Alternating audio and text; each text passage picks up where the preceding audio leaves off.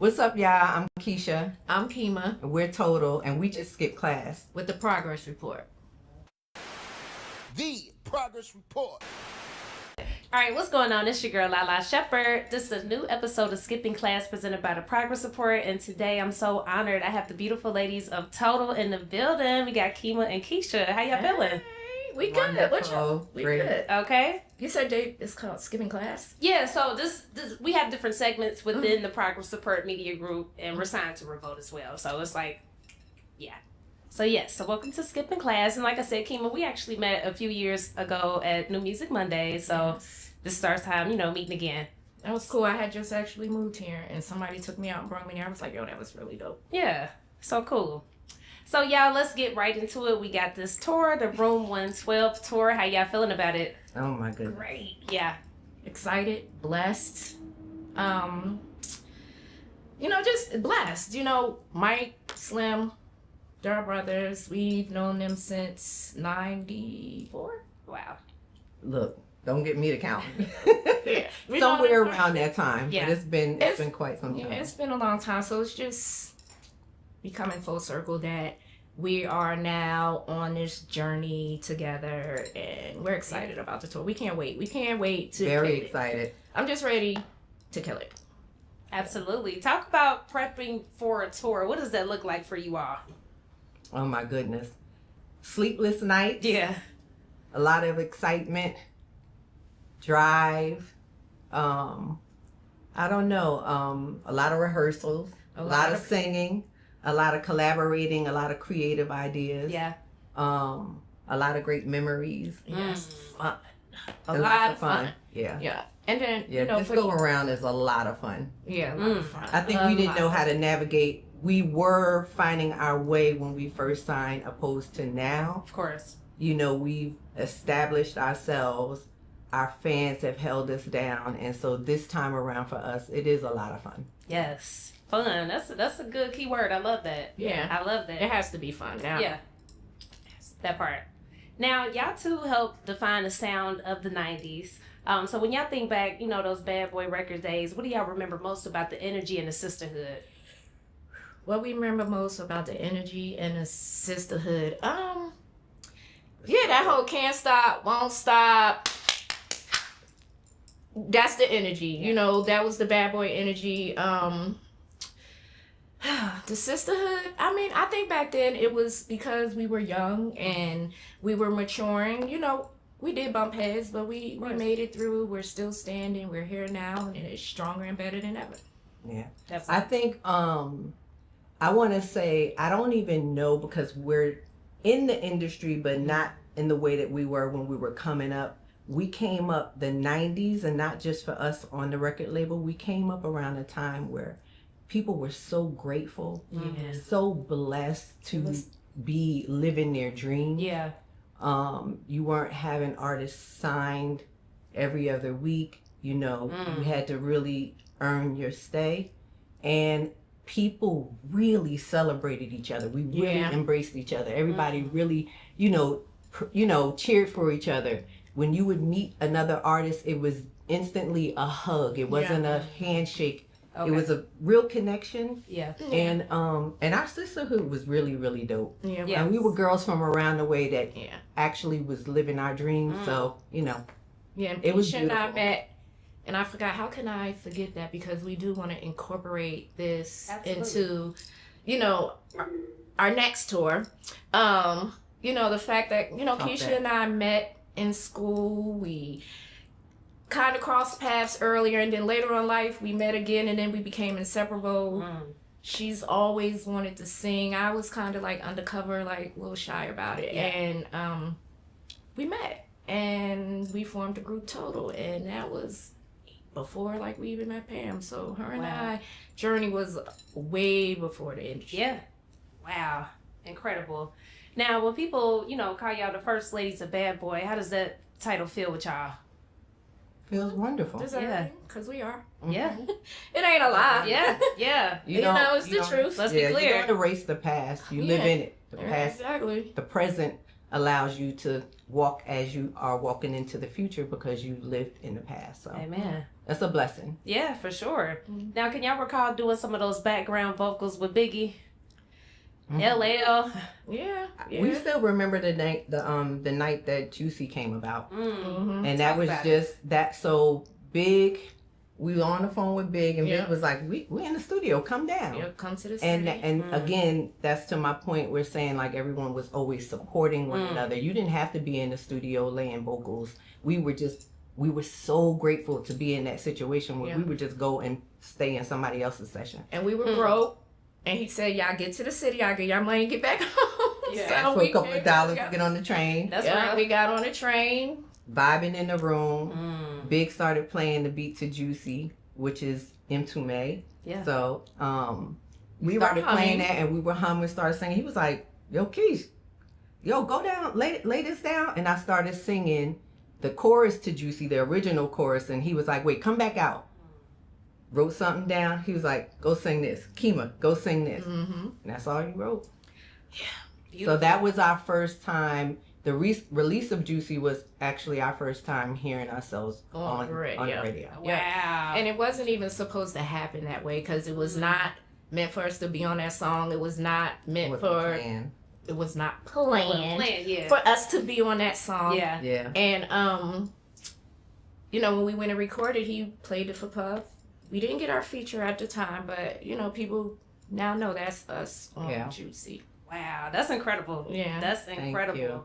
Now, I want to know, like, what's y'all thoughts? Have y'all seen the AI videos when they do of celebs that are deceased? Have y'all seen those AI videos? I mean, I see them. Like, I'm not really, like, a big fan of AI right now. Like, I mean, you know, everything has to, you know, we definitely have to elevate. We have to level up and stuff like that. But I'm not a big fan of it when it comes to, you know, creativity and talent and stuff like that, because you're taking it away from us who actually really are working hard and striving towards doing this. Like, y'all making it too easy. Yeah. Let's not live in a virtual world. Yeah, no, That's real. I ain't ready for that. What really is. For sure. That's Try to real. scroll past it. For sure. Now, okay, now getting back into y'all music. Now, records like Kissing You and Can't You See are timeless. But what do y'all think, you know, make the sound stand out so much? I can't say it because it's authentic. You Yeah, know, like yeah. I think the music from the '90s was very authentic. Everybody strived to have their own sound. None of us wanted to do what the next one was doing, and none of us did things because someone else was doing. We was just our authentic selves, and you know that's the beautiful thing about Total. Like we came to the table, and they left. You know, they didn't change a whole lot with us. They just let us be who we were, and everything just came full circle. That part. Yeah. That part. Now, talk about Megan Thee Stallion, you know, recently sampling the Kissing You record. Like, how is it just hearing it reimagined to today's times? That's crazy. Yeah. Like, I love Megan. Like, I do you know, too. that's major. Yeah. That I'm trying to think. I think did Kamari, my daughter, tell me about it, and I'm like, wait, what? Because everybody kept telling us, listen, this Kissing You TikTok is really blowing up. It's really blowing up. My daughter kept saying, Mom, it's up to 160,000 posts. It's up to this. Megan is doing her thing. So it's just a blessing to have this younger generation give us our props and give us our flowers. It's a beautiful thing. That's real. It's dope. Yeah, that's real. That's real. So, just in your opinion, what makes a good sample versus somebody like just copying a record? Say that again. What makes a good sample versus someone just copying like an original record? There it is. You know, it's like it's a copy. True. Right? Yeah. Yeah. If you're gonna sample it, I think with samples, they're able to create something different from the original piece, right? Yeah. So you're creating a whole, it's like you're still giving that nostalgic feeling, but you're also taking it somewhere else and giving it a new life. Facts. Right. Facts. That's real. So, just thoughts on the new current state of R&B music. What's your thoughts on that? What's our thoughts on the state of R&B music? I love hip hop. Old but I school. am so old. I mean, no, I do like I like Yeah. today's hip hop as well. a lot of it.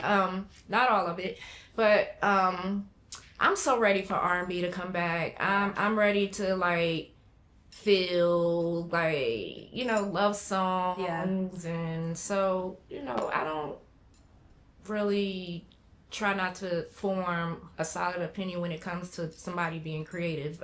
You know, Right. But there's some great hip hop artists out, and I still love hip hop. Okay. Like, I'm an inner rapper, but I want some R&B. I know that's right.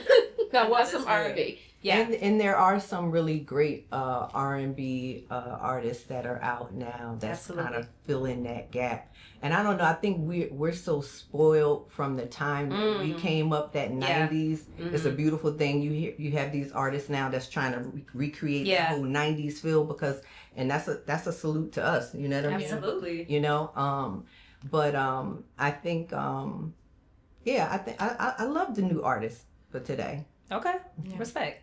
What advice would y'all give, you know, some female artists or groups of today about staying authentic in an industry that changes so fast? Pretty much to what you just said, is just staying authentic, learning who you are. You know, we're forever evolving, so we're forever changing, right? So we may know ourselves in this one moment, but through growth and, you know, evolution, we're changing, right? So know who you are, surround yourself with good people. Yeah. Have an understanding of the business. If you don't, get you some sharp people who can handle a business and bring you in on it so that you're learning, you know. But it's just surrounding yourself around with good people. Yeah. And to piggyback off of that, I would say artists today, although it's flooded with artists and everybody's putting out music, for me, it's just it's all about work ethic. Like you have artists today have the perfect opportunity, the perfect platform to be them authentic selves. They don't have to go to a label where, okay, because you done gave me this amount of money, I got to do this. No. So work, learn your social media, be consistent, just like they tell us, create content. You know, y'all are in an area. Y'all are in an area now where y'all can definitely win. And it can be about independence, where nobody can take your authentic self away. So you just got to do work. That part. I love that. That part. Talk about it, just the social media and stuff for y'all. Like, do y'all like social media? Are y'all social media people? Yeah. Yeah. In and out. Yeah. It's a love-hate relationship. I don't like when it feels like you have to do something. Yeah. I'm a very free spirit, so I kind of like doing things like based on how I'm feeling. So I'm always in and out with it. But I do love the connection, seeing all the creativity, seeing the beautiful things that people are doing for other people. Yeah. Yeah. You know, keeps you current. That's real. Yeah, I have a hard time with it. I feel you. I mean, it's especially in my personal space. Like if I'm working and, you know, you want to get some, like, I can give you all the content in the world if we're working. Yeah. But when I'm home and I'm just in my other world, I feel that. It's really hard. Yeah. It's really hard. I feel that. And I'm sure it's tough too, being an artist, and you got to be It's 2 jobs. Yeah, it's a lot. So I definitely understand that. Now, speaking of multiple jobs, talk about motherhood for y'all. Talk about that lane. I'm a grandma too, so yeah. I mean, it's been beautiful. Like, that's you know, it's been a beautiful thing. I can say I'm, you know, like seeing Keisha be a mom with her kids, and I know she feel the same with me, and I got grandkids. Yeah. When we started out as kids, you know, it's a beautiful thing. I mean, I love being a parent. I've always wanted to be married. I always wanted kids. So, you know, life has really like blessed me with Amen. What I wanted to do in life. Like, God has not disappointed anything I ever wanted. So it's been great. Yeah. Yep. Same here. I took some time off. I'm sure some people are not aware. Like, I took time off from the industry just so I could focus on being there for my family and raising my kids, especially moving from New Jersey to, well, actually it was from Atlanta. I lived in Smyrna for 7 months, but then I moved to LA with my husband, and we decided you know what, we're just going to take some time to raise our kids, especially in LA where things can be fast paced or it can be cliquish. Yeah. You know, you're dealing with wealth. Some kids kind of fall through the cracks because their parents are not home, you know, or it's really not about the wellness and the well-being of the kids. It's more about the money and the title and the this and the that. So it's really, really been a blessing. Seeing these beings that you put so much time into, seeing how they evolve, you know? Absolutely. That's beautiful. I love to hear that. I know you celebrate 19 years of marriage, right? Coming up 20. Yes, 20. Yeah, 19. Coming up 20. That's amazing. Kiva just celebrated 28. Yeah. 28. That is beautiful, y'all. Because, I mean, it's like you don't hear that type of stuff like that no more. But I love to hear that. Yeah. Now, I got to ask you, though, being married to Omar Epps, I got to ask, do y'all see the funny memes at all?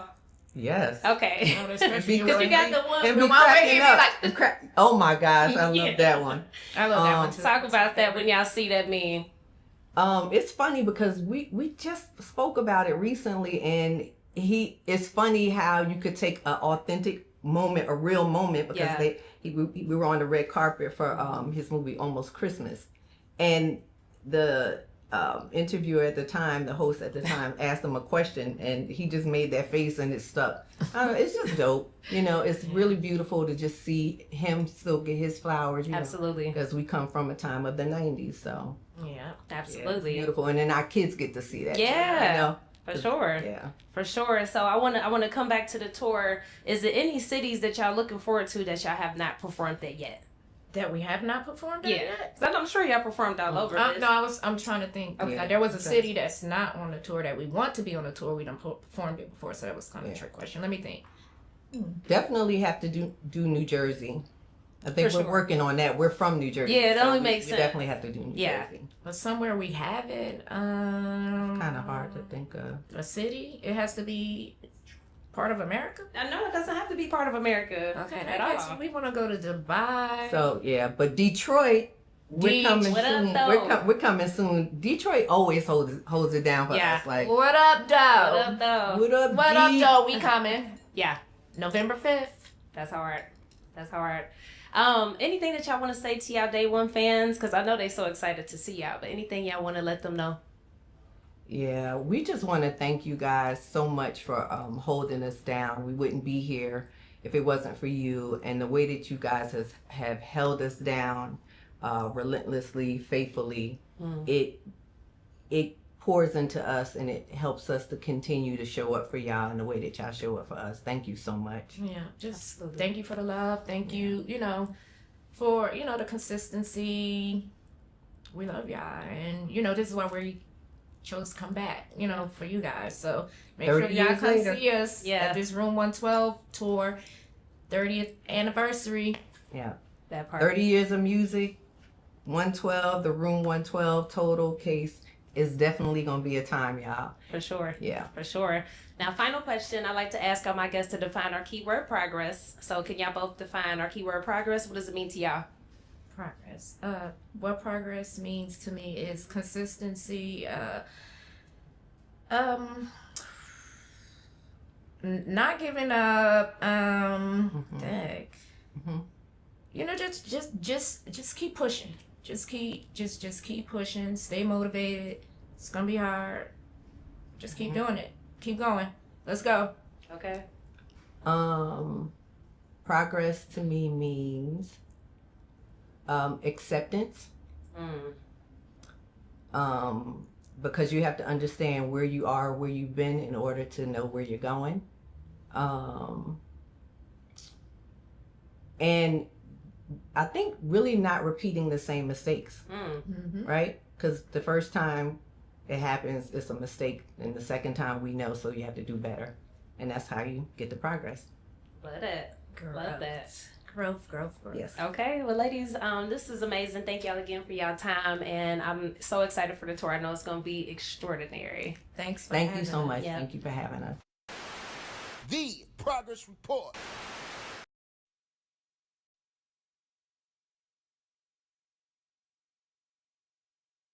Yo, Don't Quote Me podcast. We here, One Music Fest, Ray J. Big shit popping. You see, we happy to be here. Nothing's bigger than the people, the chat, and the fucking podcast and the new digital world. Nothing's bigger than this shit. So look, yo, we gonna ask a lot of questions. No one else is gonna ask you, cause we purists of the culture. Ask me too now. On this I bumper. got you. Go ahead, We got Ray. some West Go Coast ahead, Ray. blues on this Go ahead, bumper. Yeah, not I got a question. I got a question. So we are a hip hop podcast, right? And you have a relationship with Death Row. You started, right? For sure. Snoop So- owns Death Row now. Snoop my cousin. I want to ask you this: what is your top 5 Death Row albums? My top 5, Above the Rim. Of course, Doggy Style. Of course, Chronic. The other 2, I would go, of course, All Eyes on Me and Machiavelli. Too easy for you. That was too easy for you. Absolutely. So Ray, you I fucked y'all up with Above the Rim. Yeah, you fucked me up with Above the Rim. Because we got one more for you. Yeah, nigga. yeah, absolutely. That was a good one. All right. So look, so you here in Atlanta, right? And I know you got some unbreakable glasses on right now. Are these breakable? Nah, these is Melinda's. These is just shades. Okay. Like, even my unbreakables, I'm working on a new elastic so they don't break because there's areas where they always break. Okay. I'm in there crafting it. I need another mold or 2 to come out, and then the unbreakables will be going crazy for 2026 Q4. Let's go. Be on the lookout for that. So tell the people what else you got popping off coming up in 26. We got the new single with R&B single with RSVP, but I got this other single is heavy hip hop, but it's not like I'm just talking shit about what it is now. So some songs you play for people, you want them to like it, you play it. I don't give a. This song, I'm telling you what this is and what niggas gotta understand and respect. Bitches and niggas, right? And of course, pretty women, we respect you as well. You get what I'm saying? Right, So gotcha. I need y'all to get the song. It's called Stripper Bowl, and then another one's called W for the Chat. I'm in the chat right W now. for We the on the chat. stream. We on the chat right here? TV up. What up, chat? Focus your What up, camera. chat? What up, Focus your chat? camera. What up, Pay chat? attention. And we outside. It's heavy, and the chat is so big. Like, this is my security, but I have him shooting the chat because it's just me and him. That's what it is. And so you gotta play two roles at some time. Dead homies. That's what it is.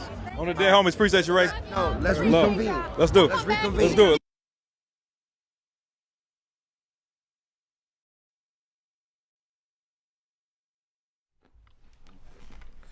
Welcome back to another episode of Day One Radio. We appreciate y'all listening on all the places you find podcasts, Spotify, where else we at? iTunes, SoundCloud, all of that good stuff, YouTube, everything. Appreciate you watching on Live Hip Hop Daily. And if you have not already, you can check out all of the old episodes and videos on Live Hip Hop Daily's YouTube channel, so make sure you check that out too. As you can see, man, we in here with Rap Royalty, one of the true OGs of the game, Mr. Controversy. 30 years in the game, man. What's going on? Willie D, what's happening? It's all good, baby boy.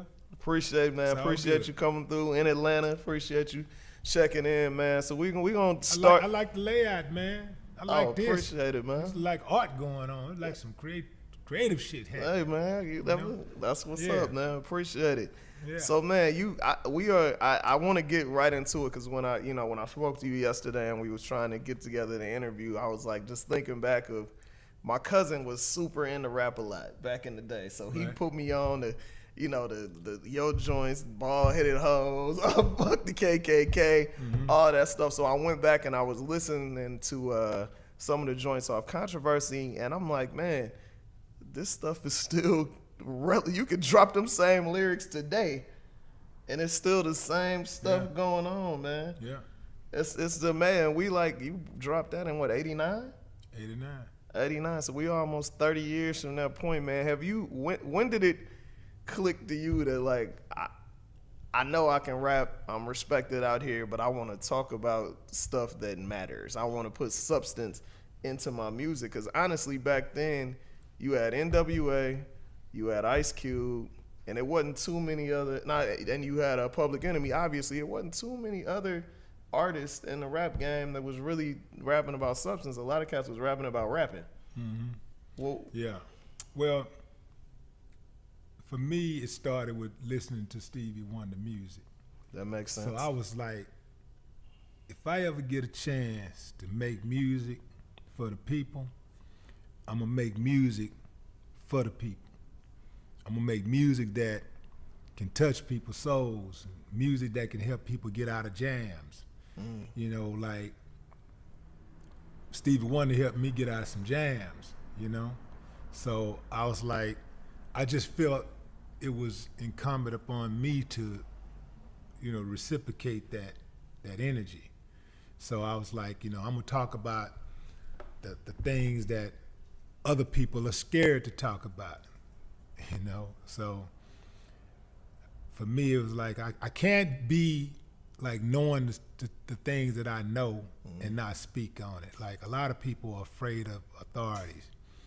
They're afraid of the police. They're afraid of the government. They're afraid of their bosses at work. You know, they're afraid. And my thing is like, if you can't do it, or you scared to do it, shit, I'll do it. Tell me who fucking with you. You know, like tell me who out of pocket. Right. You know, and also if you don't have a voice, you know, there's people out there that want to be able to say something, but they don't have my platform. Yeah, nobody listening. Yeah, exactly. They don't have the ears. So for me, it was like, you know, I'll do it. You know, I'll speak. I'll be the voice for the voiceless. For sure. Going back to Stevie, man, like my parents, especially my mother, huge Stevie Wonder fan. So I grew up listening to that. Now, I personally feel like Stevie Wonder had, from the late 60s to the early 80s, had a run like no one else. Yeah. 100%. What was the Stevie album or Stevie song that really resonated with you and just hit you? It's the one you can always go to when you having one of them days. I Wish is the song. Okay. That's the song, but I mean, you can just go with any album, but the album was songs to the key of life. Yeah. Songs to the key of life. Songs in the key of life. Songs in the key of life. Yeah. The album was Songs in the Key of Life. Classic. And but any Stevie album you could play back to back because it's substance. He's talking about something. So, but even when Stevie, like one of Stevie's greatest songs was a Christmas song. And that's Someday at Christmas. Yeah. Like that song. I mean, go look it up right now, y'all. Someday at Christmas, man. He said, "Man won't be boys, playing with guns like kids play with toys." You know, someday at Christmas, our world will see a land where men are free.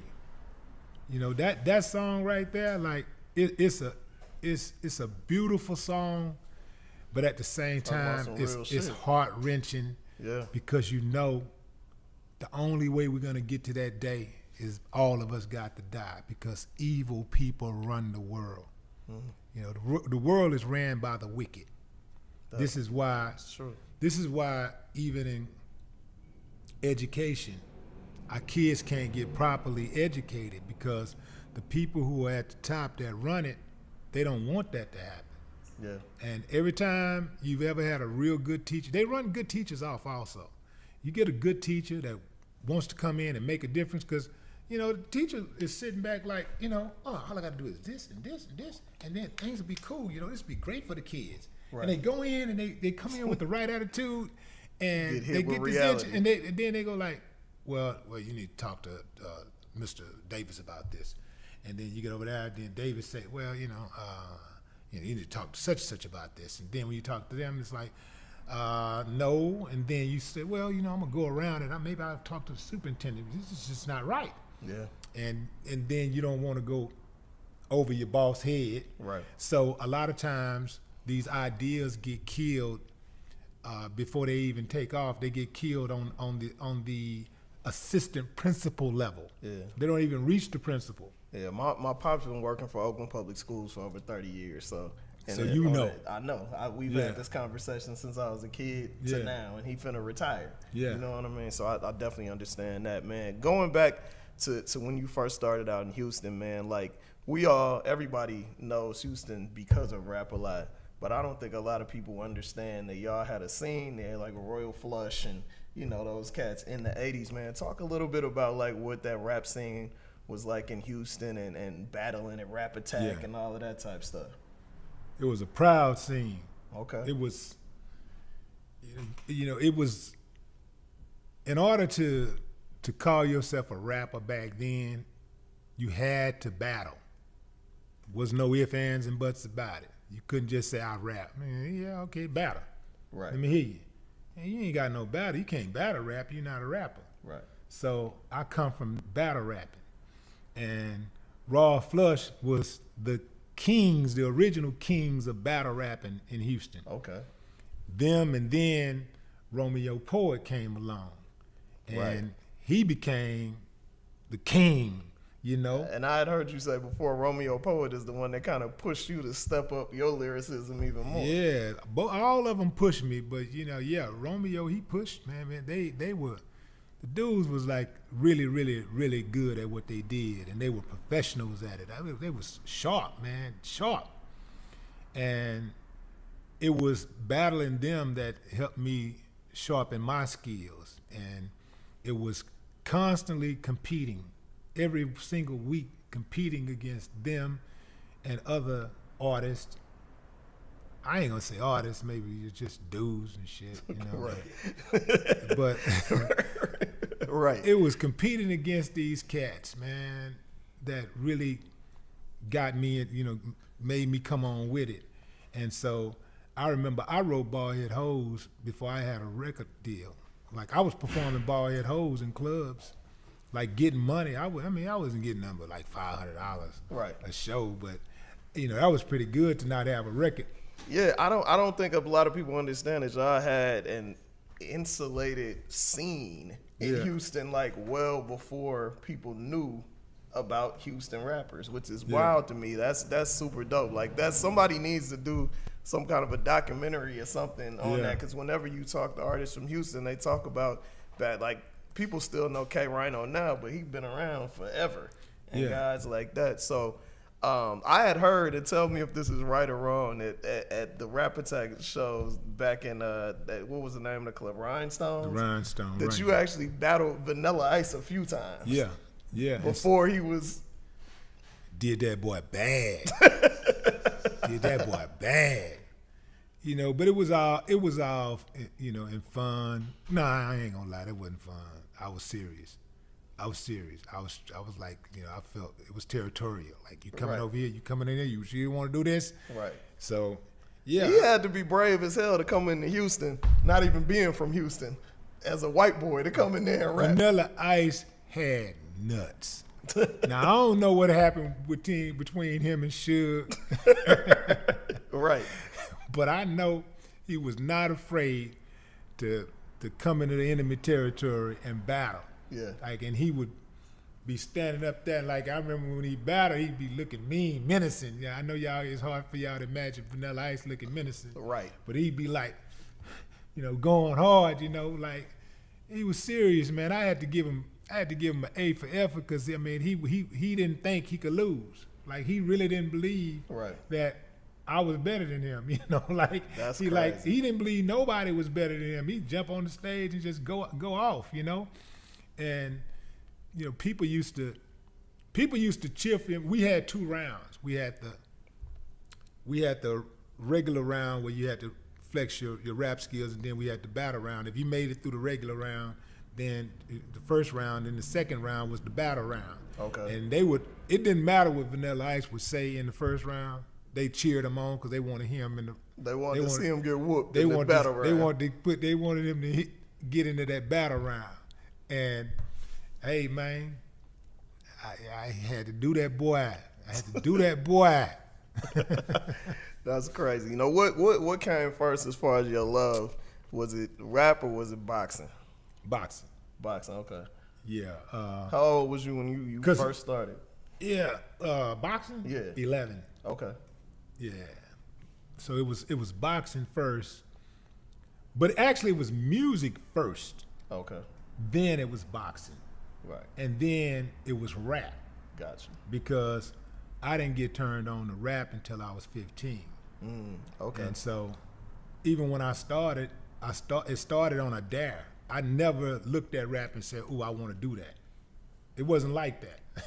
It was like we hanging out in the hood, listening to the music, and my boy Steve Mayweather was like, "Ah, man, me and Willie can do that." We was listening to Run DMC. He was like, "Man, me and Willie can do that." So everybody was like, "Yeah, right," looking at him crazy. Right. So it was like a dare to me. So I'm listening to it. I'm listening to the rhyme scheme. I'm like, well, you know, it's fly, but it's pretty simple. You know, the scheme, the rhyme scheme is pretty simple. It's not really complex. Right. So we went in our house. He went in his house. I went into my house, and we came back out in an hour. He said his rap, everybody started laughing. I said my rap, they started raising their eyebrows. And it was like, I knew I had something. And they liked it. They really liked what I was saying. So for like the next few months, I rapped that same 8 bars against anybody I battled. I had 8 bars, and I would go against anybody. Right. And then when I would get to the end of the 8, I'd be like, you know what, nigga, I ain't gonna even worry about you no more, fool. You know what I'm saying? I ain't got nothing for you. You know, like I'd be talking like, I ain't gonna waste my time on you. Right. You know, because I know I ain't had no other shit You ain't to had say. no more bars. You know, so after a while, I knew that was gonna play out. They was gonna discover, you know, I was perpetrating a fraud. so I went in and I started, and I put 8 more to that, so it became a verse. Then it became a song, and then I was like, okay, I need another song. And Gotcha. so, you know, that's how I built my repertoire. That's wild, man. So with boxing, man, who was the how did you get into boxing? Did somebody just think like, hey, you should try that? Yeah, because I was fighting all the time. Okay. And it was like, let's channel this energy into something constructive. Yeah, it was like, you know, somebody, I don't know who told me, and I don't even know if somebody told me, because the YMCA that I started at was adjacent to the apartment complex we lived in. Okay. So I used to go there all the time. So I guess like one day I probably just stumbled in there, but I did go in and I put the gloves on and I sparred the best dude that was in my weight class. I gave him a bloody nose. The coach got mad at me, but I could tell he liked me. Yeah. You know. So about a week later, I had my first boxing match, and I knocked out a dude in the first round. And I remember he had an afro just like me. So I knocked the dude out. I knocked him out in the first round, and they gave me a trophy. And you wasn't even expecting that. You ain't even well, I knew I would get a trophy if they would give me one, but what I was not expecting was grown folks to be proud of me. Like, because normally anytime I would have a fight, that was some type of punishment followed. You know, Gotcha. grown folks, basically, if I had a fight, and you know, and grown folks never liked when I fought, you know, they would get mad. They would always be mad at me. Right. This time, they was happy. They was excited. They was proud of me. And I was like, man, I just felt good. I did something that made people proud. Right. It made people like me, other than just fighting, you know. In the street, doing something not constructive. Yeah. And that's the wild. thing about youngsters, man. Like youngsters, everybody got something they can do just as good or better than anybody. It's just finding out what that is and then applying yourself. Because people want attention. It's human nature. Of course. People might tell you, man, I don't want no attention. I don't want no party. Don't give me nothing. As soon as you give them a party or give them something, thank you. I'm so, you know. Right. But they may not want you to make a big deal out of them, out of them. But when you do, they're always grateful, right? So with the boxing thing, it was like when they came at me like that, and everybody was getting excited. I was like, man, you know, I could do this thing, you know. So I just started, man, and I just went on a string of wins. How long did you box before you stopped for a while to start rapping again? I stopped boxing at 18. At 18. After I won 7 years. After I won the Golden Gloves, Gotcha. You know, for the state of Texas, I came to a crossroads. It was like, because now I had been rapping for 3 years. Mm-hmm.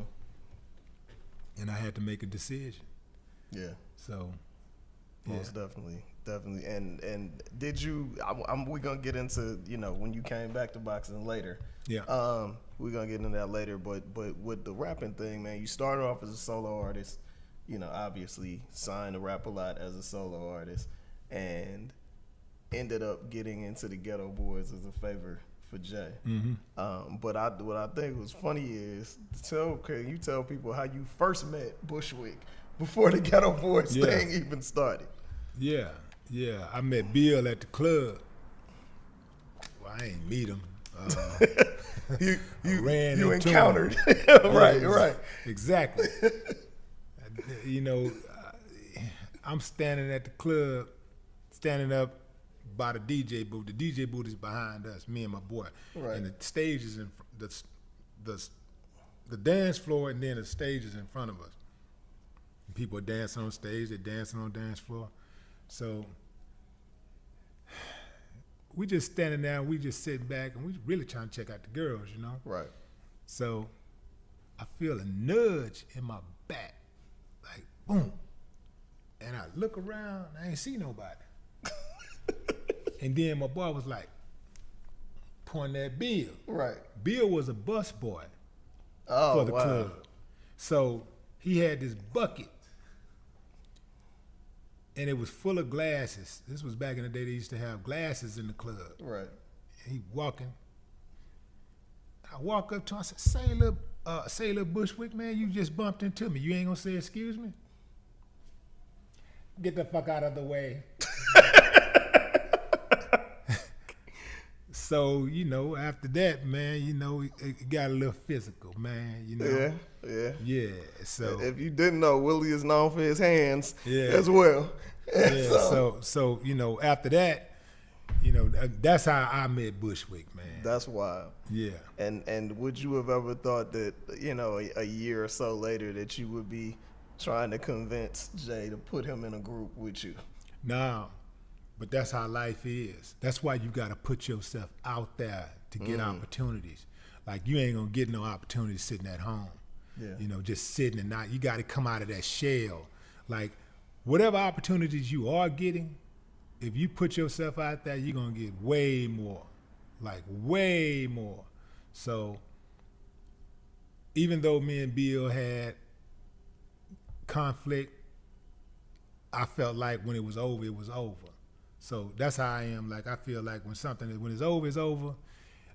If we buried the hatchet, we buried the hatchet. Right. Then that's it. That's it. So I didn't feel any type of way when I encouraged Jay to put him in the group, because I felt like, you know, that was in the past. I'm like, right now we're making a Ghetto Boys record.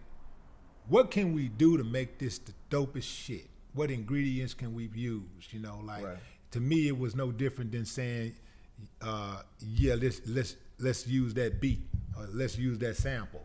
Gotcha. Like, let's put Bill in the group.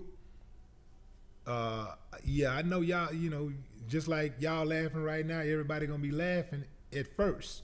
Right. But I'm gonna write them some dope shit, and they ain't gonna be laughing no more. They gonna be like, that little nigga cold, you know, that type of shit. So, with Ghetto Boys, man, like, you didn't know Action, who we all know is Scarface now, and you didn't really know Bill like that. At what point did it make sense for you? Did the group thing make sense for you, and you realized that, oh, this was a favor, but now, like, oh, this is gonna be some real shit? The minute we started doing it. Okay. You heard the music and was like, oh. Nah, it's like when we got in the studio. Okay. And we started putting that shit together. It just came together like that. We did that first album in 10 days. Wow. Like, we were out of there in 10 days. And so, like, when we was putting it together, we like, yeah, man, this motherfucker. It didn't take long for people to jump on it. Like, when we sold like 800,000 records with zero radio. Right. Radio stations, especially in Houston, they would not play our music. They wouldn't play it. The DJs wouldn't play it. We had a little bit more access to the DJs because they couldn't hide in them big old buildings and shit. They had to come out. Had to be back then they had to pack them crates in and out of the club with those 12 inches. Right. And, you know, we used to pay the DJs a lot of visits back in the day. Like, hey, man, what's up with that record? Right. Like, y'all got it easy, man. Y'all artists today, y'all just don't know how easy y'all got it. And there are a lot of artists in Houston, they just don't know how they don't know how easy they have it compared to, you know, us, you know, like it was nothing. We grind off the muscle. That whole industry, we created it. We created the industry. It was no industry, you know. Not at all. We actually created a music industry in Houston. There's a lot being made of, you know, younger artists now not knowing or not acknowledging older artists. I don't really feel like you guys have that issue. I feel like, especially the artists from Texas, respect the Ghetto Boys and respect Rap-A-Lot and everything y'all have done. Is that the case? Because I'm outside looking in. Yeah, you know, we get it. It could be more, you know what I'm saying? It could be more said for it. But the thing is that, you know, I get Google alerts on GB. And oftentimes I read articles where people are paying homage. All kind of people, not just rappers, but rock artists pay homage. You know, I've seen stuff where book authors have paid homage to Ghetto Boys, saying that they were inspired by Ghetto Boys. You know, before they started writing, they was listening to Ghetto Boys, and boom, they just started. You know, so I've heard about, you know, jazz musicians. You know, they're, you know, singers.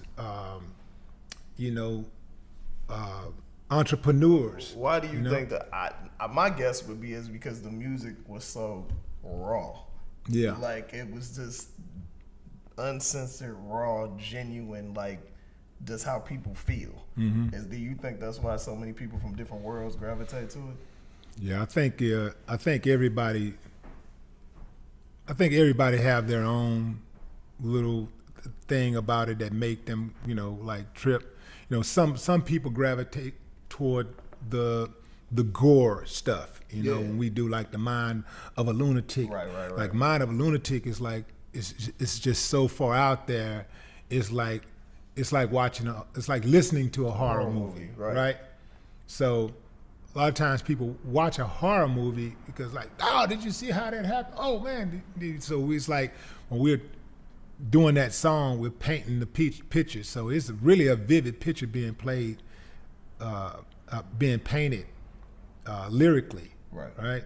So I think you have people that listen to it for that. You have people that listen to it for the struggle because of the struggle that's in it. You have people that listen to it for the defiance that's in it. You have people that listen to it for the, you know, the politicism that's in it. You know, that's so much. It's so many different angles that we come from. Like it's very hard to just box a Ghetto Boy album, you know. And I mean that makes sense because you and Face are very different artists, very different lyricists. So that makes a lot of sense. And they're saying that, you know, you got the hustle element, you know. You know, there's people that listen to it because of the hustle element. There's people that listen to it because of the survival element that's in it. You know, there's a very strong survival element in there. You know, and the thing about it is that I think it's respected. It's not just dismissed as just some gangster music or whatever. Because if you listen to the lyrics, every single song, even if it is talking about going to get it and come back with it, it's a cautionary tale. We're not reckless with the lyrics. We're not just reckless and saying just do this, go do this, and ain't no repercussions. Like we let you know, like you can do this, but you know, just know that you know it's repercussions. You know, it's consequences. That's what's missing from a lot of quote unquote gangster music or whatever, is that there's kind of people die. People go to jail. People lose their families. You know, you can work for something your whole life, and the government can take everything. Man, it's consequences. You know, let me tell you something, man. I like Chop in the Trunk just as much as anybody else liked the song. But they need to know, if you get caught with that Chop in the Trunk, that's 10 years fed. You going to jail for 10 years. Get ready. So it sound cool. Pull up. What's up, fool? Got Chop in the trunk. Can I check the trunk? No. Okay, we'll just wait. Dogs come. Okay, pop the trunk. All right, you gone. Whoever them kids is you got, kiss them goodbye for at least 10 years because And it depends on what kind of, what your record look like already. Right. Might be gone longer than that. Right. So kiss them goodbye, and we don't know who that dude is gonna be raising them, but just know it's gonna be another dude in your house. Raising your kids, those formidable years that you should be with your kids, some other dude is going to steal that from you. Right. He's going to take that. And depending on what type of dude he is, which a whole lot of them dudes ain't right. You got some dudes that do it right, that stepped into that road, they stepped up, they didn't step there, they stepped up. You know what I'm saying? Right. But a lot of them dudes, they ain't right. They ain't got the right heart. And when they come in, they're gonna be bossing your kids around, they're gonna smack your woman around, and they're gonna sooner or later, they're gonna be, if you got any girls, they're gonna be looking at your little girls. It's crazy. Believe that. It's crazy. So all that shit sound good, man. Gotta move smart. But you better listen to that music like you do when you watch movies. Just know that that shit is entertainment, and you better, if you can learn something from it, cool. Because that's what I do. When I go to the movies, I watch movies, and if I can learn something, cool. But if I don't learn nothing, that's cool too, as long as I was entertained. Exactly. Right? That's right. So some people, they try to hold hip hop to a higher standard. But the reason why especially because most of these dudes are lying. Well, the reason why the reason why they do it is because Master told them to. Mm-hmm. So you got to have somebody. You got to have somebody to blame for everything bad that happened. Okay. You got to have somebody. Somebody got to be scapegoat, right? And who better to be able to point the finger to than the disenfranchised genre, the most disenfranchised genre? Hip hop, even though it's the leading genre, is disenfranchised because the people that's in hip hop, the consumers of hip hop, don't vote. Many of them don't vote. They're not active in their communities. They're not active in politics. Right. They're partying and bullshitting for the most part. You do have a large constituency of hip hop people that are active in the communities and stuff. But it's not. It don't represent the numbers, because if it did, if the numbers were reflective of the activism, man, we wouldn't even have none of these problems we have. You're right, 100% right. We was talking about gripping on that other level a little bit, and that the streets really pushed y'all to the notoriety that you had gotten with the first, what most people consider the first Ghetto Boy, the Ghetto Boys that we know and love, that album. Yeah. But what was the reaction for you when MTV and all that stuff started picking up when We Can't Be Stopped, and y'all on magazines, and it's like they really, like, the Ghetto Boys was like stars across the board. Was that crazy for you, or were y'all expecting it, or what? I just felt like we were some cold motherfuckers, and everything we got, we deserved. Okay. I was like, this is what we do. It was not a lot of time to stroke your ego. It was not a lot of time to pat ourselves on the back, because we was like, okay, we gotta go and do this show. We gotta go and do this video. We gotta go back in the studio and do another album. So that was not a lot of time to rest on our laurels. Okay. It was like about getting it going to the next level. And I've always been the type of person who put everything in perspective, right?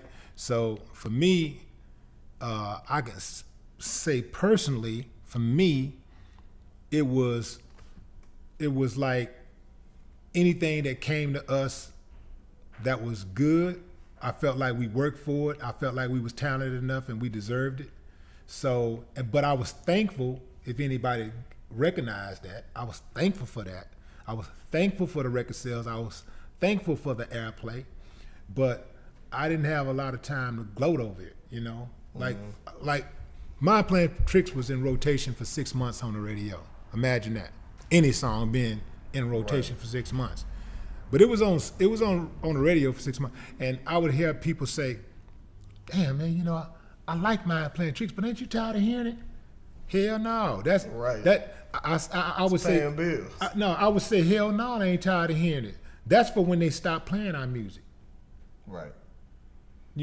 And they still ain't stopped playing it. Well, you know, I'm talking about they haven't stopped playing Mind Playing Tricks, but they've stopped, you know, like they're not playing a GB record. Like they didn't play our last album, you know, the releases like they did in the past. Exactly. So, you know, it's going to come that time. That's why it's very, very important when you are on top and when you are getting it, don't rest. It's easy. I mean, it's like a natural thing for people to get tired of just, you know, like if you've never really toured, and all of a sudden you're away from home all the time for months at a time, it's very easy to get homesick, right? But the thing is that you have to look at your brand. You have to look at yourself as a brand and as a company. Now, as a company, McDonald's is open 365 days a year. They even have some 24-hour McDonald's. Now, when McDonald's started hitting, they didn't say, "Man, we doing good, man. Let's take a break, vacation. You know what? Let's take Saturdays and Sundays off. Right. You know what, man? Let's scale back some of these hours." Right. They was like, let's smash the gas. Let's get some more. You know what? Let's open till midnight. And then they were like, you know what? Let's stay open till 2. You know what? Fuck it. Let's just stay open 24 hours. So they got some locations that stay open 24 hours. And then they say, you know what, man, we got 100 McDonald's, man. We doing good around the nation. You know what? Smash the gas. We need 200. We need 300, 400. Right now, I don't know how many they got, but I'm sure it's a few thousand, and I'm sure they want a few thousand more. Definitely. It's always about smashing the gas. The Rolling Stones have been traveling for the last 40, 50 years. They don't stop. They make $100 and something million every single year. Every single year, I know because I be watching they shit. They make $100 and something $100 million plus every single year. And they do it because they look at their brand as a business. Now, they figured out a way to, you know, be able to see their children and stuff and the women in their lives because they just put them on the bus with them and you know, they make it happen. But you know, you can make these type of provisions and stuff, but I've seen too many artists who, you know, get burnt out, right? They allow themselves to get burned out. They say, well, I'm burned out and I want to take a break, and then all of a sudden they're off for, you know, 2 years, or they take off for 3, 4, 5 years, and then they try to come back and it ain't the same. It's not promised. Yeah, it's not promised. It's not promised at all, especially today, where we have, you know, an influx of microwave artists. Yeah. And the artists and the fans are a reflection of that microwave atmosphere that we're living in. Definitely, that's definitely true. For you guys, you know, you because of Face's success and you doing solo records, him doing solo records, the whole nine, you guys had parted ways for a minute, and then Big Mike was in for a second, for I think 1 album, 2 albums. One album, and then the core came back for the resurrection. Was that difficult to put you guys back together again for an album? And the album was great. It was difficult to want to do business again. Okay. With, you know, me and Jay. Gotcha. You know. Why is that? I mean, you know, shit wasn't right, you know, contractually, you know. So, you know, gotcha. But once we got it back right, once we decided that we want to do business with each other again, it was not a problem going in the studio and knocking out. I mean, the chemistry that me and Brad are the writers, so our chemistry is a trip, dog. Like we can be away from each other for months at a time, not talking to each other, nothing. We get in that studio, do a record, it's like this, and we know each other so good, you know, like we know, okay, this is what we doing, all right, okay, go. He start, I go, and it's just a perfect mesh, you know what I'm saying? It always just, the blend is just perfect every single time. And it's no deep thinking and all of that. Y'all doing thinking about it and like, oh man, this is just not working. We've never had a this is not working moment. Right. Never. No, not at all. I mean, we do songs. We probably got about, the only time we've ever not released songs that we actually recorded was the last album. Was The foundation album. Right. You know, but other than that, like every time we do a song, you know, it goes out because, you know, it's just everything is just on the money. And even some of those songs that was not released, you know, on that last album, those songs can go. Those songs really was not released because they wasn't finished. Got you. Because there was some difficulties making that album, right? Like with Bill and Face not wanting to be in the studio together and all of that. Well, it was Face not wanting to be in the studio with Bill. Gotcha. You know, like and that was the first time Jay wasn't in the studio. Not one day. Yeah, that makes a huge difference. Yeah, it made a huge difference. But we got the shit done. Amazingly, that record is one of the best albums we did. Mm-hmm. So we can, you know, if that's the last album, we can say we did it. Hopefully front to back. not. Don't know fans want to hear that that's the last Ghetto Boys album. If it's the last one, we can say, man, from start to finish, man, we did that shit. And those records those are records that we can be proud of, and that we know are gonna stand the test of time. So for you guys, man, like, and I know that it's sometimes it's years where we don't see y'all collectively, and then they might do a show here and there. So like, on records, we know Scarface is player, hustler, Bill, comic relief, you are the political, social angle. But as a group, like, what roles do y'all play? Because from listening to you all the time, listening to Faye, I feel like a lot of times you would be like the voice of reason within the group. Yeah, I think I without, you know, trying to sound condescending, I think I am the voice of reason in the group. You know, like a lot of times, you know, my guys, these motherfuckers are stubborn. You know, just put it like that. You know, but. The thing is that Brad was so fucking successful as a solo artist, you know, and he's so used to doing shit on his own. When it comes to compromising, you know, sometimes he don't want to compromise. Yeah. You know, so and when you're in a group, you know, you got to compromise. That's just what it is. Yeah. So, you know, Brad gets frustrated about that, but Brad also gets frustrated about Bill a lot. Because Bill ass be, you know, like tripping. Yeah. You know, he just be tripping, and that shit kills moods, man. You know, and like when we doing what we do, we try to be in a creative space. Yeah. That, you know, that's hard to create. That's not good. You know, you got to have that energy, man. That energy. You got to have that energy. And so, I can understand where Brad be coming from. You know, like. And then, you know, then you got Bill, man. I don't know what be going on in Bill's head sometimes. But for whatever reason, man, you know, he just feel like a lot of times I think Bill feel like he feel underappreciated, I think, right? So, and with that, he acts out. And then if he's not feeling underappreciated, I think a lot of times he just feels like, he wants to act out because he's just pissed off at the world. He's mad at the world, you know, and so he just act out, you know. And the trip part about it is that he's like, I've been around these guys for, you know, just about 30 years, right? You know, yeah, it's been 30 years, dog, you know. And it's like, it's a long time. That's longer than most marriages. Yeah, it's 30 years, man. And the saddest shit about it is that how much more music could have been made. You know, when I think about that shit, even now, like, man, I'm like, right now, my mind is better than it's ever been. Like, I got a great, like, my intellectual capacity right now is a beast. Right. And Brad also, like, his mind intellectually, he is better than he's ever been.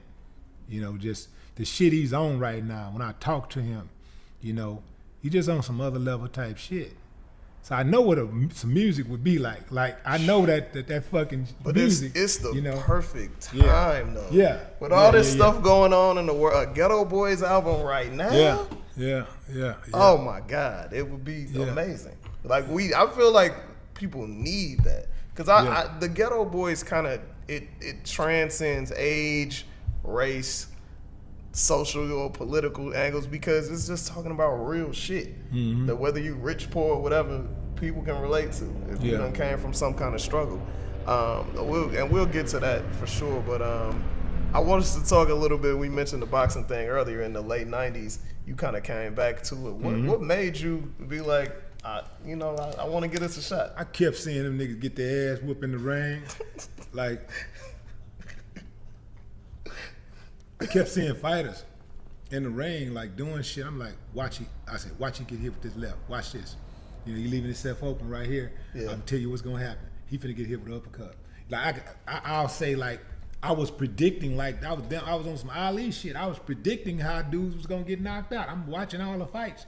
And I'm like, and I can tell you, okay, this fight going to go 5 rounds. You know, Reggie Johnson is one of my best friends, 3-time world champion. And so we watch all the fights together. If we're in town together, we'll watch the fights. And we just be sitting there predicting what's going to happen. And it be happening, just like we say. So I'm like, man, you know, I need to get I need to do this just to make sure that when I'm about to go, when I ain't got no more, I don't have any regrets. So I need to go ahead on and do this. So that's what really pushed me to go ahead on and do it. So you had 4 fights. What was it? 2 wins, 1 loss, 1 draw. Actually, it was 3 wins. They fucked me up on that stats thing. Okay, all right. But 3 wins and a loss. Okay. Yeah. So did you feel like I got this out? Like I needed to. Yep. And it wasn't something that was. My bad. It wasn't something that I had to like continue to chase. You know, I didn't feel like I felt like I got it out. You know, and I would have kept going, but I know me. Like if I can't put all of it in, I ain't gonna put none of it in. And I couldn't put it all of it in because the thing about boxing really on the way up is for dudes who ain't got shit. Gotcha. That's what makes you an animal in the ring. That's what makes you train so hard. You know, that's what makes you not have sex for 6 months. Right. You know, it's that discipline. You got to be disciplined. When you already got, you know, tens of thousands of dollars in expenses every single month already, and, you know, somebody's asking you to fight for $10,000, you know you got to train for 2 months. It ain't practical. Right. You know? And then you away from the stuff that you normally do to make your bread. Yeah. You know, it's really not practical, you know?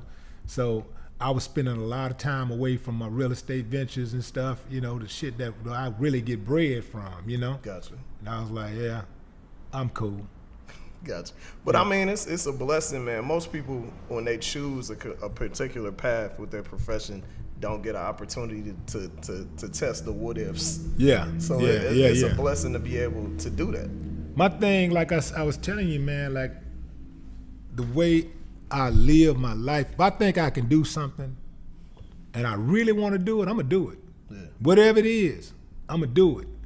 Because at the end of the day, when I'm on my deathbed and I'm about to go and I ain't got no more, if I have any regrets, I want it to be for the things that I did, not for what I wanted to do but was too afraid to do. That's real. I'm not going to be that dude.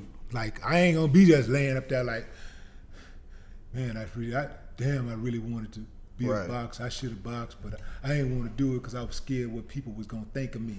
You know, I was scared. I was afraid of what people might think of me, you know.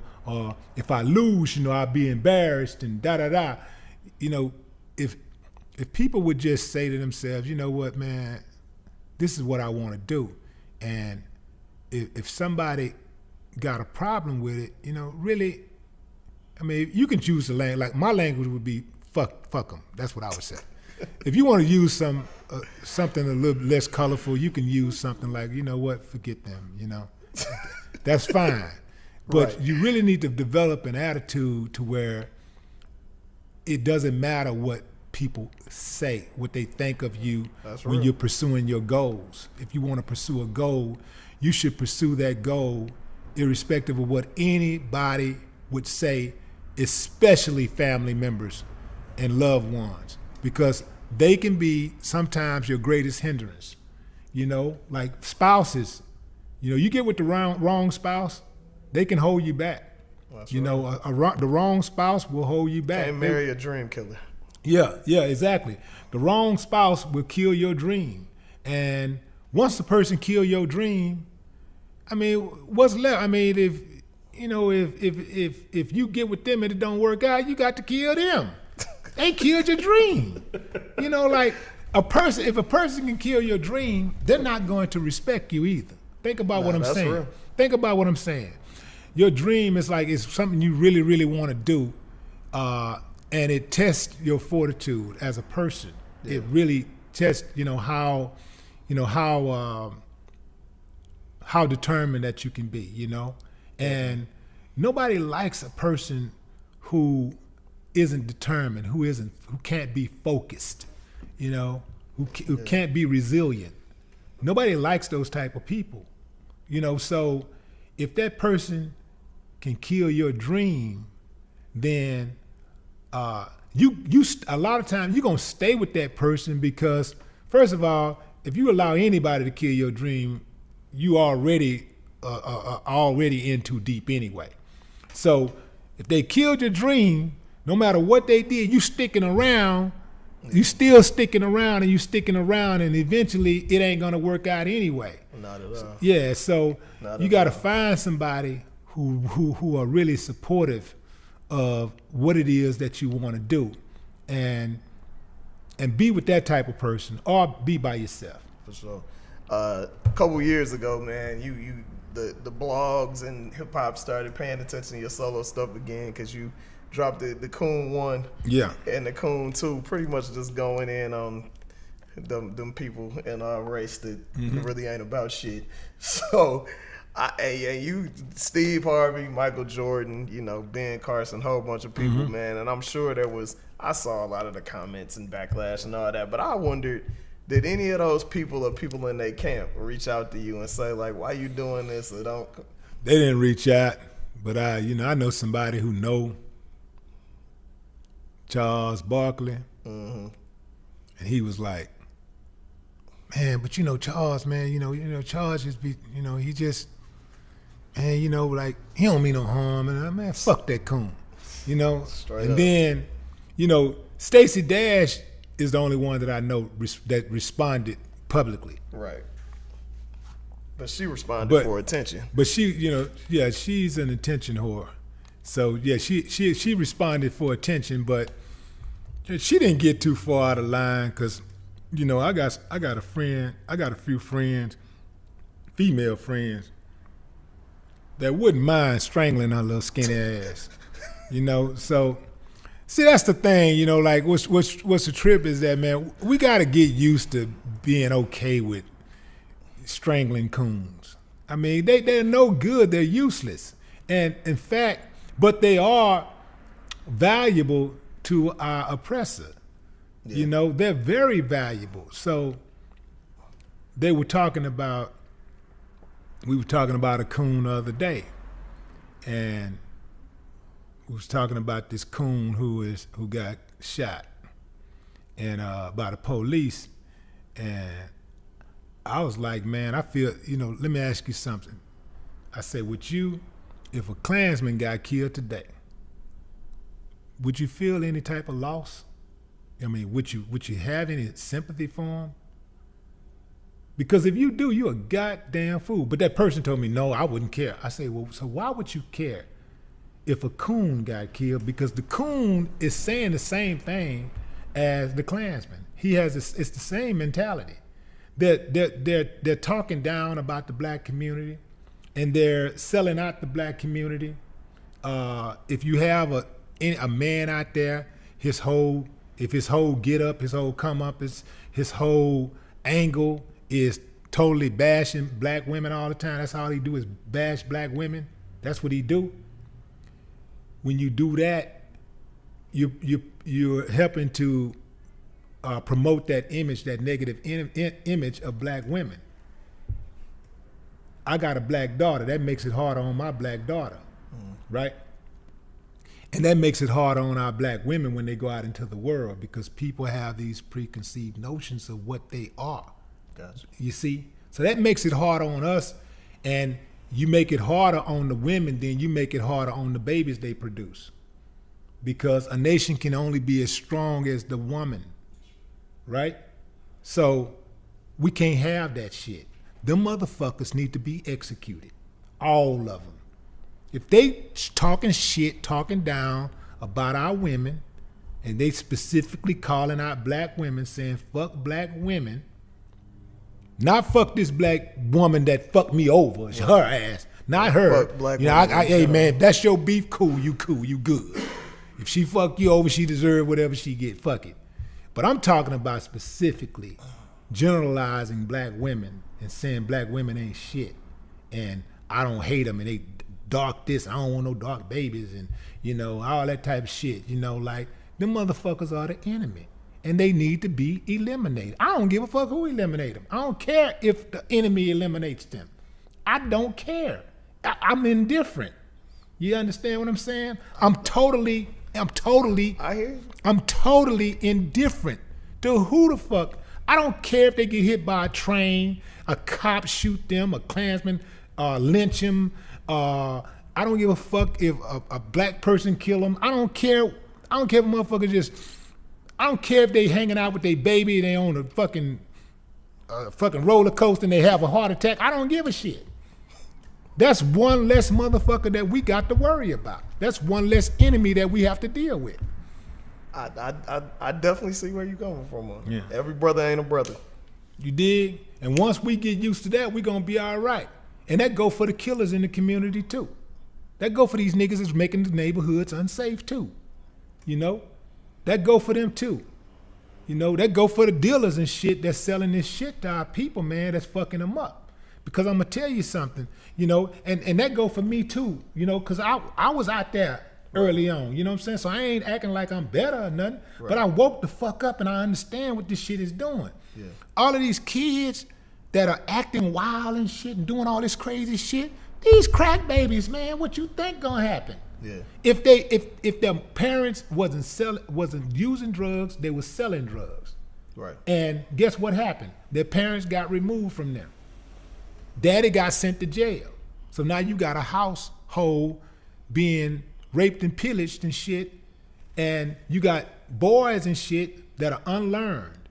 You got girls that have been abused and taken advantage of because they didn't have their daddy there to protect them. We fucking out that shit. You know what I'm saying right now is the most unpopular shit to say in the black community, especially as an artist, especially. Yeah. You know, because this is some shit that politicians normally might say, or you know, somebody like that might say. But for me to say it, coming from the streets, this is where I come from. I know this shit for real. So I've done it for real. All that shit anybody can talk about. If it got something to do with gangster, I've done it.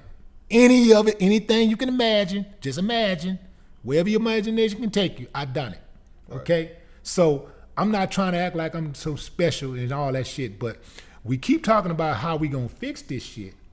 We fighting two fronts. We gotta fight from two fronts. We gotta fight the enemy within, and we got to fight the enemy on the outside. And we can easily identify them. We can easily identify both. But we keep giving the enemy within a pass because some of us, you know, are still in that world. Right. And some of us are benefiting from the enemy also that are in that world. And some of us got family members and friends and shit like that. Look, man. I'm willing to sacrifice my family members who are still fucking up. I'm cool. I'm cool. If it's gonna be for the greater good of our people, if we gotta get rid of some of these family members, like, okay, how many I'm gonna lose? 68? Well, fuck it. Whatever y'all, I just don't tell me what y'all gonna do. I don't need to know what y'all doing, how y'all gonna do it.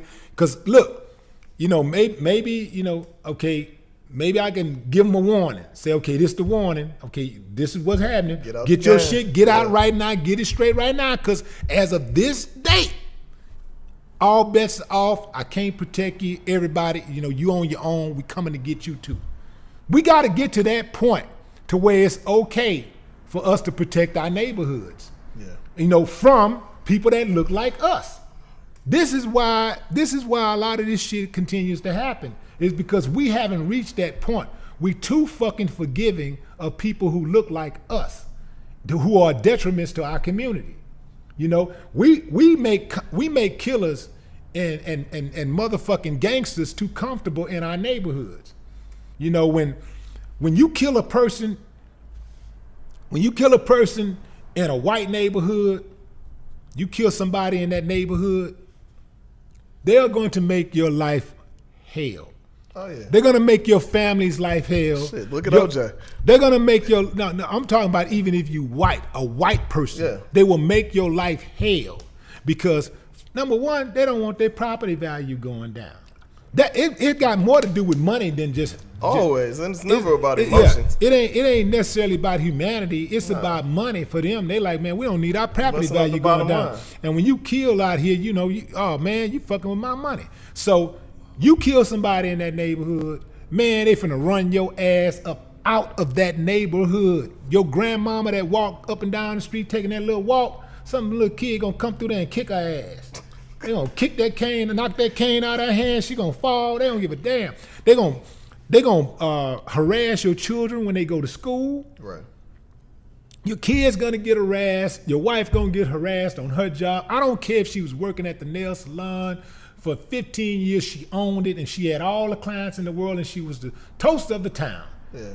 You kill somebody, they gonna turn on her ass. You not on code. You messing up the game. They gonna turn on. We got to get on code. Yeah. See, a lot of them, again, you gonna have coon type motherfuckers who ain't gonna like what I'm saying. Only a coon would disagree with what I'm saying.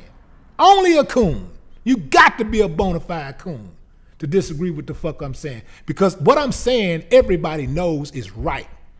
But sometimes a motherfucker can tell you something right, but it angers you because you don't want to change. Oh, you're not willing to sacrifice. You don't want to, and that's one of the biggest things. We don't want to make the sacrifice. Like, I don't mind making the sacrifice for the greater good. Look, man, I make more money than the average person. So I don't mind paying a little bit more in taxes. Some people do.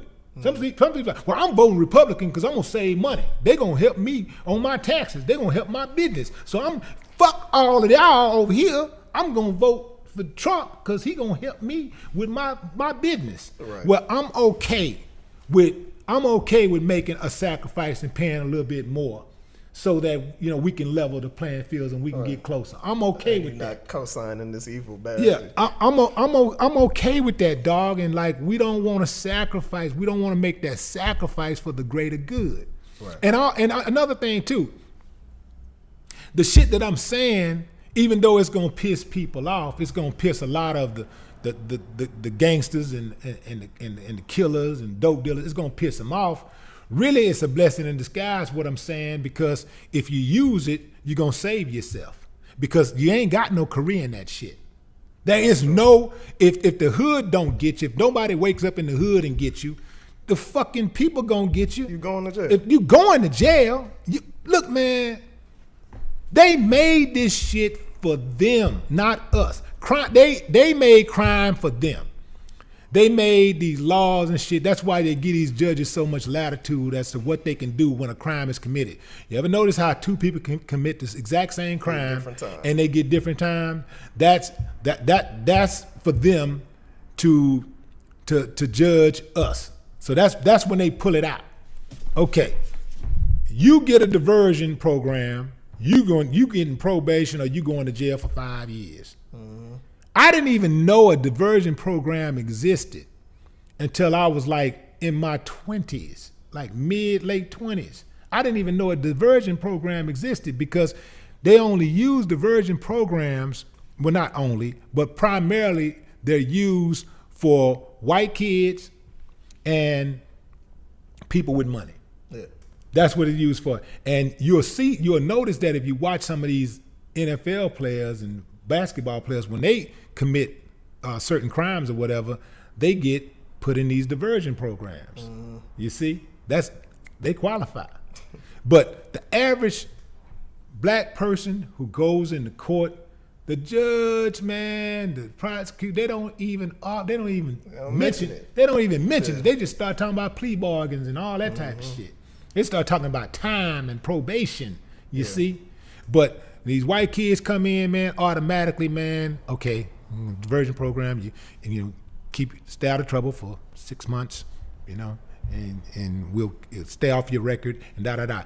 And then next thing you know, the white kid, they try to get their shit together most times. Well, I ain't gonna say most times, but oftentimes they get their shit together, and then they go on to be productive citizens. Because, you know, a lot of times, you know, human beings think shit don't stink. They got to smell it, man. They got to get up close to it. They got to get up close to it. Oh shit, it do smell. You know, they got to get up close to it. So a lot of the white kids, like a lot of these white dudes who own these major companies and shit, a lot of white people that you see that's doing well in life, and you be like, oh man, you look like a nice, you know, respectable person, whatever. They got criminal history. Yeah.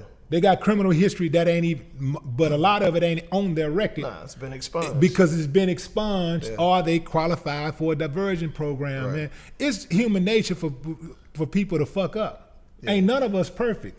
So when you do fuck up, you know, it should be like, depending on what you do, it should be some type of way that you can redeem yourself, and so that you can go on to become a productive citizen in society. But what they do is that they'll break the spirit of young black people by making it so hard for them to redeem themselves that a lot of times they just say, you know what, fuck it, I'm gonna sell this dope.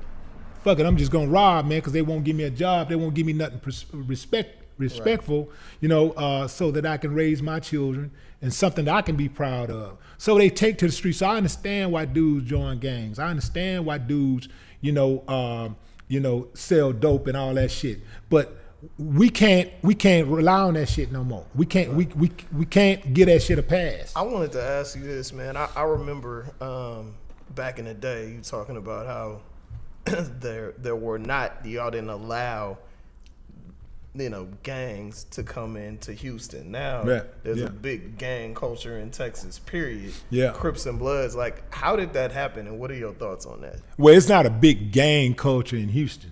So we can't speak for all of Texas. But you know, there is some gang activity, you know. Because there was a time where you never heard nobody in Texas claiming gangs from LA. Yeah. Now I see it here and there. Yeah. It's just a reflection of followers, dog. Just like we're on like follower autopilot.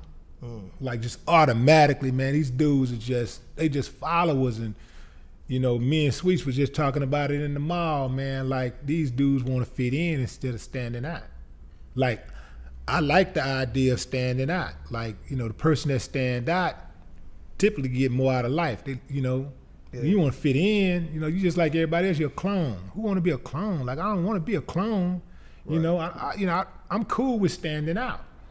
You know, so, but as far as like, you know, a lot of the gangs that have popped up, it is because, you know, they've locked up a lot of the OGs like they did in Chicago and Detroit. Right. And even in LA, you know, a lot of the OGs got locked up. And so this is a result of youngsters coming up unlearned. They unlearned. And so they thinking like, and I'm gonna tell you, like when I was coming up, I never joined the gang because I didn't like the idea, number one, somebody telling me what to do. I also never trusted gangs because I know niggas tell, and I didn't want to be in no situation where somebody had that type of power where they can just rat me out like that. Like they all tell, no matter what. Like who you in the gang? They gonna tell on you. Trust me, I'm telling you. Like they gonna tell. They tell. Yeah. Why put myself in that position?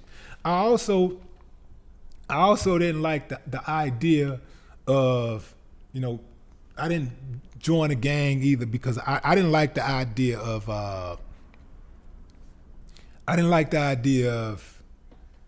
of having to do something based on somebody else's instructions, right? Like, do this, boot, and I gotta do this because you said so.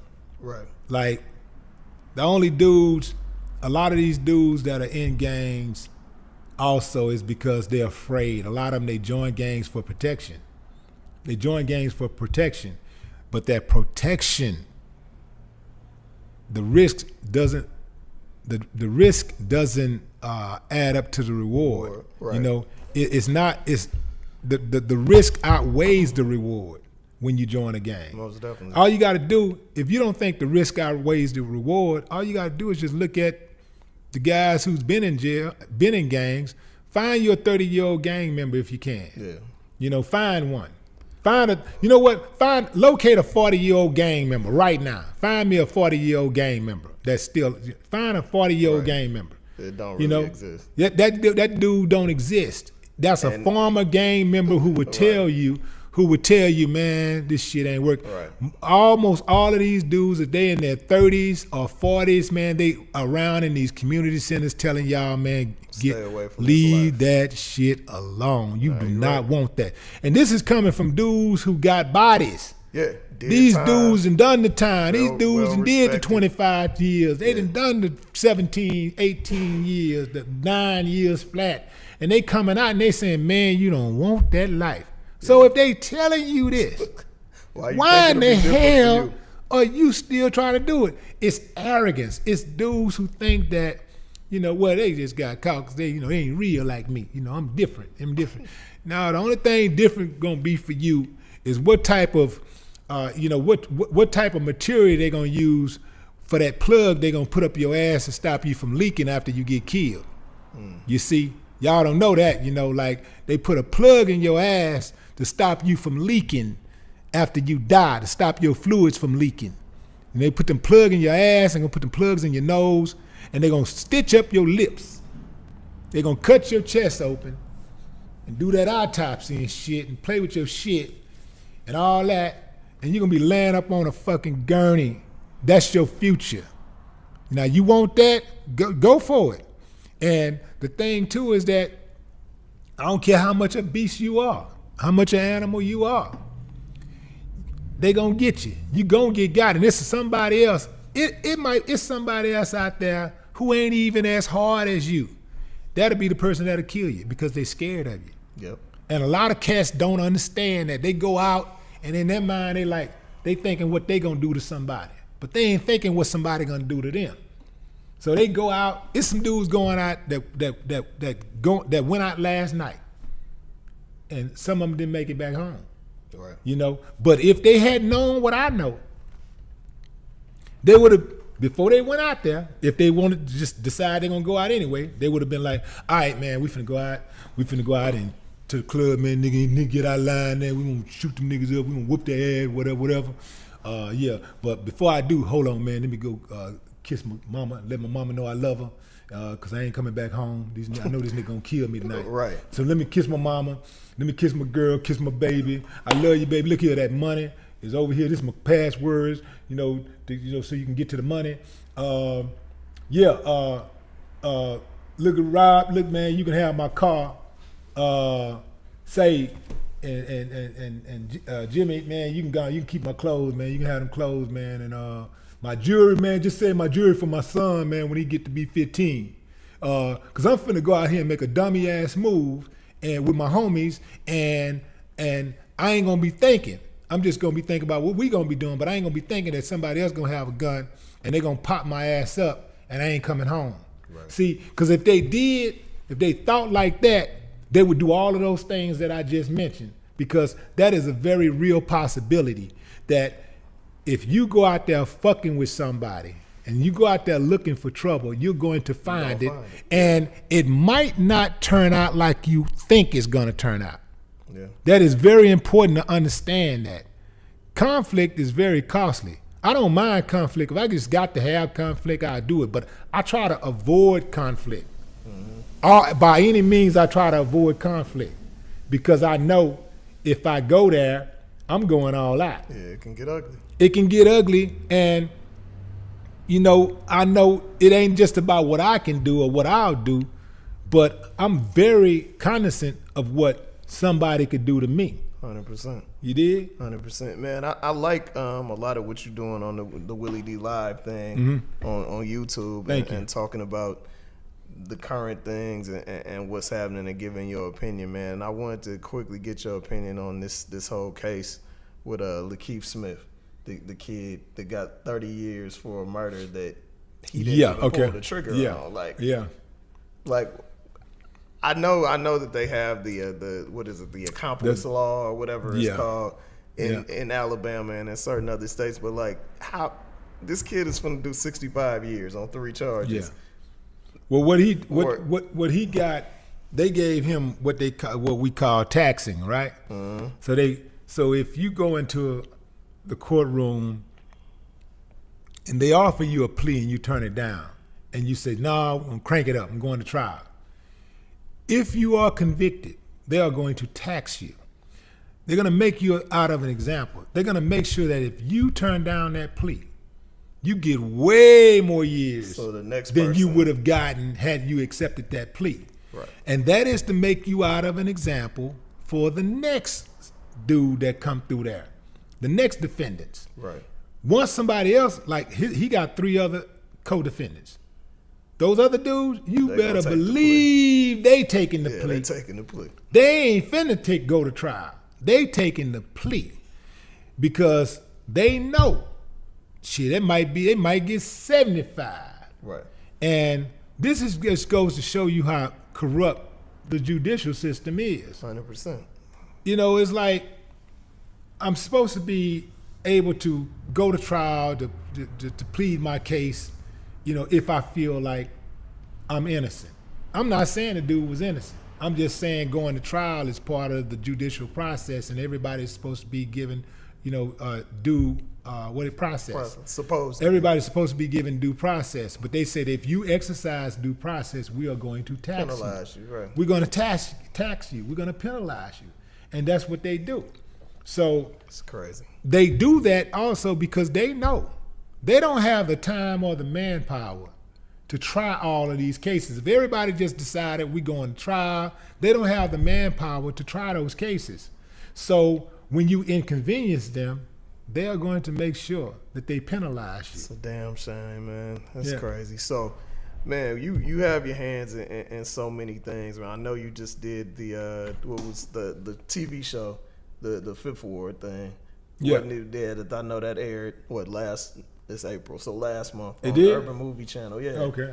I think I believe it did. So that's congratulations on that. Do you plan to do more stuff in Hollywood and writing scripts or acting or anything? I'm more interested in the behind the scenes stuff, but if it's somebody out there that got a movie and stuff, they got a role for me and they think that I'd be good for, I'd be down to do it. Yeah. If it makes sense, you know. Gotcha. But I'm more interested in behind the scenes. Okay. You know, I like the idea of producing.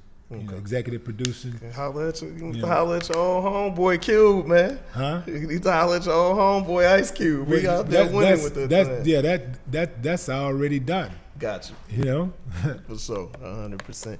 Man, and music-wise, anything coming up that we should be paying attention? I know next year is the 30th anniversary of your debut album, and what can we expect?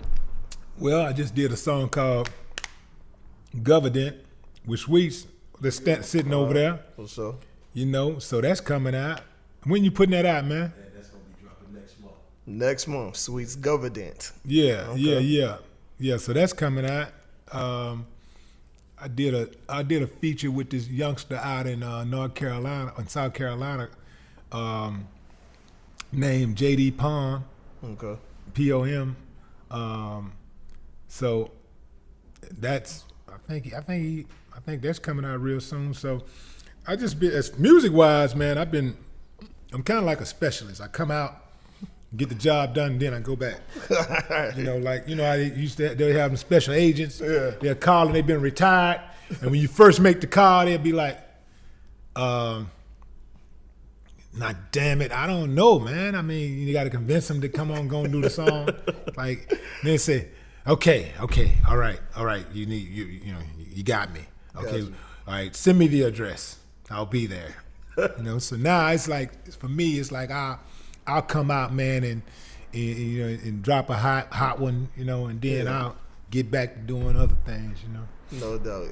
Last question, man. If you had to give it a percentage-wise, everything from the 90s is hot now. Percentage-wise, what percentage would you give the chances of all y'all millions and millions of fans of hearing another Ghetto Boys album? 10%. Damn. That hurt. Yeah. that hurt a little bit. Yeah. I'm not gonna lie. That hurt a little bit. Yeah. That hurt a little bit. So hopefully we can lean on that 10%, man. Yeah, but, I mean it's something, you know. It's better than 0%. Yeah, It's better than 0%. Yeah. Right. That was tough. But cool, man. I definitely appreciate you coming through, man. Please make sure that y'all go to Willie D Live and hear and see what this brother is talking about and doing. You giving up a lot of game, man. Yeah. A whole lot of game. That's YouTube, y'all. Yeah, YouTube.com/Willie D Live. Yeah. You know? Yeah.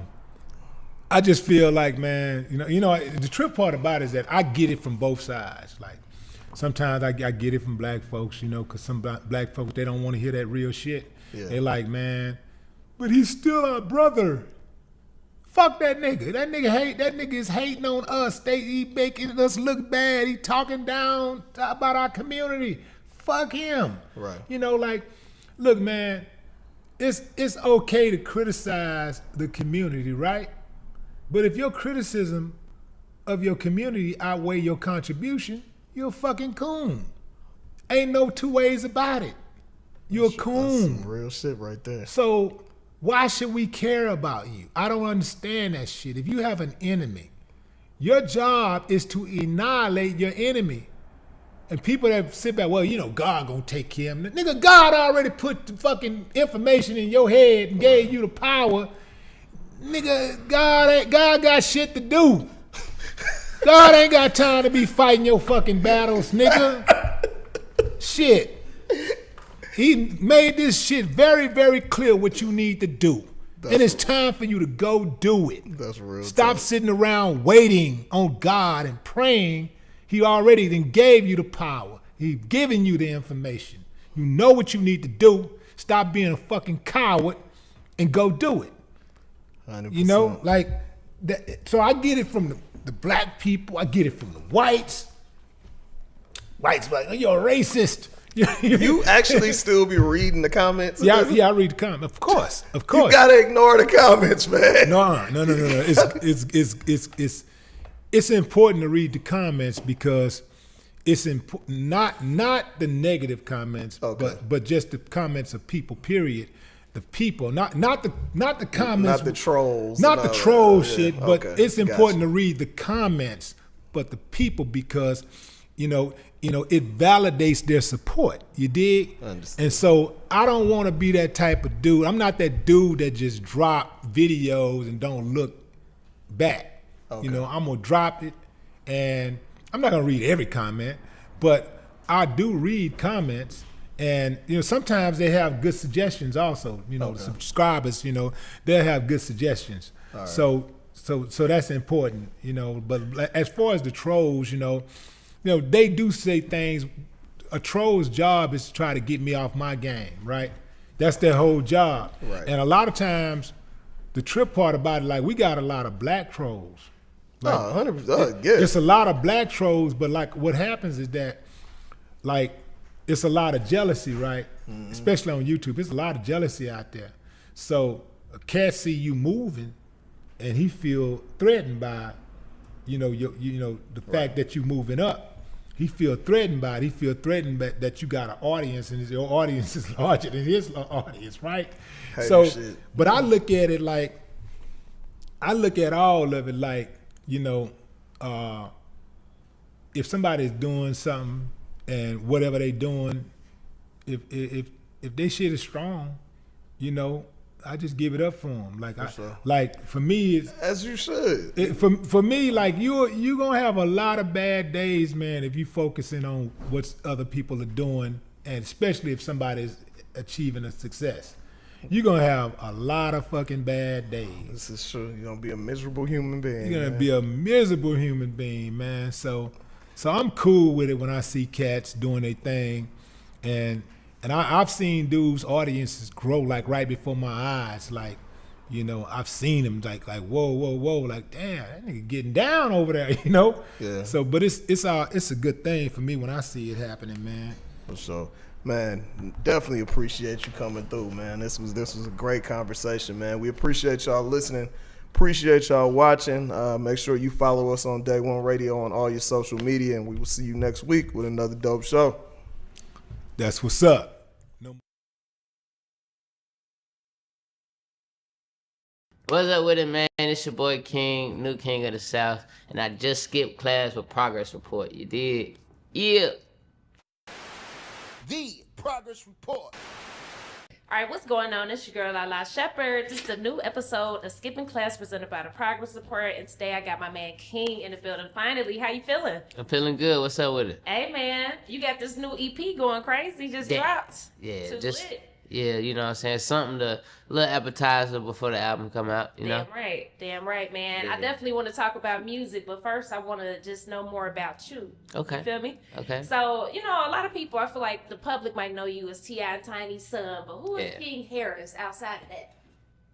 He is an entrepreneur, hustler, a rebel, a wise, young, talented individual, creative. He's a lot of things, man. Determined, confident. Yeah. Pop it. A lot of things. Pop it. I love that. I love that. Now, growing up, people may assume that you had a silver spoon, but you shared that you grew up differently than most expect. So could you talk about that experience? I did grow up with luxuries. I did grow up with a lot of luxuries, but at the same time, I grew up with more lessons and principles and things like that, and I always carried myself as, you know what I'm saying, a regular kid. I know I can go ask pops for money. I know I can, but I didn't do it. You know what I'm saying? Those was things that it was like, I ain't like, you know, when you kind of grow up like this, it'd be like your pops and your parents would be like, yeah, you good, you straight, and you'll always be like, yeah, I'm good, I'm straight. But, you know what I'm saying? In reality, you just getting it yourself because everybody wants to build their own name. So when I say I didn't grow up with a silver spoon, I mean, I had more luxuries than everybody else, but I didn't use them how everybody else would have. For sure. I know what you mean. I respect that. I respect that. Why was it so important for you to just get it on your own and just, you know? That's just how I was raised, man. My pop showed me some money, and then I was like, yeah, I get something. He was like, this not yours. He was like, you ain't work for this. And then I was just like, you know what I'm saying? That was just the mentality that I kind of had. And, you know what I'm saying? I was just around regular kids my whole life. You know what I'm saying? I was in public school and shit like that. So I always carried myself regular. I didn't carry myself, I didn't look at myself higher than everybody. I was humble. You know what I'm saying? For sure. So, yeah. That's what's up, man. Now, I can all say we all love our grandmas. But talk about, you know, being raised by your grandmother. How did it shape you into the man you are today? It just made me very protective of the women in my family, and made me kind of like more so of a leader. You know what I'm saying? Man of the house. And you know what I'm saying? I was kind of like, what would I say?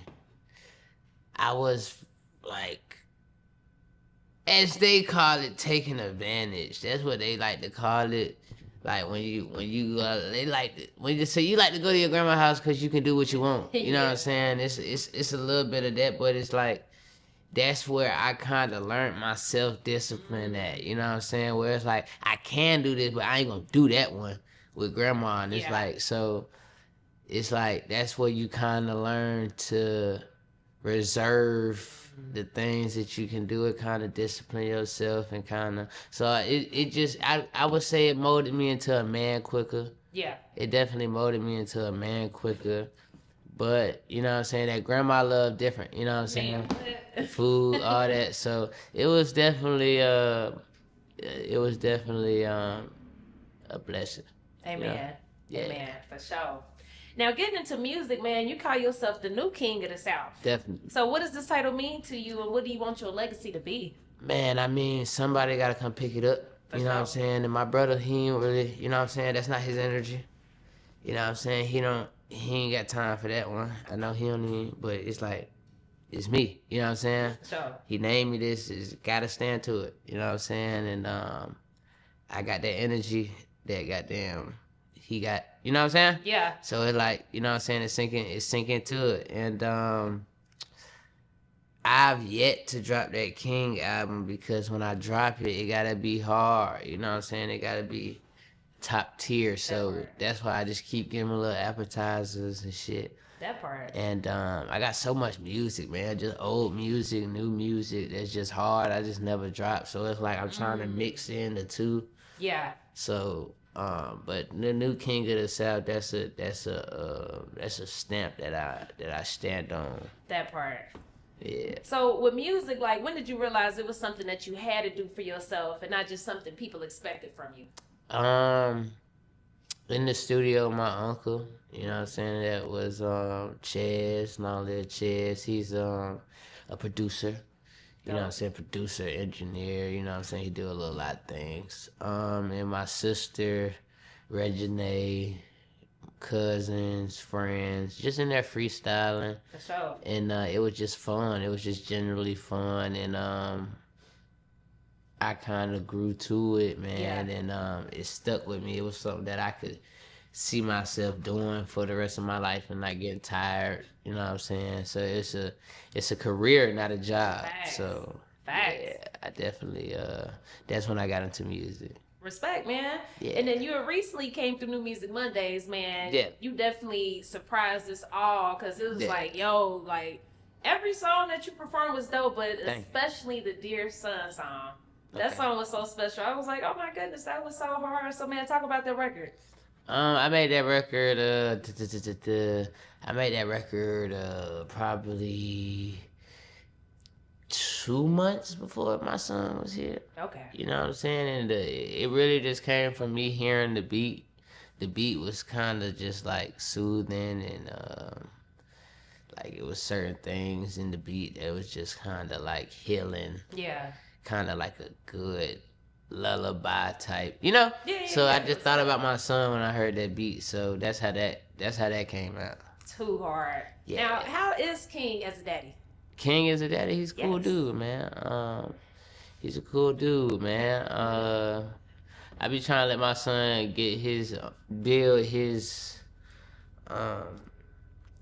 like, him able to keep his own attention span. Yeah. To where we ain't got to be in his face 24/7. Yeah. So, right now I just been like leaving him in the playpen, let him play with himself, tire himself out, go to sleep.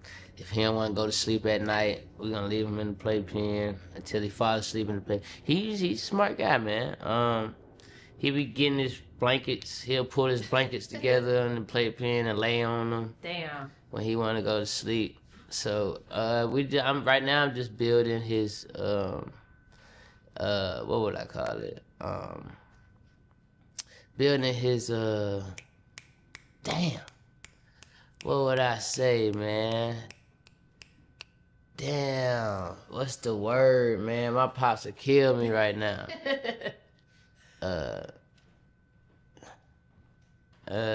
Damn, I forgot it. It'll come to you.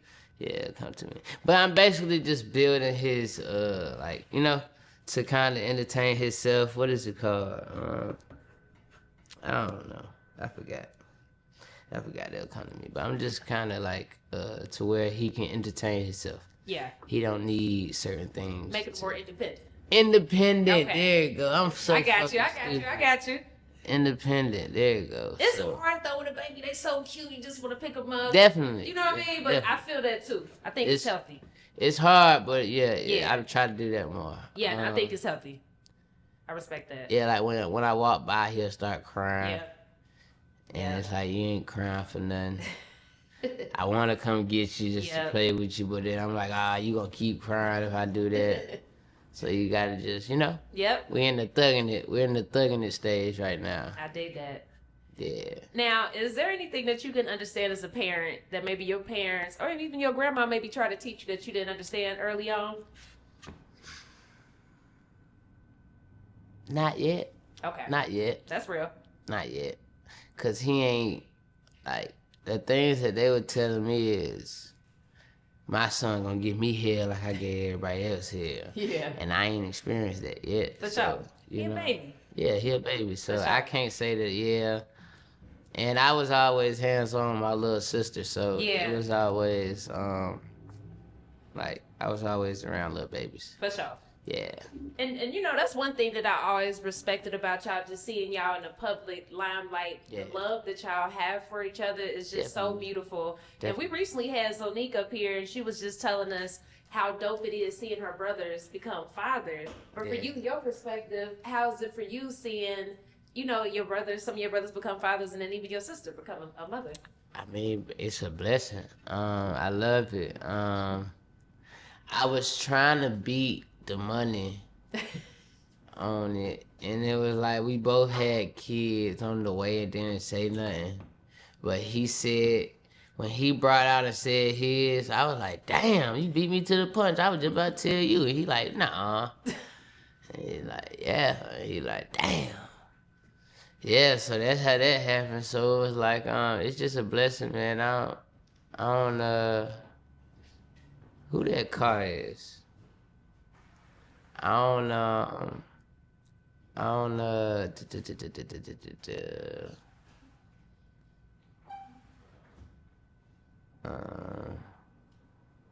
What was it?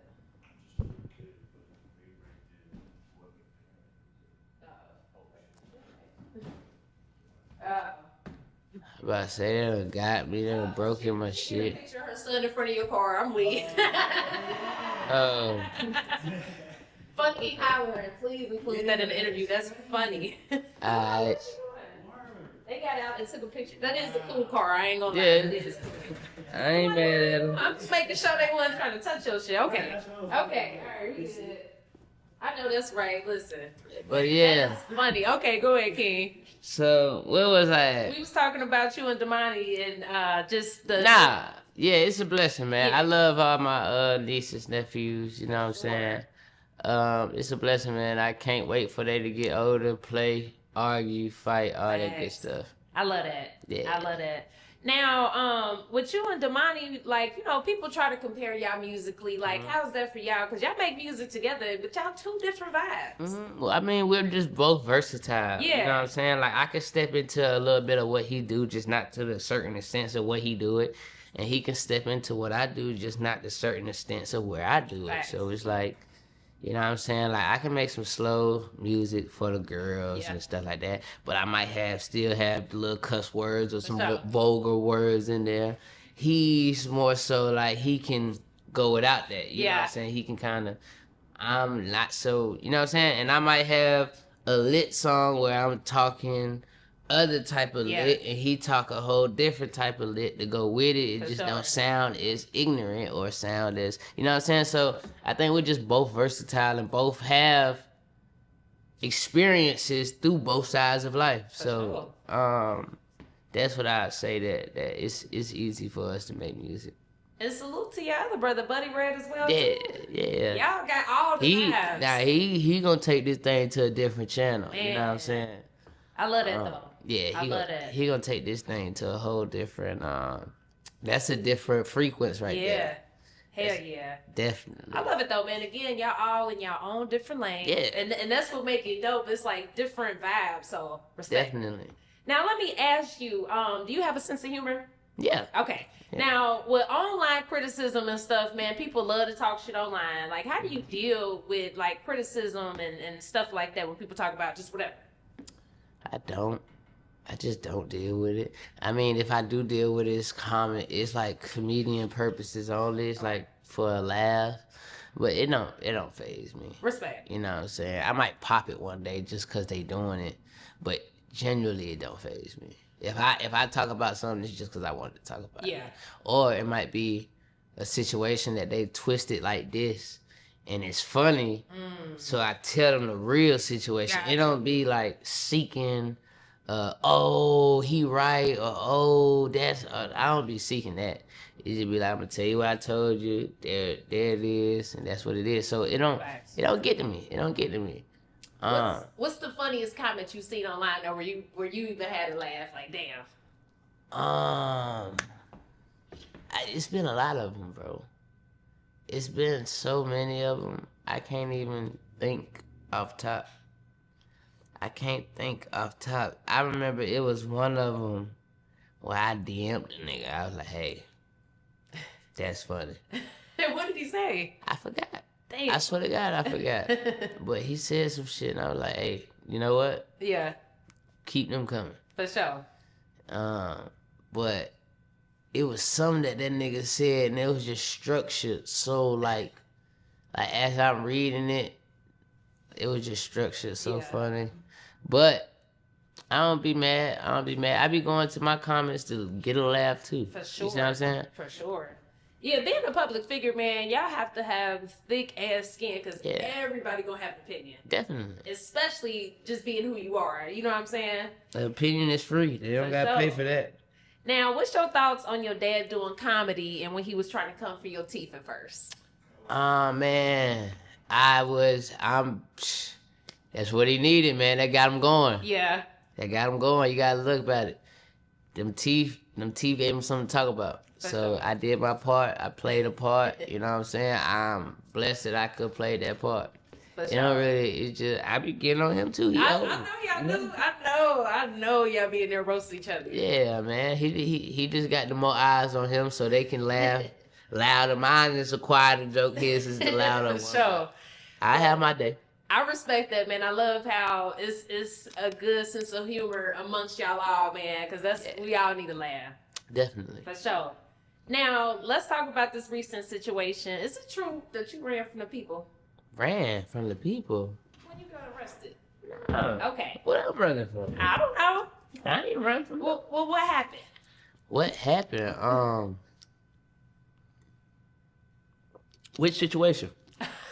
Just to thinking your ass be in trouble. Your latest situation. I don't think my latest situation came out. Damn, King. I ain't never run from the police. Okay. I mean, other than like being like younger, like ding dong ditch type shit. I ain't got no reason to run. I'm going to jail. We gonna figure it out. That part. Yeah. That part.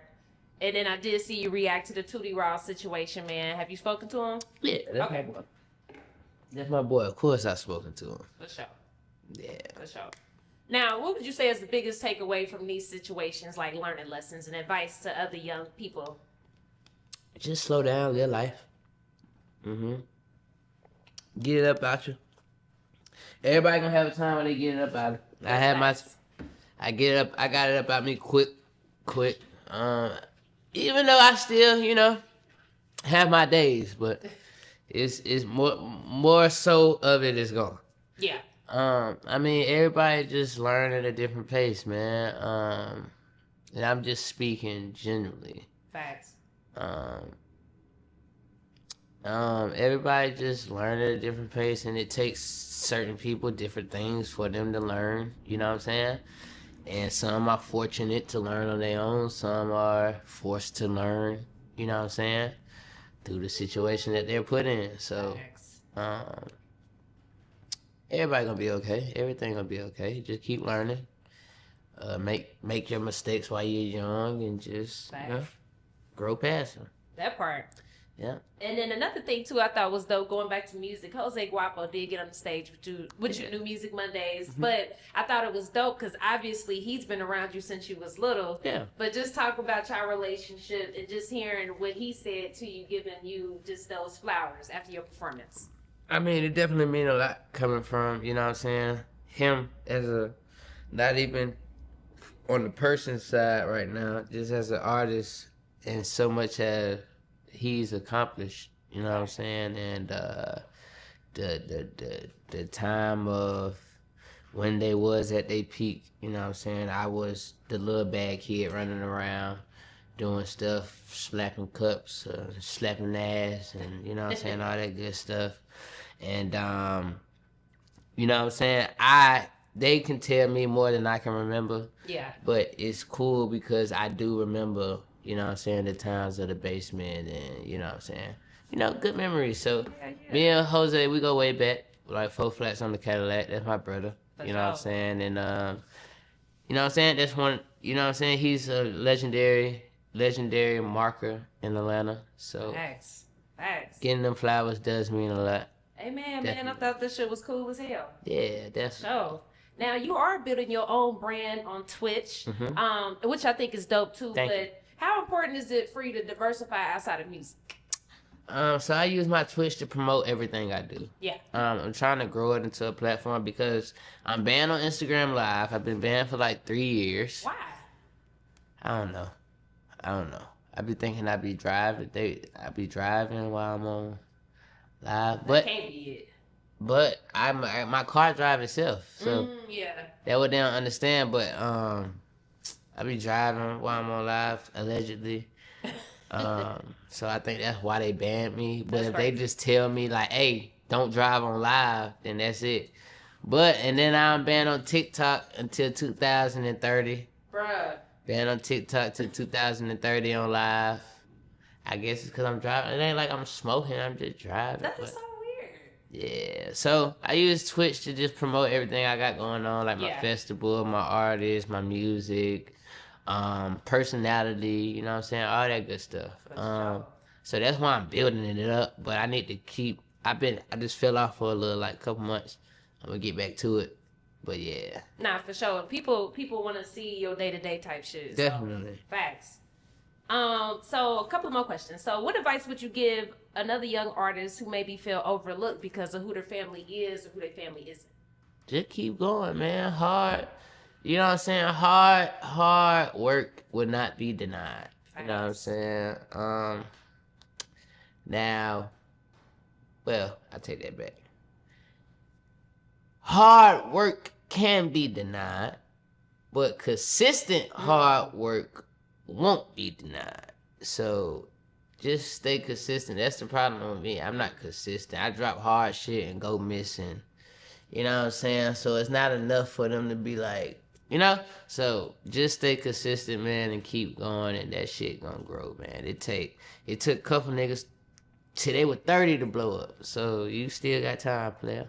For sure. Yeah. For sure. Let them know where they can get that new project at.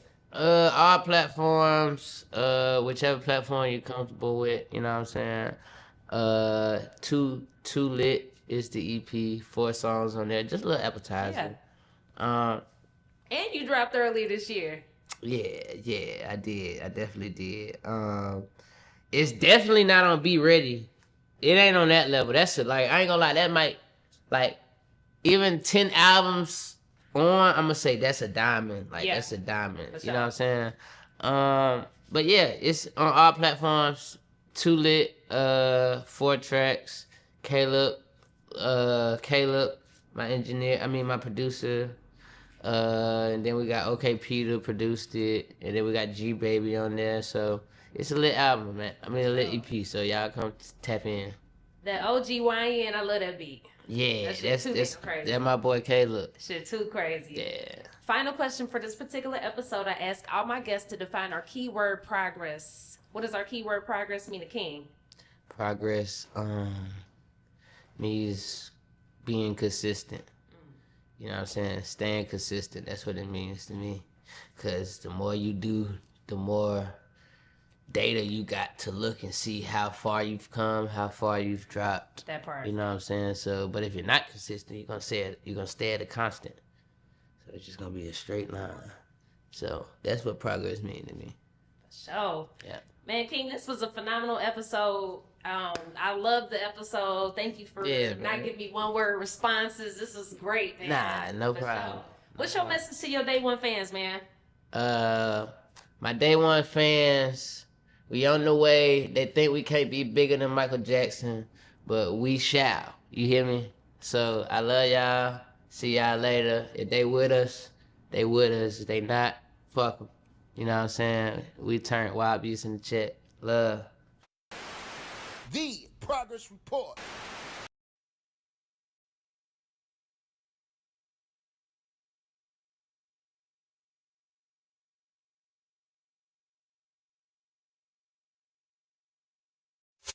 Netflix, Rhythm and Flow, you're looking at the winner of season 2. There was times where they showed you either doubted yourself or you doubted the process of things that was happening. But when it happened, you came through and you showed up and you showed out. Where was God in the process through all of this? You know, y'all can question whatever, but you can't stop what God got for you. I already know. I got no fear in my heart because I believe in God. Like, I believe in the purpose of what I'm doing. Like, win or lose, it don't matter. Like, I'm going out there knowing my destiny don't change with Rhythm and Flow. Thank you. Shout out to y'all, but my destiny and my purpose don't change. Like, if I'm sitting there thinking like, oh, if I don't get Rhythm and Flow, then I don't know what I'm gonna do. That mean I don't know my purpose, because your purpose can't be wavered by nothing or nobody. So I already knew God did, and it was prophetic because I came up here, I rapped on God did. You got me up there on Rhythm and Flow, and then I meet DJ Khaled. So it's like God did for real. I ain't even know that. I spoke it. Everything I did, I spoke it. So like, word up. That's my mentality, you know, every time. No doubt. And let's take it there, right? About being connected and having a relationship with God. It's about awareness, right? Whether you are aware of your struggle, your pain, and your blessings, having the awareness is everything, because I know you wrote everything on the spot during the show. So the fact that you put in a bar and you said, God did, Khaled, another one, that's the type of stuff that resonates with audiences, because in today's culture, everything is so microwave and the attention spans are so short, but they know what's on point, right? They know what time it is, what's on time, and they know Khaled for another one and all of that. And the fact that you wrote everything on the spot, everything during the show, you didn't have anything pre-canned or pre-written, to have that awareness and then to communicate that, it's not an accident to me that you won or got the reactions that you got live on the show, because even if they weren't aware that you wrote it on the spot, the fact that you delivered it in that way, it was very much in the moment. And there's a lot to be said about that. You know what I'm saying? And to me, that awareness is also, you know, God speaking through you, right? And I'm not even like, not trying to sound away, but I just want to say that awareness is everything, because it's so easy to get distracted by social media and the cap. You just got to be aware. That's what makes Jay-Z successful, because he's very much aware of who he is. So when he does songs, you feel him because you understand him. And I feel like the audience connected with you because you were speaking your truth in your moment, because you were self-aware in the moment. Hey, shout out to all them contestants, because, I mean, of course people going to have their critiques and they going to compare us to season 1 and they going to do all these things, but they got to realize in real life, you had 2 days, 3 days to make a song from scratch, learn it, memorize it, and make a performance to it. So, you know, with all of the little small missteps and things that you do, at the end of the day, your favorite artist is not under that pressure. They don't got to do that. Right. They song been out for a month or years, and they going on tour that they done planned. Right. So it was real life. You know, y'all looking at it through a TV screen and make them quick critiques, but we really put our art on the line. So, I mean, shout out to every contestant that did that, because we signed up to be critiqued. Right. And you know how they say, like, I'm an artist and I'm sensitive about it. So it's like we signed up to really put ourselves on the line. So, and with me going in there, making every rap and doing that, like, I got no regrets. There's so many people that have to be proud of you, man, because honestly, watching the show, there was so much about your story that I didn't know personally, because we talked and we chopped it up. And remember, we was freestyling after the joint, you know what I'm saying? Like, the vibe was there, but like, I didn't know like your whole story. So I do appreciate the fact that Netflix told your story in full. And honestly, I wish they would have told a lot more story of a lot of the other artists, you know, and not as much B-roll, you know, even showing the performances and the auditions, even if they were no's, that would have been cool. For the uninitiated, I casted on the show. I casted Dre. Dre was the first person I called.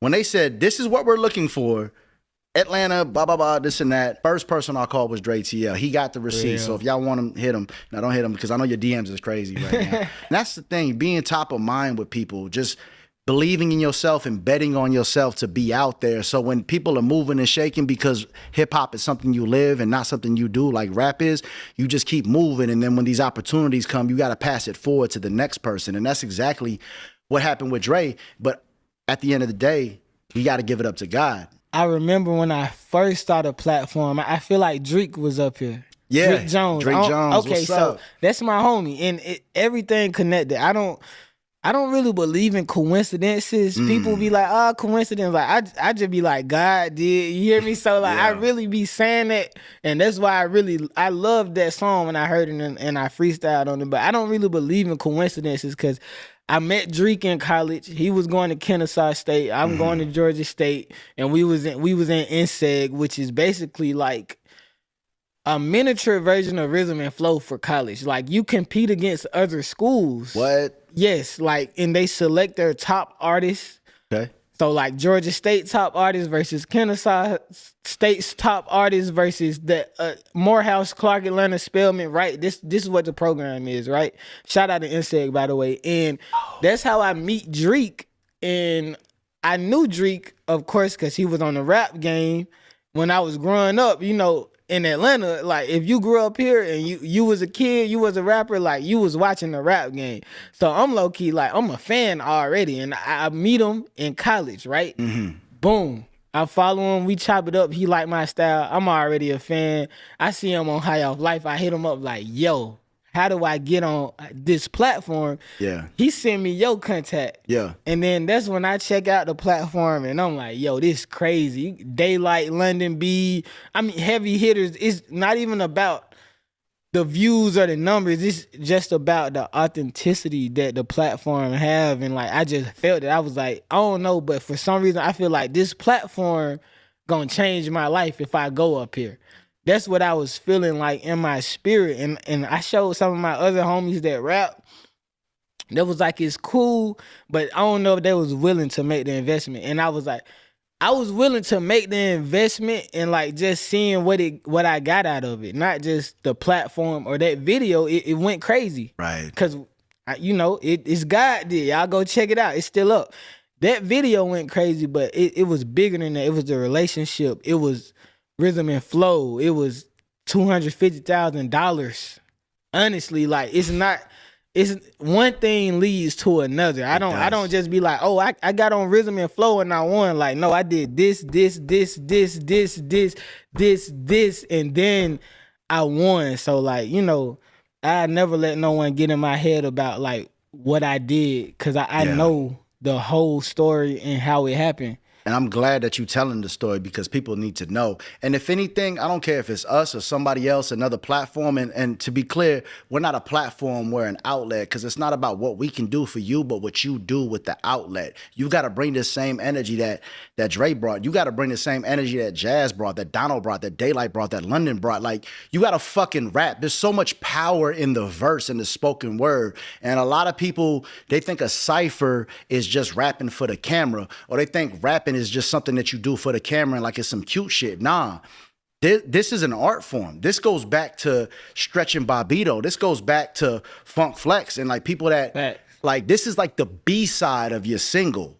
Where the single is like, oh, this is a jam. But the B-side, when you can't tell your story, you telling your story in your rhymes and your faith in your rhymes. God did. And that's what these freestyles and these platforms represent. So shout out to any platform that's doing anything. Just make sure you do it right and make sure it's a platform for people to tell their stories and not to fucking do their single. I'm cool on that. I don't need to see your single.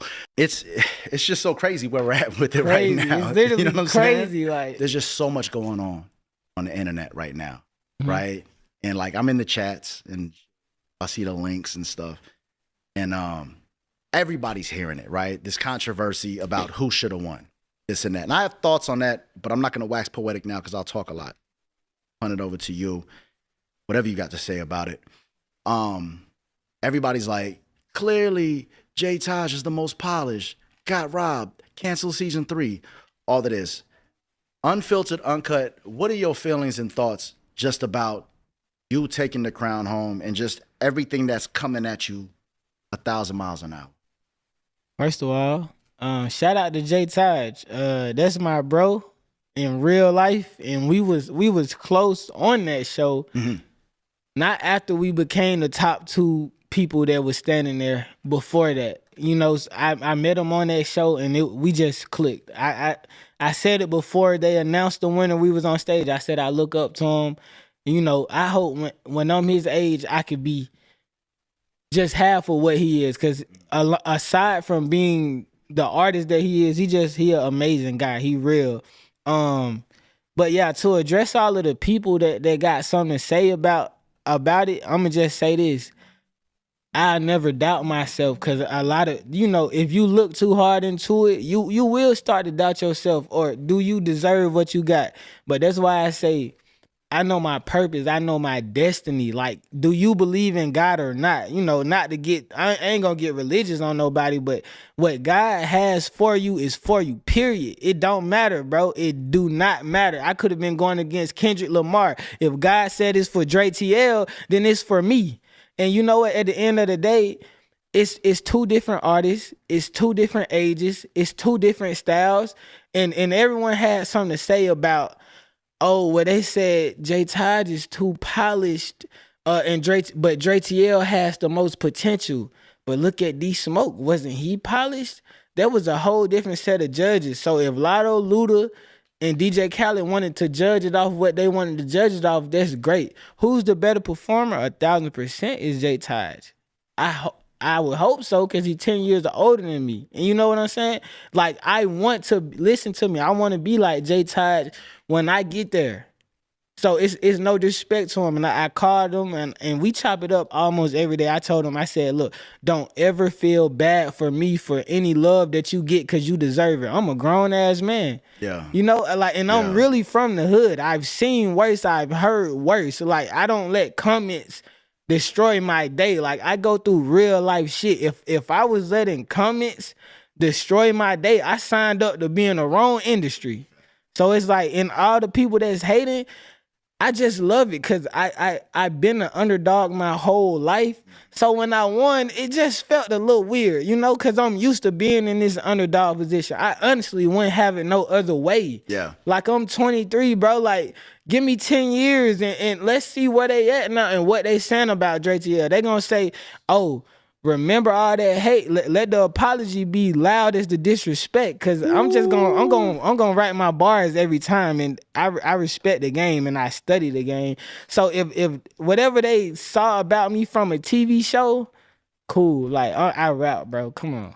Anybody that's making content, I'm gonna shout out you content creators. I'm gonna call you. Anybody making reaction videos about how the show is fixed, Jay got robbed, and no disrespect to Jay. Hella cool. You know what I'm saying? Hella cool. But I feel like some of the fanfare that you see online, videos, reaction videos, comments, blogs, YouTube videos, a lot of that shit feels a little sheepish, where it's like, oh, this is the thing to talk about. Literally. So we gonna talk about it. And it's like, man, develop your own opinion, because I'm gonna challenge y'all. You know, I ain't just talking shit. I'm gonna challenge you. If you go back and look at the show, look at the competitions, you know what I'm saying? Look at the stages, right? When Jay performed, and a lot of artists, when they performed, it was like, and let's just bring it back to Jay. This is a man who's been doing it for a long time. He's confident in his artistry, and he put it on display.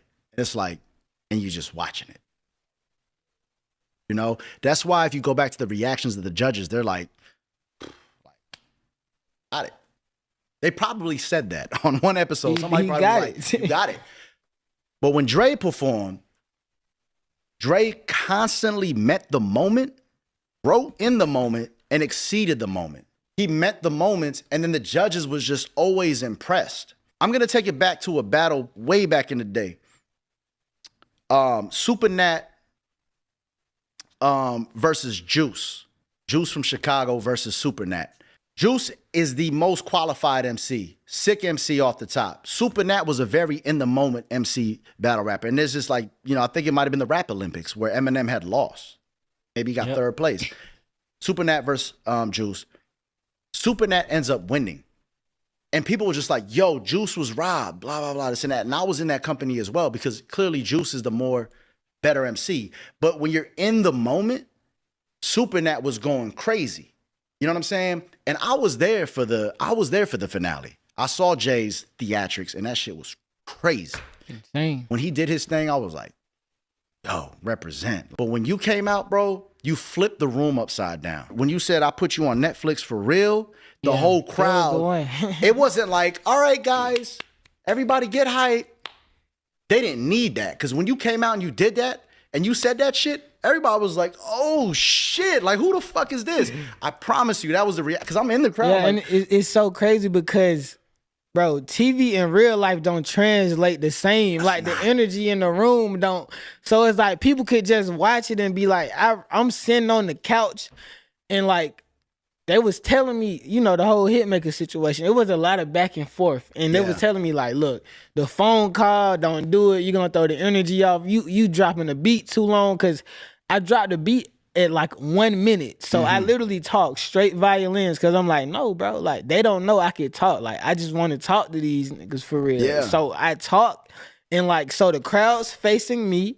They're looking at me and I'm looking at the judges and I'm sitting on this couch and the beat dropped and like soon as the beat dropped, I started bobbing. The first thing I said, with that other nigga, you just on Netflix and chill. Fuck around with Dre TL and get on Netflix for real. And I see Lotto, she like, and that's that MC you know, so shit, it's like, bro. you know, I'm just trying shit. to, and you know, so it's like I said, I'm gonna keep saying shout out to Jay, shout out to Diamond, shout out to Surah, shout out to all of them. But it's like, if y'all mad over what the judges chose, like, bro, like, take it up with God. You feel me? Like, I don't know what to tell you. Pray about it. You got the whole family praying on it. Pen that I put in, like, and I think it's like you said, bro. It be a lot of monkey see, monkey do stuff on the internet because if you really listen to the pen, bro, like, what are you talking about? Like, Nice. but hey, like I said, I just get the proven wrong, bro. Hey, look, even for all the haters, get what? If you hate me, I still love you.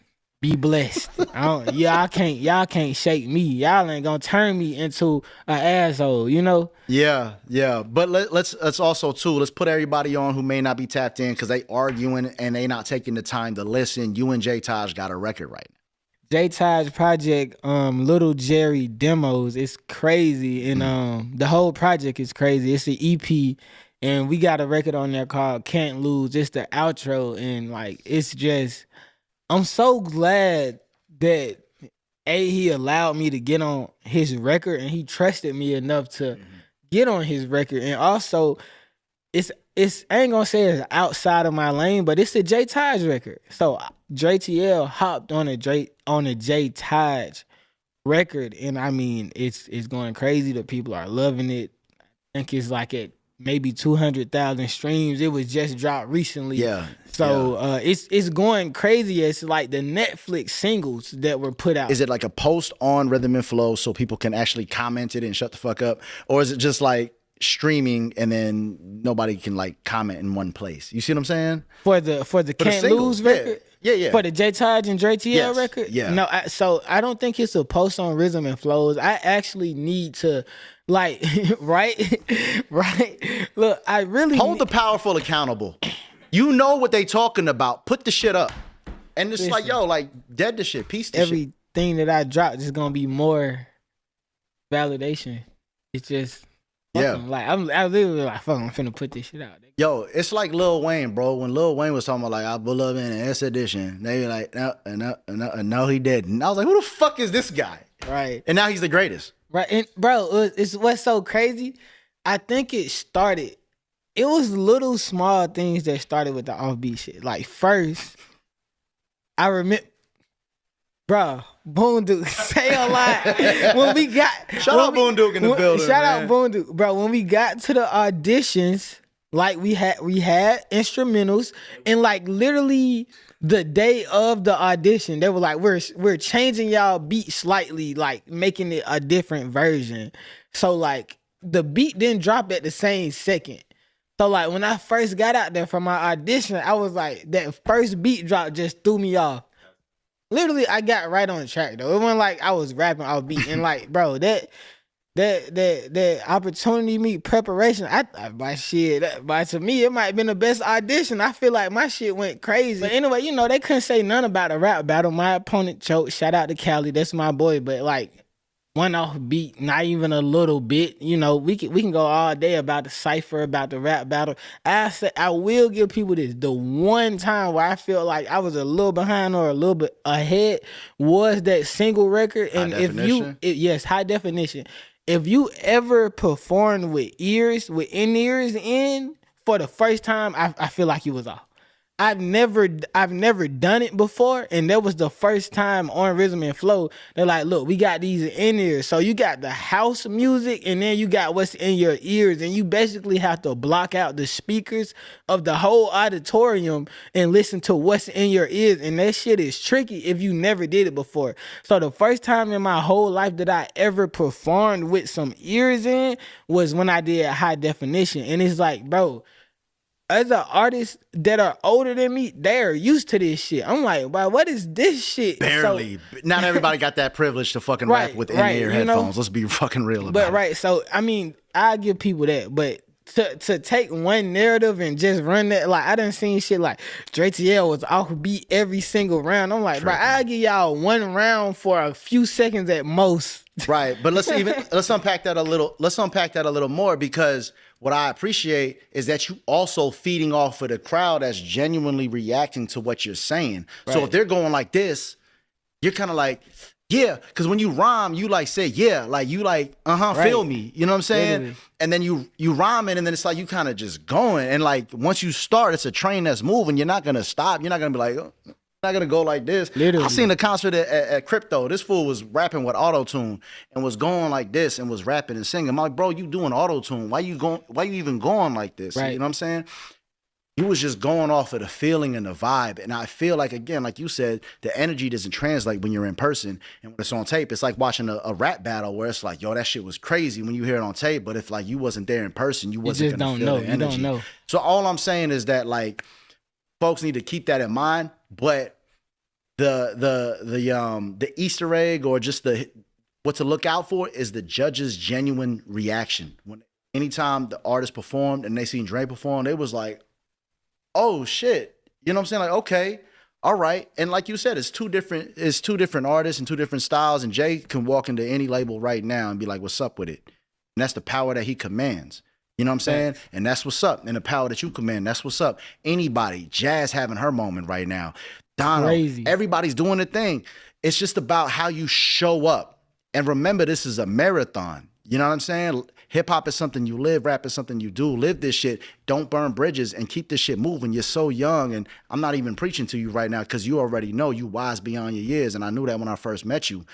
And sky's the limit right now. No, facts. And like, on another thing on the J Tide shit, like we talk so much.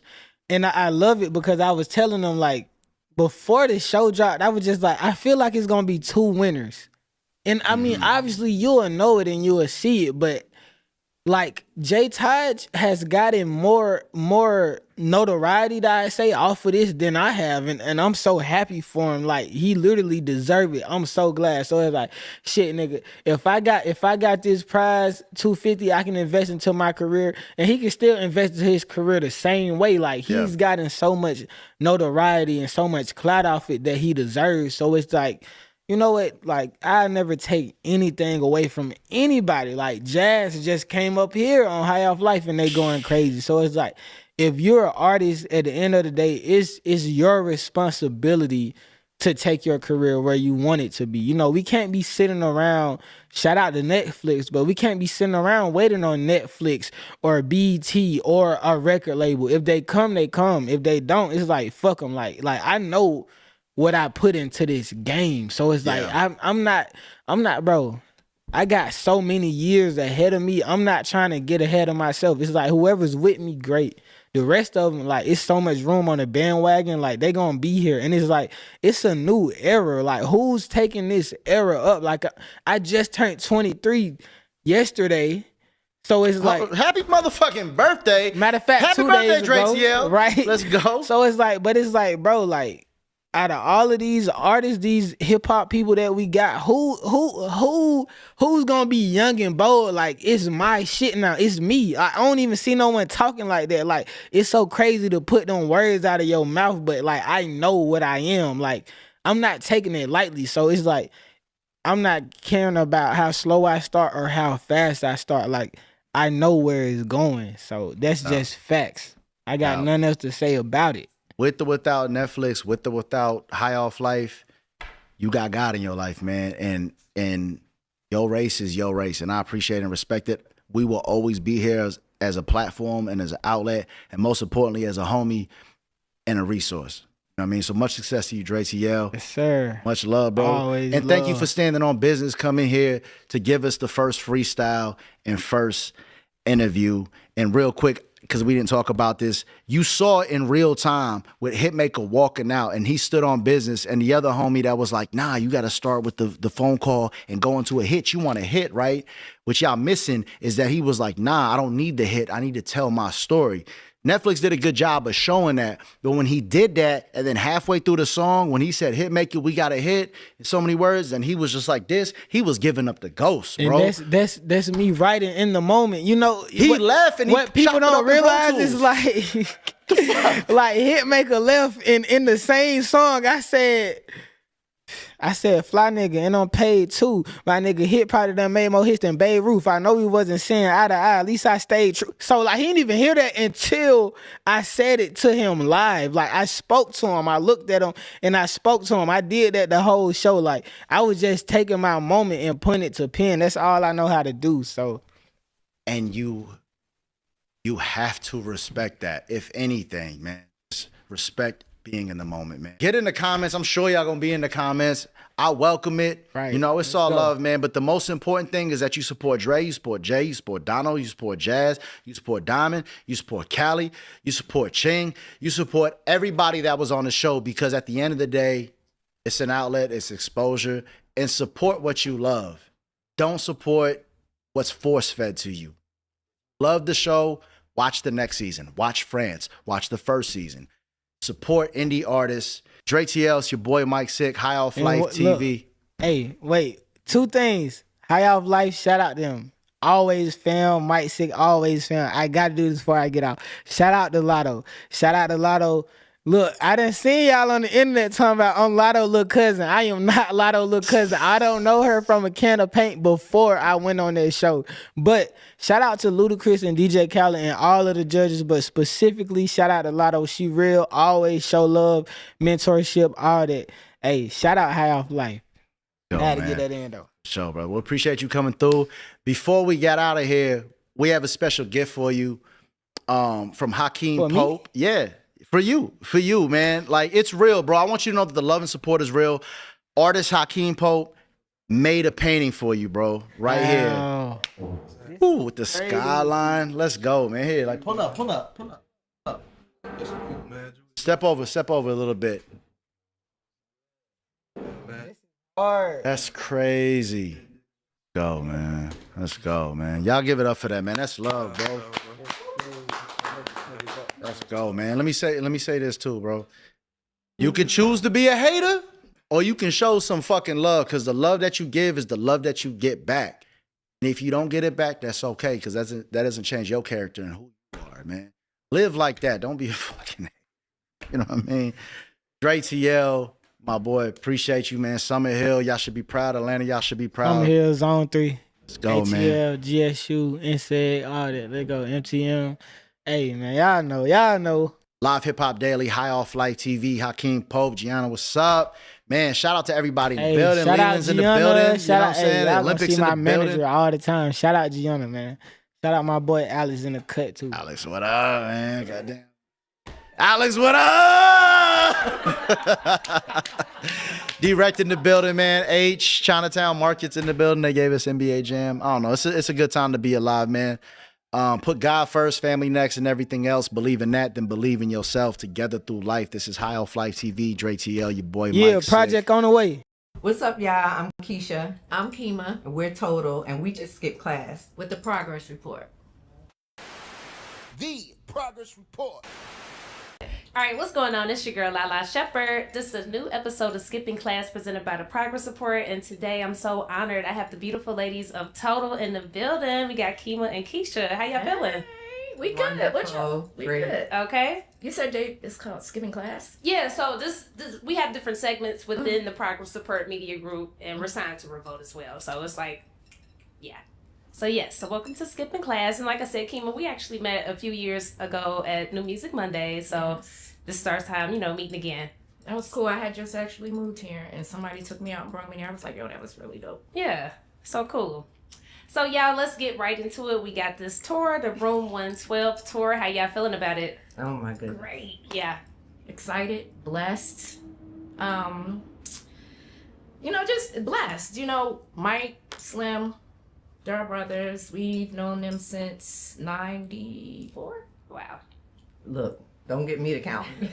Yeah. Somewhere around that time. Yeah. But it's been quite some time. Yeah, it's been a long time. So it's just becoming full circle that we are now on this journey together, and we're excited about the tour. We can't wait. We can't wait to Very excited. I'm just ready to kill it. Absolutely. Talk about prepping for a tour. What does that look like for you all? Oh my goodness. Sleepless nights. Yeah. A lot of excitement. Drive.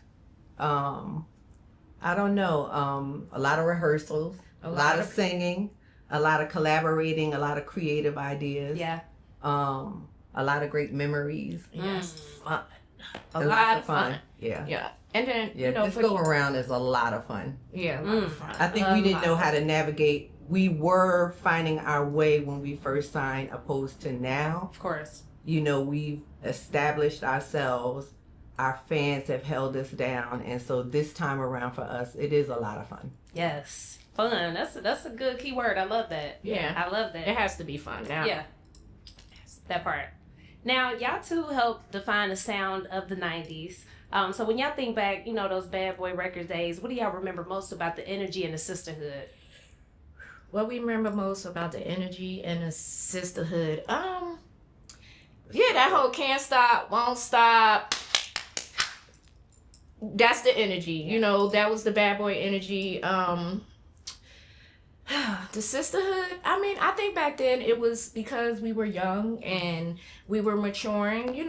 We did bump heads, but we made it through. We're still standing. We're here now, and it's stronger and better than ever. Yeah. Definitely. I think I want to say, I don't even know, because we're in the industry, but not in the way that we were when we were coming up. We came up the 90s, and not just for us on the record label. We came up around a time where people were so grateful, so blessed to be living their dream. Yeah. You weren't having artists signed every other week. You had to really earn your stay, and people really celebrated each other. We really embraced each other. Everybody really, cheered for each other. When you would meet another artist, it was instantly a hug. It wasn't a handshake. Okay. It was a real connection. Yeah. And our sisterhood was really, really dope. Yeah. And we were girls from around the way that actually was living our dreams. So, Yeah, and it was Keisha beautiful. and I met, and I forgot, how can I forget that? Because we do want to incorporate this into, our next tour. The fact that, Keisha and I met in school, we kind of crossed paths earlier, and then later on in life we met again, and then we became inseparable.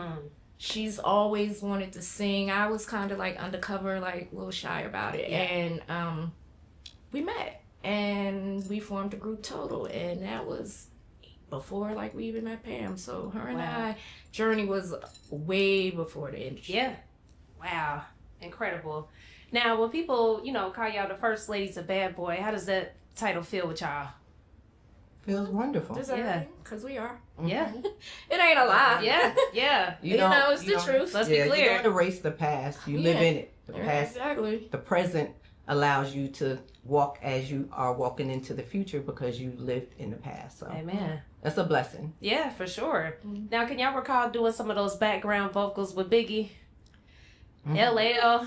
Yeah. We still remember the night the night that Juicy came about. And that was just that so Big.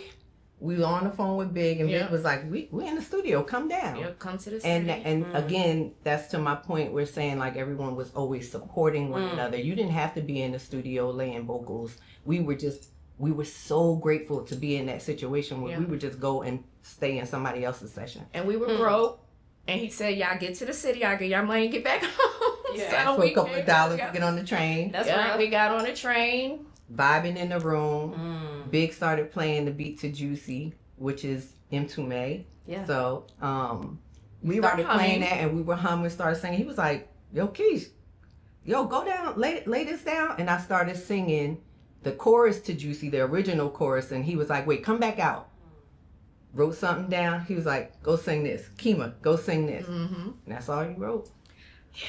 Beautiful. So that was our first time. The release of Juicy was actually our first time hearing ourselves on the radio. Wow. And it wasn't even supposed to happen that way because it was not meant for us to be on that song. It was not meant for...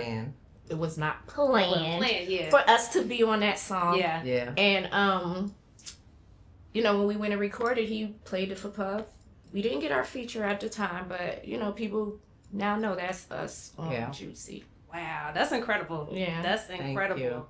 Now, I want to know, like, what's y'all thoughts? Have y'all seen the AI videos when they do of celebs that are deceased? Have y'all seen those AI videos?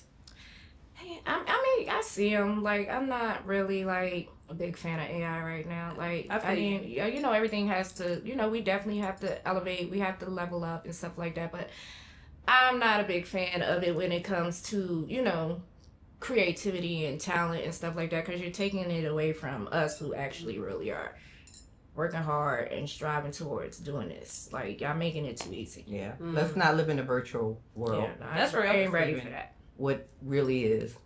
For sure. That's Try real. to go past it. For sure.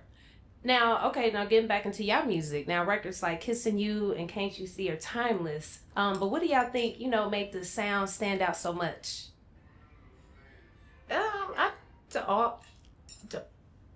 I can't say it because it's authentic. You know, like I think the music from the 90s was very authentic. Everybody strived to have their own sound. None of us wanted to do what the next one was doing, and none of us did things because someone else was doing. We was just our authentic selves, and you know, that's the beautiful thing about Total. Like, we came to the table and they left. You know, they didn't change a whole lot with us. They just let us be who we were, and everything just came full circle. That part. Yeah. That part. Now, talk about Megan Thee Stallion, you know, recently sampling the Kissing You record. Like, how is it just hearing it reimagined to today's times? That's crazy. Yeah. Like, I love Megan. Like, I do too. That's major. Yeah. That, I'm trying to think. I think, did Kamari, my daughter, tell me about it? And I'm like, wait, what? Because everybody kept telling us, listen, this Kissing You TikTok is really blowing up. It's really blowing up. My daughter kept saying, Mom, it's up to 160,000 posts. It's up to this. Megan is doing her thing. So it's just a blessing to have this younger generation give us our props and give us our flowers. It's a beautiful thing. That's real. It's dope. Yeah, that's real. That's real. So, just in your opinion, what makes a good sample versus somebody like just copying a record? Say that again. What makes a good sample versus someone just copying like an original record? There it is. You know, it's like it's a copy. True. Right? Yeah. If you're gonna sample it, I think with samples, they're able to create something different from the original piece, right? Yeah. So you're creating a whole, it's like you're still giving that nostalgic feeling, but you're also taking it somewhere else and giving it a new life. Facts. Right. Facts. That's real. So, just thoughts on the new current state of R&B music. What's your thoughts on that? What's our thoughts on the state of R&B music? I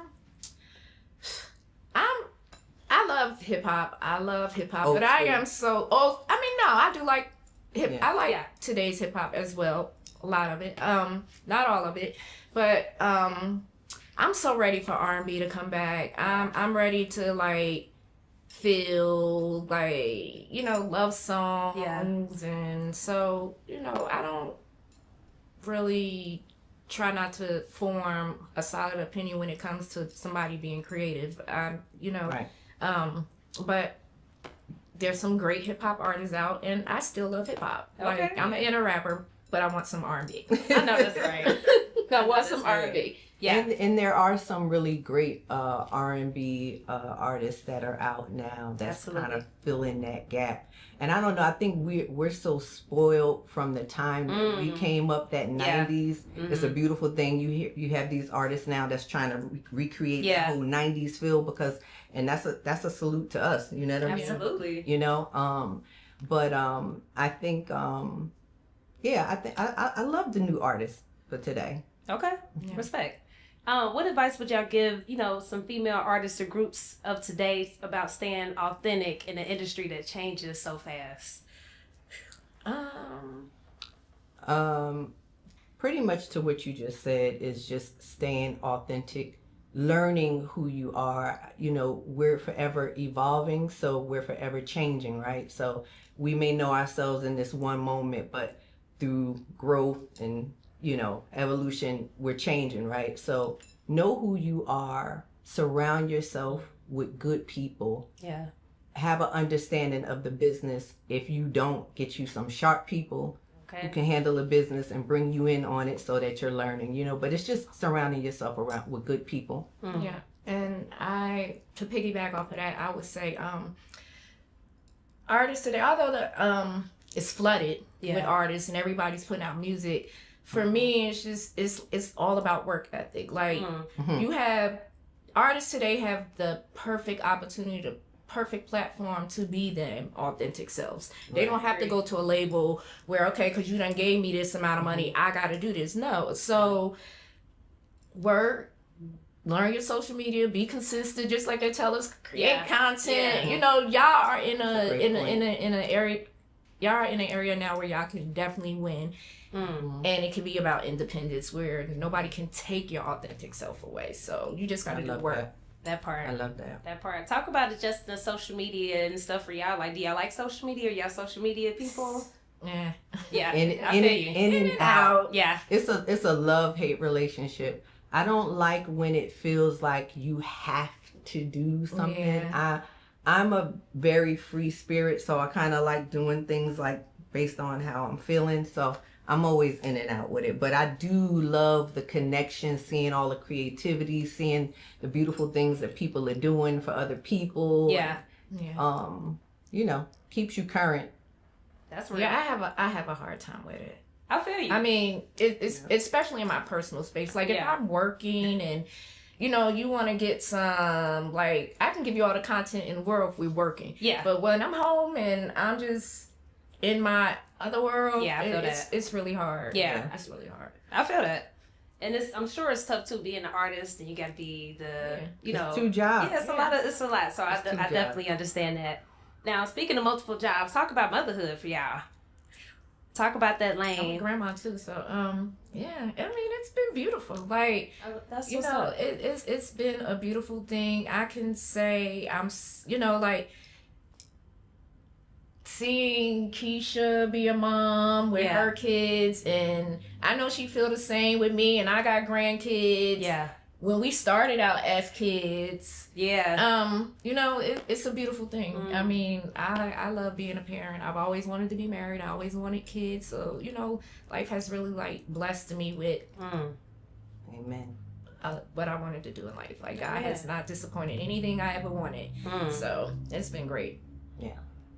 Yep. Same here.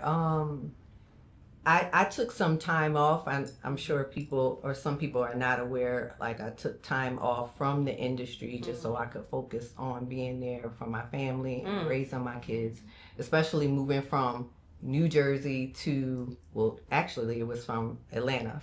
I lived in Smyrna for 7 months, but then I moved to LA with my husband, and we decided, you know what, we're just going to take some time to raise our kids, especially in LA where things can be fast paced or it can be cliquish. Yeah. You know, you're dealing with wealth.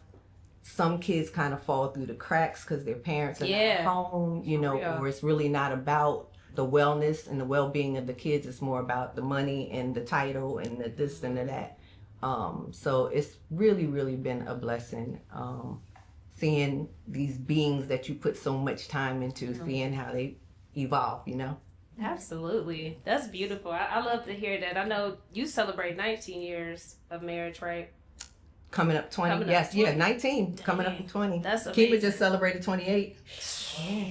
28. That is beautiful, y'all. Because, I mean, it's like you don't hear that type of stuff like that no more. But I love to hear that. Yeah. Now, I got to ask you, though, being married to Omar Epps, I got to ask. Do y'all see the funny memes at all? Yes. Okay. Because you got the one And the be one right cracking here, up. like, And oh my gosh, I love that one. I love that one too. Talk about that when y'all see that meme. It's funny because we just spoke about it recently, and it's funny how you could take an authentic moment, a real moment, because we were on the red carpet for his movie Almost Christmas, and the interviewer at the time, the host at the time, asked him a question, and he just made that face, and it stuck. It's just dope, you know. It's really beautiful to just see him still get his flowers, you Absolutely, because we come from a time of the '90s, so yeah, absolutely, it's beautiful, and then our kids get to see that. Yeah, too, you know? for sure. Yeah, for sure. So I want to come back to the tour. Is there any cities that y'all looking forward to that y'all have not performed at yet? That we have not performed at yet? Because I'm sure y'all performed all over this. No, I'm trying to think. Okay. There was a city that's not on the tour that we want to be on the tour. We done performed it before, so that was kind of a trick question. Let me think. definitely have to do New Jersey.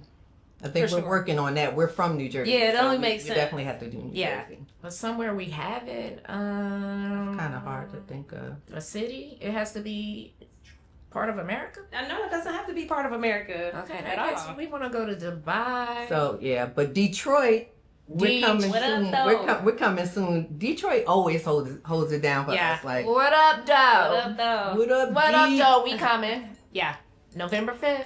that's hard. That's hard.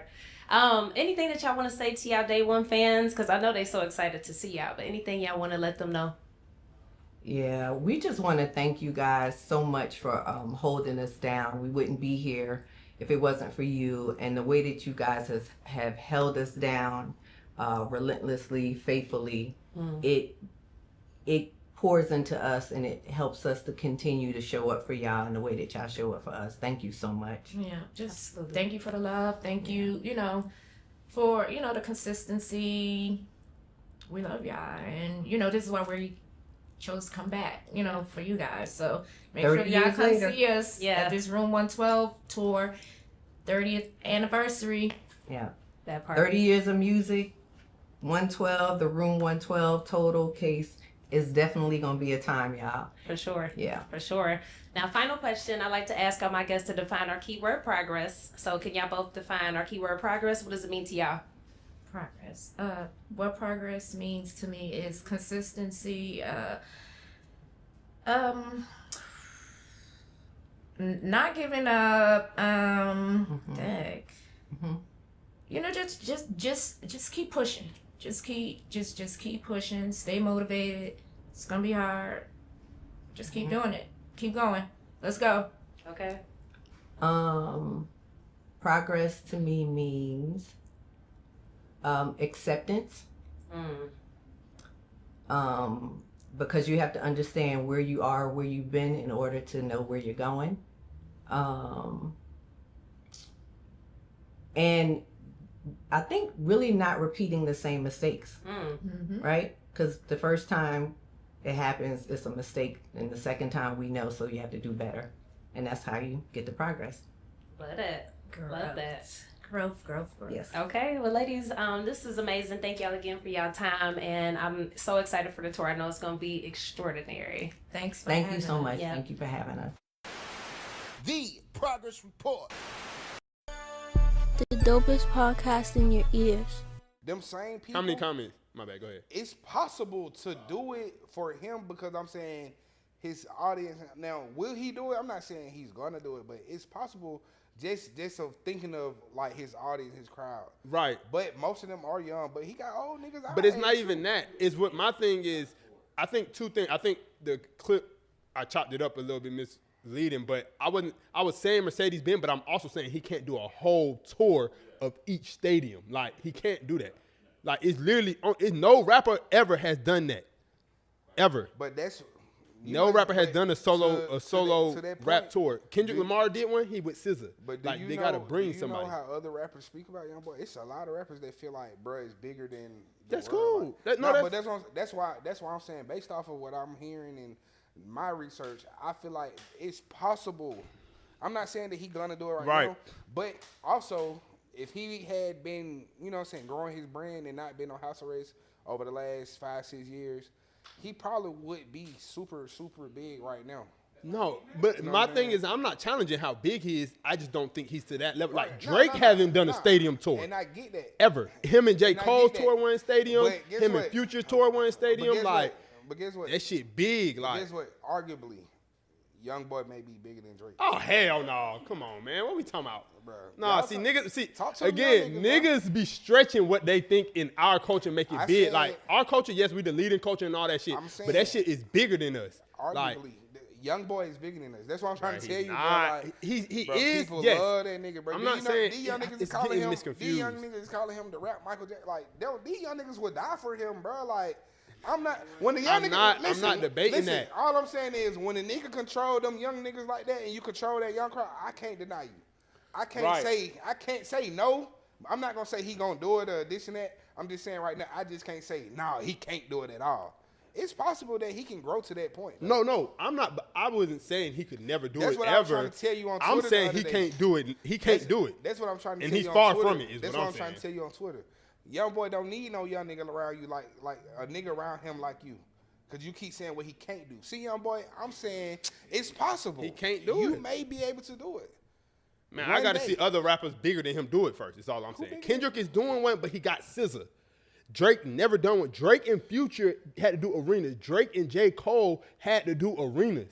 Like, what do we like? YoungBoy is not as successful as any of them niggas. Like, it's just, I don't think that needs to be a point to be proven. He's big as fuck. He's a superstar, all that. Nigga, he probably doing the same shit Rod Wave doing. Like, that's what I'm saying. Like, he got the backing behind him, but that nigga don't have stadium backing, bro. It's a difference. Like, you got Taylor Swift, Beyonce. Like, Beyonce go on solo tour. Jay-Z only did one because he was with Beyonce.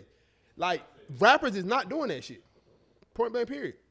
A lot of artists in general not doing that, to be honest. Who? Yeah, all her tours by herself stadium. But that's what I'm saying. It's only them certain ones. Oh, Chris Brown. Yes, I'm sorry. But I'm thinking rapper. But yes, Chris Brown is doing it now. Yes, 100%. But it took his ass forever to get there. Chris Brown got a real tour history. Like, for real, for real. And he was blackballed. So I see in vain he could be the same as YoungBoy, but YoungBoy ain't there yet. That's why I was saying the part of the tour history. Like, even when it comes to booking them stadiums and shit, they got to know you have a history of selling tickets and selling shit out. They're not gonna just if he could have did Mercedes-Benz, he would have. That would have been more money for him. But he can't. That's all. But that's last week's argument, whatever, 2 weeks ago.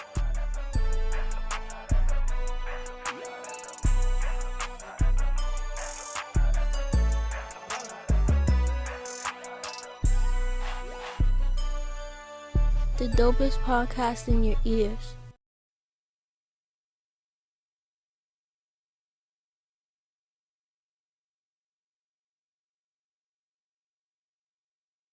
It's Cash Color Cannabis, a high level of conversation. As you know, today I'm not at Live Hip Hop Daily Studios in Atlanta. I'm at my house, which is Urban Grow Media Studios here. And I got a great guest with me. This is somebody I actually wanted to interview in person last year in Philadelphia, and I didn't get a chance to do that. But been a fan of him for a little while, especially since I've been hearing about his rumblings around the cannabis space. And that's my man, JoJo Simmons. Joe, what's up, man? What's up, my brother? What's up, Mecca? I remember you out there in Philly. Sorry we couldn't really chop it up much, but happy that we're able to come out to your platform and get that done. No doubt. I appreciate you. I appreciate you, man. And, we got a couple of things I want to get into as far as your work with 3 is 4 is wrong, your podcast and all that. But normally I start off my conversations with any and everybody who comes on here with asking them about their experience with the plant. So, JoJo, could you share with us your story of the first time that you consumed cannabis? Oh wow, that's a fun story. The first time I consumed cannabis was in my hometown of Queens, New York. I was 13 years old. I know, very young. I always say, "Dad, don't listen to these interviews," even though I was gonna say, does your pops know this question? I'm 35 with 2 kids and a wife now, so he's got to have to live with my past, right? But no, in all honesty, it was a very young age, 13 years old. I wanted to, I was very intrigued by the plant. Growing up in New York, you smelled it a lot, you saw it a lot. And I'm a kid that was always afraid of like all drugs, right? But cannabis never really scared me. It always to me as a younger age, I always saw it as a plant that didn't harm people. So it was something that I wanted to try. Yes, I tried it very young with some kids around my way in my neighborhood. And yeah, man, my first experience, I didn't even like it. To keep it real with you, I was like, this stuff is crazy. Like, I felt crazy. I was walking back home and like I felt like I can hear everything. Like, when you're walking and you feel like you can hear the cars, you can hear the conversations, you can hear like everything. And I was like, this is too much. It's just too heady. And I remember going home and just going to bed and kind of not like doing it again, and then like becoming a casual smoker over time, like, with friends, and trying it again, and then just, realizing that it took me away to creative places at times. It helped me with calming down, because at a young age I was very hyperactive kind of kid. So I found that cannabis was helping me with a lot of these different things in my life. So yeah, that was my first experience, was a young teen.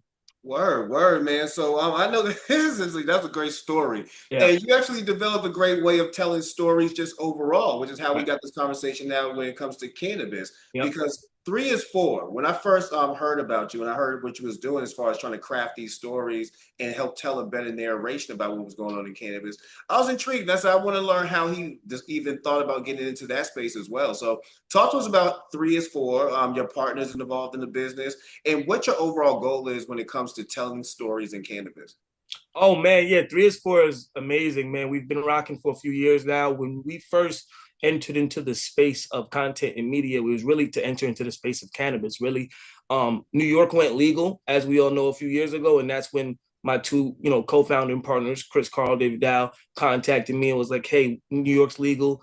Let's do a weed business. You've got, we were friends since high school, so we all knew what our value that we brought to the table, whether it was resources, connections, investment, whatever the case may be. We all knew the 3 of us had something special, that we could be a powerhouse in the cannabis space. So originally we wanted to sell weed, like everybody else. And then we started going around the space to like the Hall of Flowers and all these like great events that, brought people together, like the Emerald Cup and just all these places, Black Cannabis Week, all these different places.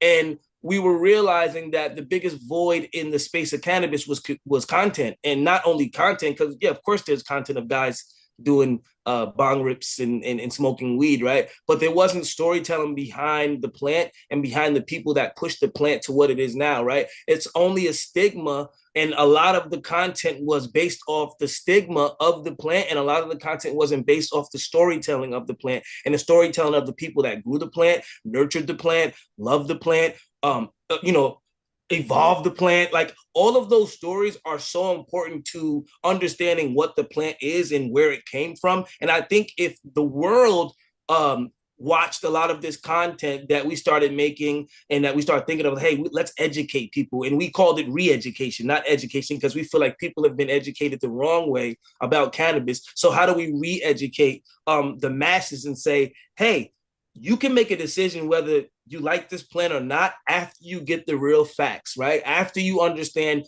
all the people that it's helped out here, after you understand how many jobs it's creating for people now that it's going legal in all these different states. So all of those different stories to me was important, and not just, terps versus this and that. Yeah, those stories are very important as well. But I wanted people to understand that this plant should be normalized as an everyday thing. Well, I agree with you, because that's part of our mission as well, is to tell these deeper stories. Because you're right. I mean, the conversations are going to be needed in general. Like, even the terps versus non-terps conversation is needed. But at the same time, there's deeper conversations, and I feel like cannabis brings that out. That it's not such an easy conversation as just we're talking about a plant. We're talking about how a plant works in a person's life. We're talking about how a plant affects a person's way of living. even from getting an apartment to getting a job. Those Right. are all stories that involve cannabis. So applause, man. Yes, let's talk about these deeper stories, man. Yeah, for sure. I mean, 3 is 4, we think it's very important, and we've been lucky to come in this space in the community and be welcomed with open arms. You know, me as a celebrity, a quote unquote celebrity, I don't always seem like I'm a normal person like everyone else, but I think a lot of people in the cannabis space, it's hard for them to accept certain known faces into the space unless they know that you actually are part of the community and you love what's going on in the community, but you're here to help, right? And I've seen a lot, and that was my main thing too, was why I also pivoted. Was like, I don't want to just get a weed bag with my name and face on it and sell it, right? I want to eventually, of course, I want to sell weed if people want the weed that I'm smoking, right? But I want people to understand that I'm a trusted source. And not only am I a trusted source, I'm front line with y'all. Like, I'm an ambassador, and I'm sure we'll bring this up, of Last Prisoner Project. I went to DC and was advocating for the plant with all the people at Last Prisoner Project. I showed up, you know, front line in front of the White House, got on stage, said my few words, because that to me is the most important part, is showing up. You know, showing up is the most important part in any community. Yeah, definitely, man. And you've been showing up hard, especially in your home state of New York. Yeah. Talk to us about, you know, watching New York come live, you know what I'm saying, where it's now adult recreational, and just watching some of the growth of watching the New York State market grow. It's been fun. You know, I love to see that. What I do love to see in New York is that a lot of the legacy operators have been getting a chance to get a chance in the fight, right? In the beginning of New York, it was kind of all over the place, and they were just giving out certain licenses to certain people, and then you had to win a lottery and all that stuff. But now I'm starting to see that it's opening up for the people that have the funds and have been part of the community and are able to actually promote their brand and get their brand out and be legal, right? You know, New York, to me, a lot of people say the mecca of cannabis is probably LA, and I'll give it to them. Yeah, LA is big when it comes to cannabis, but I think the culture of cannabis is New York, and that's just my opinion. You know, a lot of people may argue with me, but I think that LA has obviously grown the best weed for a long time, but New York has championed that weed to make it big, right? So I think that it was cool that New York was finally able to get their chance to sell their weed and be legal and open up shops and really like make money legally in the game, because a lot of these legacy operators have been in it so long from New York and they're actually getting a fighting chance. So I think that that's super important in New York. Obviously, there's still little things that need to be fixed in New York. Won't deeply get into that, but we all know like there's still some laws and things that need to be switched around. There's still some things that are still weird. There's still too many unsolicited smoke shops with selling. You know, I'm not going to get into it, but I just wish to see a clean New York with clean brands that have been around for a long time and care about the plant. And I have been seeing that mainly, although we have been seeing those little smoke shops every here and there. Yeah, man, salute to New York. You're right. Like California is definitely going to be the mecca. New York has a possibility of coming up really quick about that. You know, I'd love to see it, man. Bring the piff back, man. I mean, bring the sour back, right? Bring the sour back. Bring the piff back. I mean, I was talking to my friend the other day. I love all this purple weed and candy weed, they call it, that they have out. It tastes great. But like, give me a good, joint of some sour or some OG or some haze, and I'll be good, man. I'm a OG, man. Speaking of being, you have made a mention about another question I want to bring up, which is your participation with the Last Prisoner Project and being an ambassador for them. How did you get involved with Last Prisoner Project, and talk to us about your involvement, especially being as active as you were in DC? Yeah, Last Prisoner Project kind of just, it came in front of me when I first got into the space of content and stuff like that in cannabis. A former employee brought me the idea of Last Prisoner Project. They showed me what they had going on. They had a connection there, and they said, "Hey, do you like this?" And I was like, "I love everything they're doing." They had originally asked me for like, a couple videos to like, promote and, and just like get the word out and, post a few things. But ultimately they approached me and said, "Hey, do you want to be an official ambassador of Last Prisoner Project?" And, that means showing up. And I was like, well, that's not hard for me because I want to show up anyway, right? So that's why it wasn't hard for me to show up in DC. That's why it wasn't hard for me to show up at the LPP gala that they had last year, while I brought out, I brought out a wonderful woman who her dad has been serving a really long time for cannabis, right? So those opportunities are always great opportunities for me, because it gives me the opportunity to show up in spaces that I would have loved to show up in anyway, but I'm invited in instead of trying to knock on the door to get in, right? So I think, LPP has been a great relationship with us. 3 is 4 has also done a lot of amazing content work with them. So shout out to Last Sprinter Project for also like employing my company and understanding that we're an authentic team and that we really do love what we do and we love showing up. So yeah, that's kind of how my relationship with LPP started. Shout out to Mary Bailey. She's always, front line when it comes to getting these guys and these women out of jail for this plant. So shout out to Mary Bailey, man. Shout out to LPP. Shout out to Stephanie Shepard. Shout out to all of them over there. Much love to them. They know I'm always there for them whenever they need me. Say less, man. I know you're also a strong advocate for holistic wellness, man. And as a person like myself, I had went through chemotherapy last year. Oh, I'm so sorry. Me too. But I'm back at it. I'm chemo. Happy to see you back at it, brother. Yeah, I'm cancer free now. I'm actually put some weight on. I'm in the gym every day. There you go. Thinking about get in there with me, man. Let's go. Exactly, man. I see you getting it in, bro. Talk to us about that and how personally you integrate cannabis into your wellness routine.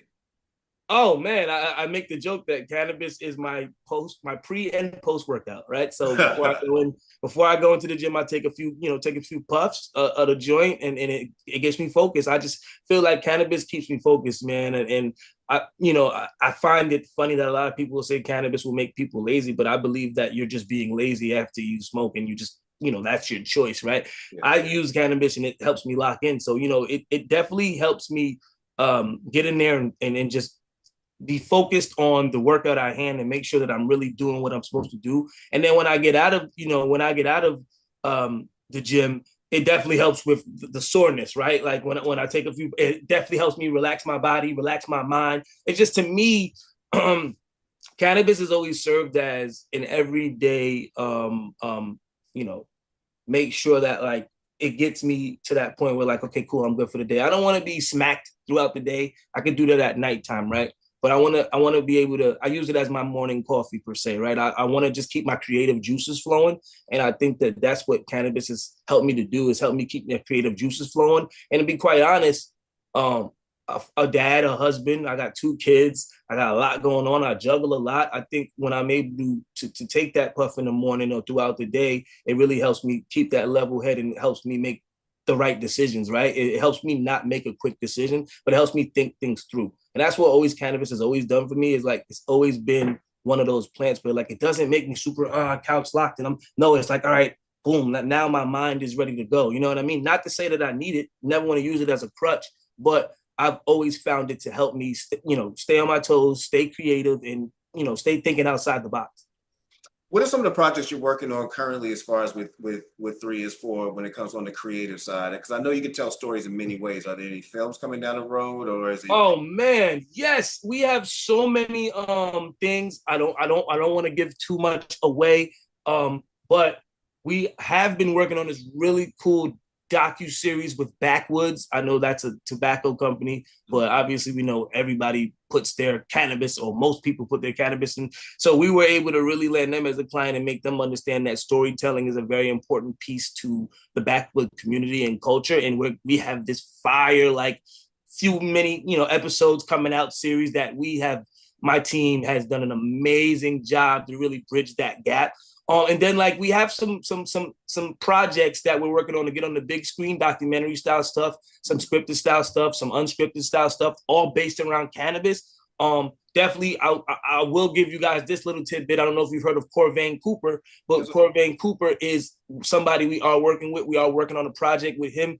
Very excited to get his story out there. Very excited to finally let the world know, like, there are people out here like Corvain that were serving a long time, was supposed to be serving life, but came out, and now he's advocating for Parker Coleman and advocating for everybody else that sits in jail for the plant. So like, there's a lot of cool, stories that we're working on, but I love the Corvain story just for the simple fact that he was serving a life sentence for the conspiracy of 40 tons of marijuana, but then Donald Trump pardoned him at the last minute damn there. And it's an amazing story. It's a great story. I think it's a story that everybody needs to hear. So like on the creative side, like I said, Backwoods for sure, that's going to be fire. But on like the intentional heart, and everything's intentional that we do.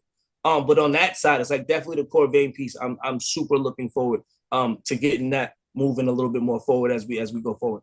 All right, that's what's up, man. Like, let's talk about podcasting, man, because it sounds like you're trying to take my job. What's talk to me about your podcast, man, and what got you started getting behind the mic and wanting to share your story about, just some of the stuff that you go on, and also talking about mental health. Yeah, a podcast for me was actually a no-brainer. I love to talk, as you can see. I'm talking to you, and I love to kind of talk. But no, to be in all seriousness, it was something that was brought to me amongst my team. Joe, you want to do a podcast? And I was like, yeah, I'd love to do a podcast. I think that I have a lot of thoughts and opinions on things, and some people respect them, some people think otherwise, right? But I think that right now the podcast space is very overly saturated, as I say. But I think if you have a different look and perspective on how your podcast is, it can always stand out amongst the millions of podcasts out there, right? So that's why, like, a podcast was always going to be something that I probably would have done. Now, the concept, it could have been, just talk about sports or talk about this or talk about that. But I wanted to make sure it was intentional on what we're doing at 3 is 4, which was positivity and pushing for good. And for good was actually a name that I came up with a few years ago, where I was just like, man, I want to do some merch, and I want to slap for good on a sweater and a hat and just get it out there. And then we kind of sat internally and was like, no, this is a bigger thing than that. This is, we're working on the whole For Good universe, and the For Good podcast is just a piece of it, right? It's just a part of it. It's a way to start promoting all things good that we're doing, right? Because everything at 3 is 4 we're doing is for good. So that's why I was like, you know what? I want my podcast to be for good, and I want to be able to promote mental health, personal growth, self-wellness, and inspirational stories from people, right? I wanted to get that. I want to be the safe space or the brave space for people to come and hear vulnerability, but feel inspired to relate. I love that, man. And what I think, the most about the fact that you now have a podcast is that you spoke it in perfectly. That it gives you a chance to relate to people. It gives you a chance for people to see you past just being JoJo Simmons for a second. You know what I mean? And allow you to see that you're vulnerable like everybody else is. So applause again for you taking on that task, man. One thing I do know again about creating content and about being in this space is trying to balance your cultural expression with commercial goals. You know what I'm saying? Especially when you're dealing with certain brands, like say Backwoods could probably be a good example of trying to make sure that you're doing what you need to do for them, but also making sure that you're sharing. That you hit with the culture. Yeah. Exactly. Speak to us about balancing those two things when it comes to 3. I love that question because it's a thing that 3 is 4 has been able to successfully do with Backwoods and other brands. But yes, when we first got with Backwoods, it was like talk to legal every week because you guys can't do this, you can't do that, we know that cannabis users use this, but this is tobacco and we can't really touch on it. So then we just started finding little nuances and little things that would make the consumer and the viewer understand, okay, yes, this is connected to cannabis, but we're not going to show it to you, right? We're going to show you that this is a high quality cigar for you to put your cannabis in, but we're not going to say anything about cannabis. And we're going to give you all this cool cultural content at Rolling Loud and One Music Festival and all these cool events that Backwoods has set up activations, and they have these great activations with these great celebrities that come through. So we just make sure that we hit home on the culture and the people that we know support the brand, and we make sure that we let Backwoods know, hey, we know who really buys your stuff, right? So let us show those people, right? And let us really show that consumer that's buying your stuff and keeping the lights on, right? And Backwoods, they're a great company to work with. They've been super open. They have given us some more like leeway. They've released the leash a little bit of saying, okay, you guys can play with that and you guys can play with that. But I think it's been so fun for my company, especially because we came in solely doing cannabis content, right? And then we pivoted and said, okay, we won't just do cannabis content. We want to do all content. We want to be creative in all aspects. We want to be creative in every world, right? But we'll never not work in cannabis. Like that's something we'll always do, right? So like when we got Backwoods, it was like, okay, this is fun. How do we stretch our mind on, okay, we know we come from this world where we know Backwoods are in this world, but we can't promote that world. But we know that the culture still matters even without saying cannabis. Yeah. Right? The culture is the people is what matters. And that's what ultimately we were able to let them know. And they love working with us and we love working with them. And it's been an amazing relationship. I'm glad I did ask that question. I'm glad you answered it because I was thinking that the second you said you was working with Backwoods, I'm like, well, those are that's two tricky things because you're talking about one industry that's not federally regulated in no way, can't do advertising. Then you got another one that I don't know. I'm grown up in my 40s. The last time I remember seeing an ad for tobacco was like I was real young. You can't even do that no more. So Yeah, I'm you like don't trying to even. Yeah, balance those two exactly. things. It's crazy. Yeah, so right now, like, yeah, exactly. You really can't even really do that. So like, the best thing is to show the authentic content or the authentic moments that Backwoods is already doing, which is, like I said, setting up activations at all these cool cultural events, music events. They're literally at like every event from Dream Fest to Dreamville Fest to like, you know, Rolling Loud to all these cool events. So they show up everywhere, and we just, you know, it's like, yo, you guys need to show that this is what you guys are doing. And then, you know, we're also working on some other things. Backwoods is big in the community. They've been giving back to the culture in the community for a long time. They understand it. And I think a lot of people don't know that. So that's something else that we want to make sure the world sees and knows that Backwoods shows up for people. All right, that's what's up. All right, well, Dutch Masters, you on alert now, man. You got to do something. The Wild is, you know, they're under the same brand. So Dutch Masters is coming. Yes, they are under the same brand. You know, I don't know if I'm. No, I didn't think about that. So Backwoods and Dutch Masters is umbrella. under one umbrella, and it's in a couple other things, but they're under the same brand. And Dutch Masters, I will say this: they coming. All I say is they're coming. Yeah, they're coming. That's all I'm gonna say. I ain't gonna get you to, look, I ain't gonna get I'm you not to gonna mess up no promote contracts. I ain't gonna get you to mess up no deals right now, man. You are, you know, but it's been amazing for myself, you know, because I did come up initially being a hip hop writer. So I was very aware of JoJo. I'm very aware of you, man. And to watch you kind of grow to where you are now is amazing. And I wanted to ask you that question just about yourself. Now, as a married man, 2 children, you've gone through your own personal hoops and ladders, and you're here now with a business that you created that is now, you know, thriving separately from anything that your father or your uncle or anybody would have been associated with. What's it like seeing yourself, like looking back on this time, like seeing your own growth? Man, I love that question because not a lot of people ask me that, and I think me stepping out, doing 3 is 4 and really getting a lot of content and showing what I've been doing has been showing people kind of what I've been up to. And that's an amazing question. A lot of people don't understand. It's like, yes, 3 is 4 is a company that has nothing to do with my dad, my uncle. I didn't start it with them. I didn't get anything from them to start it. It was just all me and, you know, my 2 guys from high school and me opening my own lane. And I thought that, okay, dad and uncle did music, film, all this other stuff, fashion, cool, and I'm gonna do all of that. But I thought, wow, I could be the trailblazer in the cannabis space, right? And then connect that to media and do all this other stuff that I'm already talented in, that I've already been on. I've been on TV. I know how to make a show. I know how to produce a segment, right? So it's big for me to finally show people that I'm on my own, right? I'm blazing my own path. I'm doing my own thing, and I'm building my own legacy, really, right? I'm adding to the legacy, but I'm building my own dynasty in a sense, right? I'm not saying I'm going to go the same route they went. I'm saying I'm going to be an entrepreneur like them, but I'm going to do my own thing. I'm going to go my own route. I'm going to take risk because this was a risk in its own.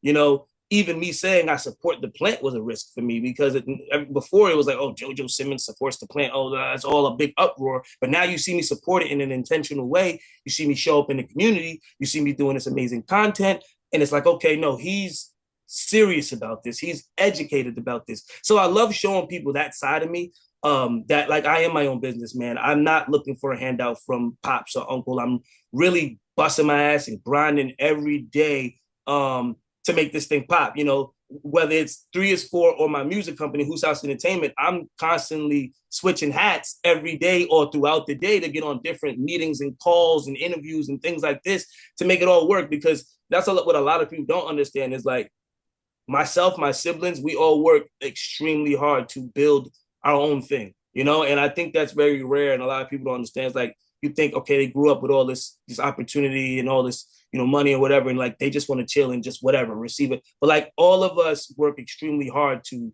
grow our businesses and to make our businesses household names.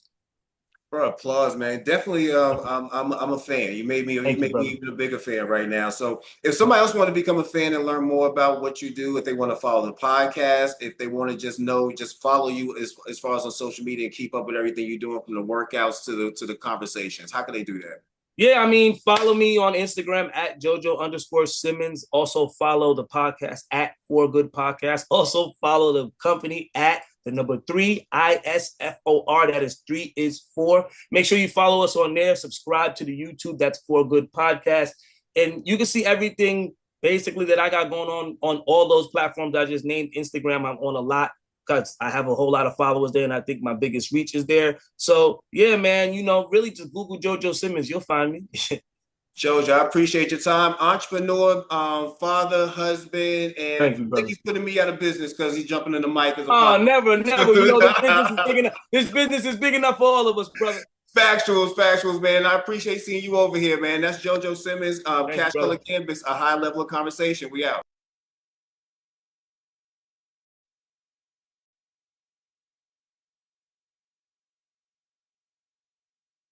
Yo, Don't Quote Me podcast. We here, One Music Fest, Ray J. Big shit popping. You see, we happy to be here. Nothing's bigger than the people, the chat, and the fucking podcast in the new digital world. Nothing's bigger than this shit. So look, yo, we gonna ask a lot of questions no one else is gonna ask you, because we purists of the culture. Ask me too now. On this bumper. I got you. Go ahead, We got Ray. some West Coast goons on this bumper. Yeah, not I got a question. I got a question. So we are a hip hop podcast, right? And you have a relationship with Death Row. You started, right? For sure. Snoop So owns Death Row now. Snoop my cousin. I want to ask you this: what is your top 5 Death Row albums? My top 5: Above the Rim, of course, Doggy Style, of course, Chronic. The other 2 I would go, of course, All Eyes on Me and Machiavelli. Too easy for you. That was too easy for you. Absolutely. So Ray, you fucked y'all up with Above the Rim. Yeah, you fucked me up with Above the Rim. We got one more for you. Yeah, nigga. Yeah, absolutely. That was a good one. All right. So look, so you here in Atlanta, right? And I know you got some unbreakable glasses on right now. Are these breakable? Nah, these are Melinda's. These are just shades. Okay. Even my unbreakables, I'm working on a new elastic so they don't break, because there's areas where they always break. Okay. I'm in there crafting it. I need another mold or 2 to come out, and then the unbreakables will be going crazy for 2026 Q4. Let's go. Be on the lookout for that. So tell the people what else you got popping off coming up in 26. We got the new single with R&B single with RSVP, but I got this other single is heavy hip hop, but it's not like I'm just talking shit about what it is now. So some songs you play for people, you want them to like it, you play it. I don't give a. This song, I'm telling you what this is, and what niggas gotta understand and respect. Bitches and niggas, right? And of course, pretty women, we respect you as well. You get what I'm saying? Right, So gotcha. I need y'all to get the song. It's called Stripper Bowl, and then another one's called W for the Chat. I'm in the chat right now. We on the stream. We on the chat right here. TV up. What up, chat? Focus your camera. Focus your camera. What up, Pay chat? attention. And we outside. It's heavy, and the chat is so big. Like, this is my security, but I have him shooting the chat because it's just me and him. That's what it is. And so you gotta play two roses sometimes. Dead homies. That's what it is. On the dead homies, appreciate you, Ray. No, let's Love. reconvene. Let's do it. Let's reconvene. Let's do it.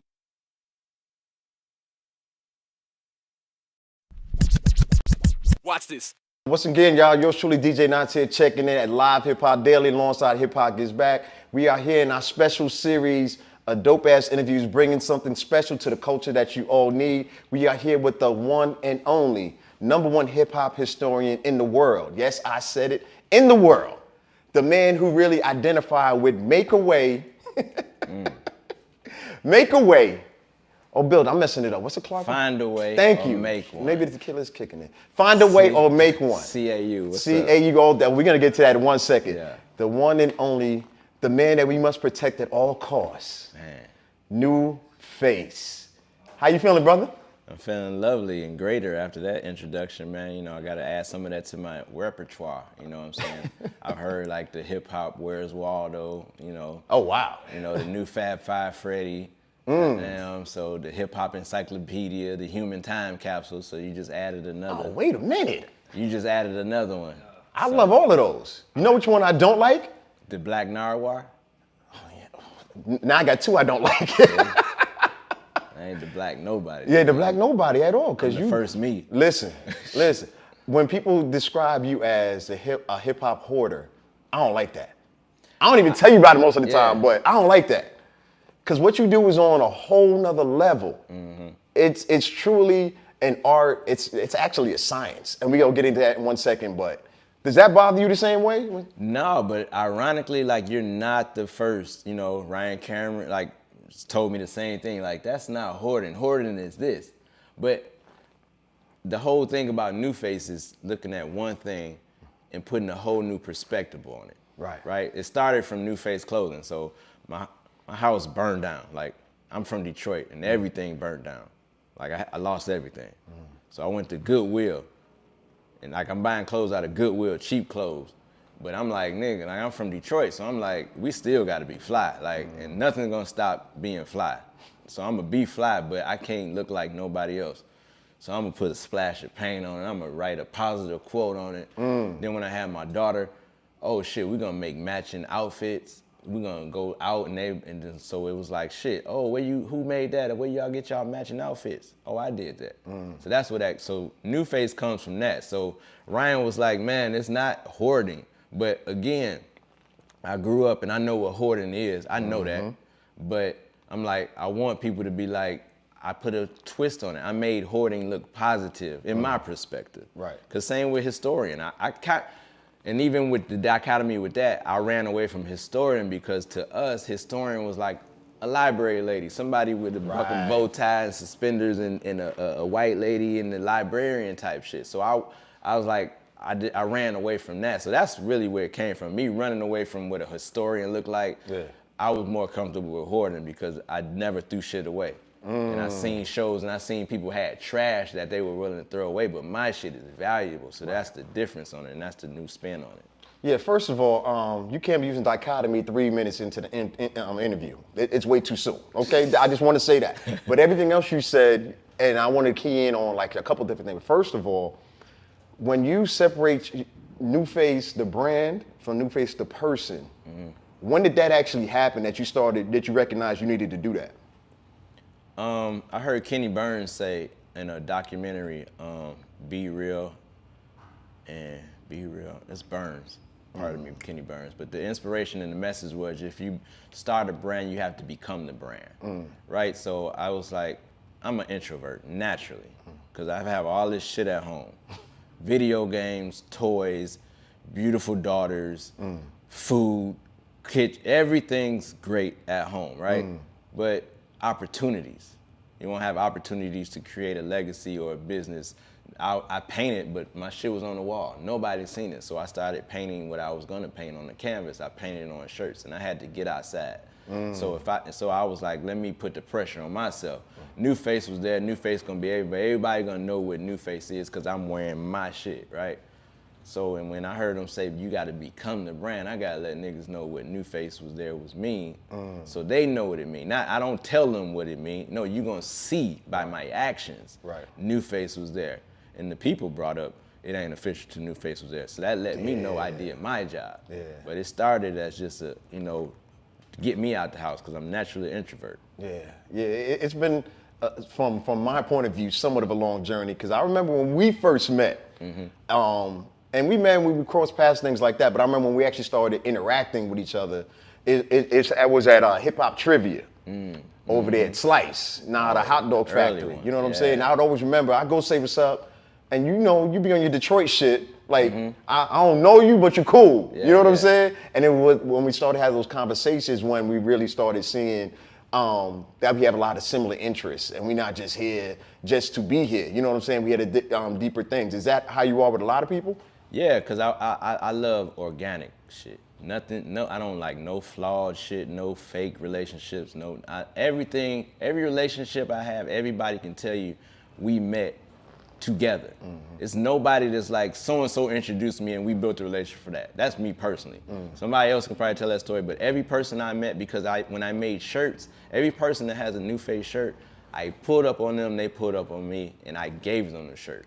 I was never in stores and somebody bought my shit and like, I got you. No, every relationship, so I was always cognizant and conscious that it's like, every relationship I want to be organic. So you have that individual story. And I want to build up to it. I don't want to tell you my life story on the first day I met you. Right. I might never see you again. We don't I don't just do the nigga because I feel like I'm valuable. It's like a woman. Like I ain't fucking wasting my sperm and I've just met you type shit. Right. So I ain't gonna waste no energy on no night, a good night, just to say shit like capping and clout type shit and what I can do. No, you gonna find out and I'm gonna learn shit about you and we gonna build, because what happens is if it's meant to be, I might see you 2 days later. Right. And I love shit like that. Like if I just met you, I might see you at the Publix on Sunday, and I just met you 2 days ago. And so that's like, I look at it like that's the universe telling me, y'all figure that out, but I'm giving you little hints and type shit. Right. You know what I'm saying? So when we met, well, you found similar likes, right? Yeah. Shit, and I learned you a father too, and then I learned who you know, and it's like, well, shit, okay.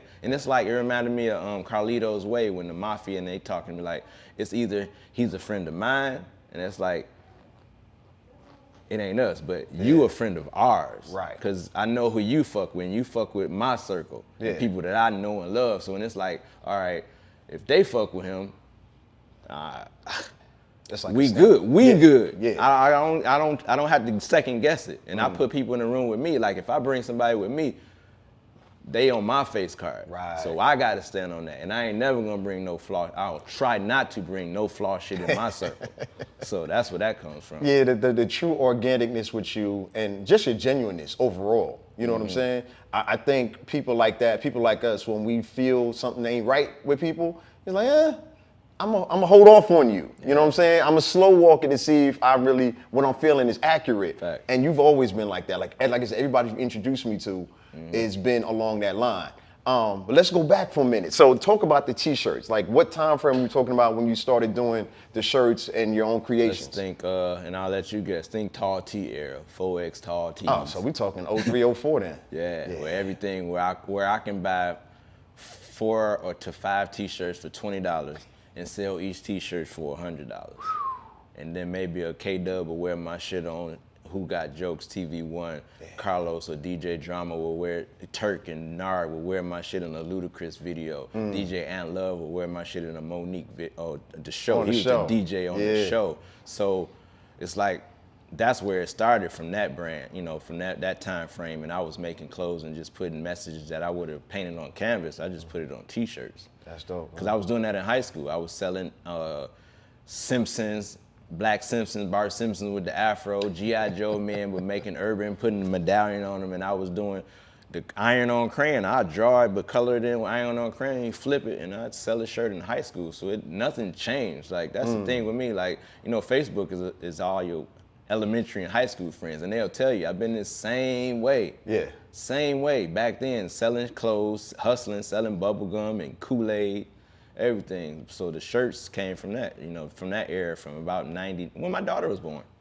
What was your oldest daughter born? 99. 99, okay, Yep. okay, So that's 99, yeah. Okay, because you gave me like 4 other ideas now just by saying that. So let me drill down real quick. When it came to doing your creations, right?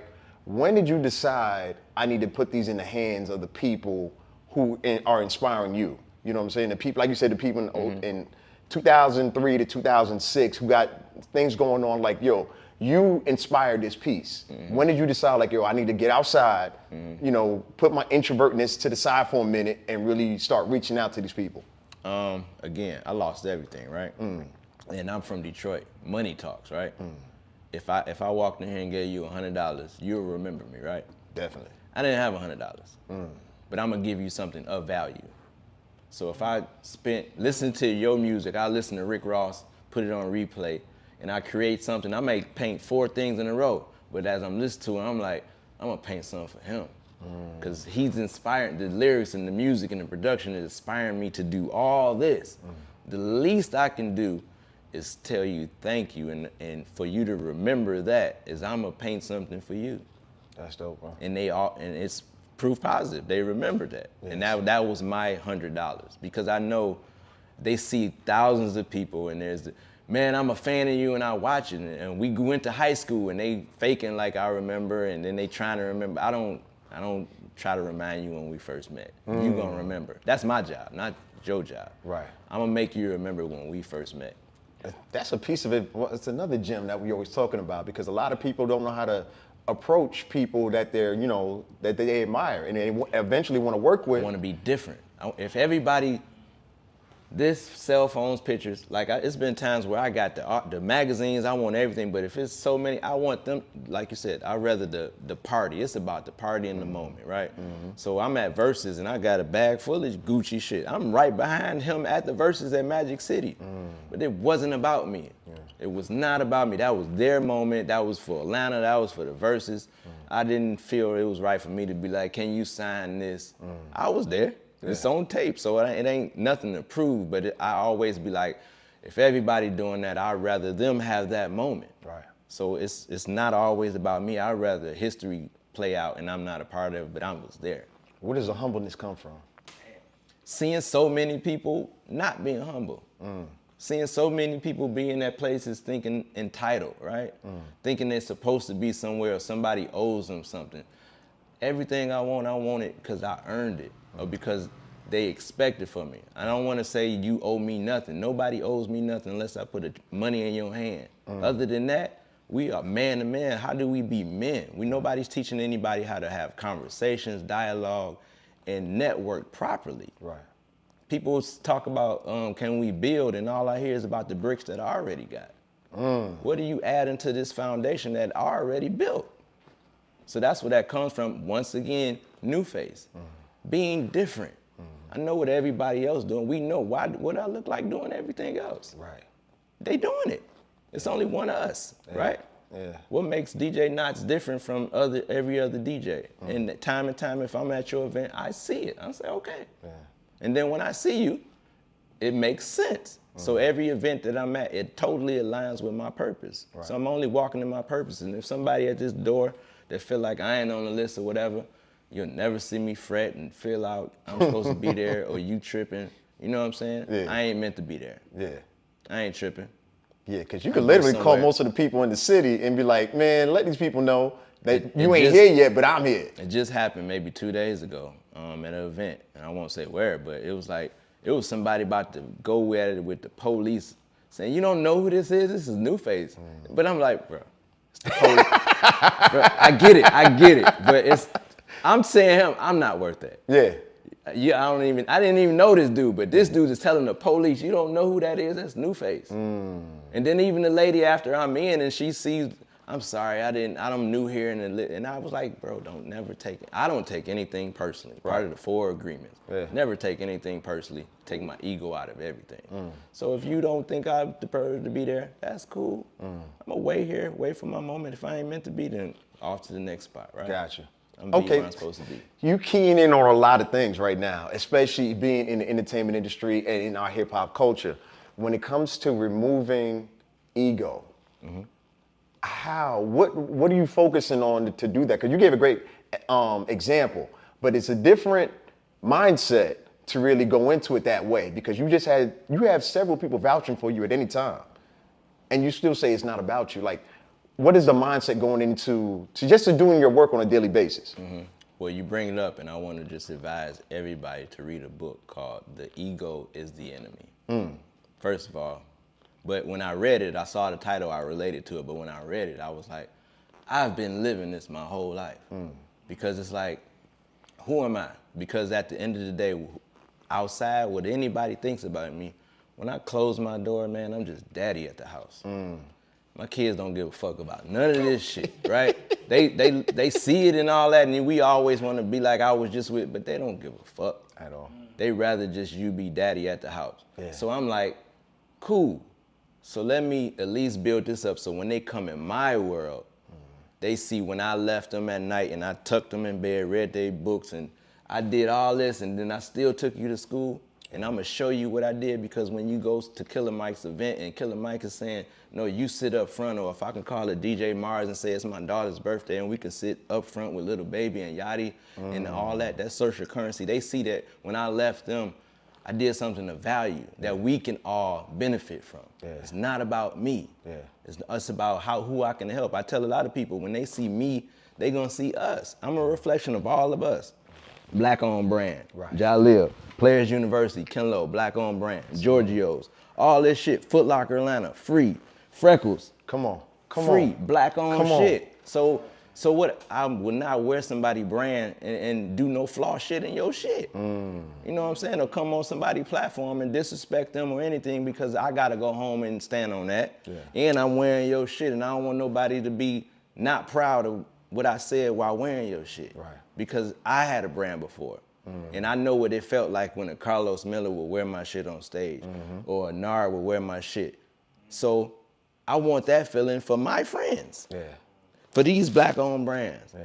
But now it's like I'm doing something, now I'm wearing it, and I'm wearing your shit next to the fucking mayor of Atlanta and Jermaine Dupri. Yeah. And then they like, dang. Like, they get to say, well, shit, I gave that to New Face Sunday, T.I. wearing the hoodie, and it's on TMZ Tuesday. Yeah, it's different. I know that feeling. Yeah. And all I got is that. Money comes and goes. Like, I say that a lot with children. You can buy them toys, the batteries will die, they'll die out, but the memories will last. Yeah. How you made somebody feel will never go away. So if I met you once or 1,000 times, did I leave an impression? And I'm not talking about me. You. Did you leave an impression on this relationship? Did you offer to add value? So with every relationship, it's my goal to add value to that person, that brand, to that child, to that establishment, to that corporation. In any room that I am, did I add value to it?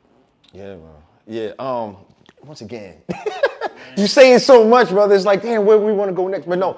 The 4 agreements. What are the other 3 agreements? Never take anything personally. Don't make assumptions. Shit, let me test my boy Cali. I gave him all 4. You remember the other 2? You know, remember, never take anything personally. Don't make assumptions. There's 2 other ones. Those 2 are my favorites. Yeah, I'm gonna Google. Yeah, those are 2 big ones because, okay, so the 4 Agreements, while you checking on that, 4 Agreements is one of my top 5 books of all time. Because once you really embody what it means to like not take anything personal, you move different. You engage with people differently. You allow people to do what they do and understand it. What's the other 2? Be impeccable with your words, right? So when I use that in my life, I see a lot of niggas say in conversation or even in little networking, what I can do, what I done, right? Me, I'ma do it. And then I'ma tell you I did it. That's the difference with me. I don't make promises. You wanna let somebody know what you do? I'll tell them, and then I'll give you the reply right there, right now. And then when it's set up, you know what I'm saying, then you see it. That's me. And then always do your best. Yeah. That's the 4th one? That's the 4th one. Always do your best. And again, this is not about other people. That's the other, I don't care. I heard it sound harsh. I don't care what other people think about me. I know what they think about me because I do my best every time. Right. That's the difference. So you won't have any flaw shit to say about me because I didn't do any flaw shit to you. Right. That's the difference. That's ill. That's ill. Okay, so when you said a couple minutes ago, you said social currency. Currency. Shout out to Translee. That's where it came from? That's the name of his album that I'm a part of on songs 1 and 2. Oh, that's what's up. Shout out to Translee. If you listen to the first 2 songs I'm a part of, and he has a song called I've Been There. And I closed out the song because New Face was there. That's what I'm talking about. I was gonna say, one of the things that I talk about when I do my talks to different people is social equity. That's what I, frame it as. When you said social currency, I was like, oh, we're talking the same thing. Yeah. So because of the generation that we're at and with hip hop, just in life, period, you know what I'm saying? So people can trace you back to where you started. They could go back to MySpace. Did you have a Black Planet? No, started at MySpace. You started at MySpace. AOL, them chat rooms.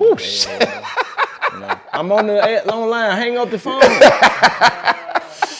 Trying to get this line wire, this new Soldier Boy. Right. I want all the 50 Cent songs. All of that right now, right? All the mixtapes, because he had like 90, 11 of them back there. So people can go back and trace it back to where you started.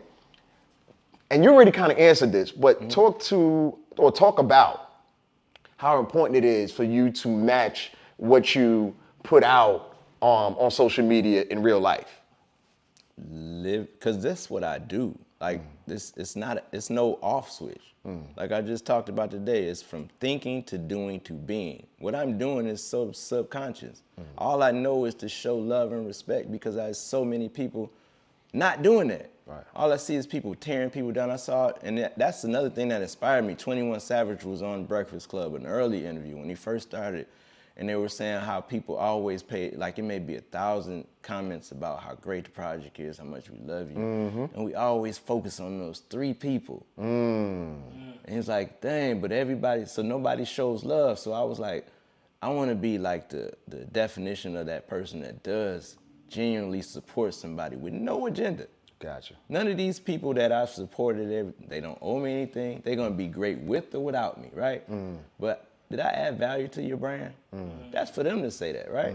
And they've done that time and time again. And over again. I don't make them say anything. Right. Killer Mike is on Jimmy Fallon in a whole nother city in New York.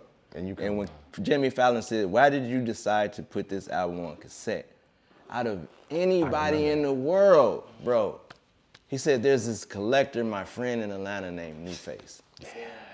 I wish I had my ear horn right now. So like, that gives me the sign like I'm doing it right. Yeah. I'm walking like, cause I didn't have to call him to remind him or I'm not saying shout me out. Yeah, why you didn't shout me out? That's for me. I want everything organic. Yeah. So when if Tip is on Big Facts and they saying go to the Trap Music Museum, Newface was there, he gets his shit. I'm way in the back and they telling me, or if Big Ticket see me at the game and he calls me over, the next thing we doing with Swag Surf, I'm on the Jumbotron. I don't know what he called me over there for, but when I get text said, damn nigga, you, Tigger, this is rap, like these are my heroes, but they only know that then I'm doing the sets for Rap City. Like that's another story. Like I grew up watching Rap City and now I'm the set designer or helping them with my collection is in the backdrop of Rap City on BET. Yeah, your progression has been something that I been admiring, but it's truly been epic because of how you've moved just within the culture. It's not even just Atlanta, because Atlanta knows, right? And other cities know as well. But now you're getting opportunities to do things on a national and even an international level. How does that feel? No, it's great because it really wasn't the goal. Like I told my guy Beehive, like I grew up watching mafia films, right? And you would see a little kid, like imagine Flash in Harlem Nights. Okay. He go to the store for Richard Pryor and he goes to the store and he puts the money up and the guy said, fucking that's quick as your father. Your money's no good here, right? So I'm looking at that like, because Flash is fucking OG, nigga, he'll take care of us. So I looked at that like, and I was like, for my daughter's sake, I want them to be able to walk in the city of Atlanta and somebody to recognize it like, damn, you're Newface's daughter. Your check has been comped. Right. Like your father did this for me 20 years ago because I've seen that before in other people. Right. Martin Luther King had this impression. Muhammad Ali did great things. You know, I think Allen Iverson left his book bag full of money and gold chains in the same room as Lou Will. And Lou Will returned that shit. And I think something like along the lines like Allen Iverson was like, you can have that. I don't know, it wasn't a whole bag, but it was something like, that was solid and you didn't have to do that. So I was looking at it from a perspective where I wanted my children to benefit off my, what I was doing, but it started happening to me. And so I knew I was doing the right thing. So now it's like, while people are watching me, let me show you what support look like. Facts. With no agenda. So I got a two-part question. How many children do you have, just so people understand? 4 daughters. 4 and girls. I say 4 because I don't do stepdaughters. I had a bonus daughter, so I had a relationship with a young lady that had a daughter prior, and I had one prior. So, and I still consider, and that's one of my, greatest like benefits relationships because we are so close, and close with her father. Like it ain't even like I don't do drama. Like you know what I'm saying. Me and her father are great people, friends. Like I watch his kids. He watch like stuff. Again, I want to be different. I don't, if everybody's supposed to be beefing with the exes or the old baby daddy, no, I want to show love and I'm gonna embrace you. Like, cause nigga, I just had my turn. That ain't pussy ain't mine. It was my turn. Yeah. That's all it is. So to answer your question, it's 4 daughters. 4 daughters. What's the best Father's Day gift that you got? And don't be getting all sentimental saying every day is Father's Day. I don't want to hear that. What's the best Father's Day gift you ever got? Nah, just something where they really all genuinely acknowledge it without nobody having to remind them. And them making things. Like, cause they know that's me. They've seen me do it, so I know they paid attention. So I'm all big on the hand painting and the Happy Father's Day 2022 and the breakfast in the bed and the, my daughter bought me one that said best Papa in the world or writing real genuine message, not just going to the store and buying a generic card, but really writing so I know exactly what you thought of me.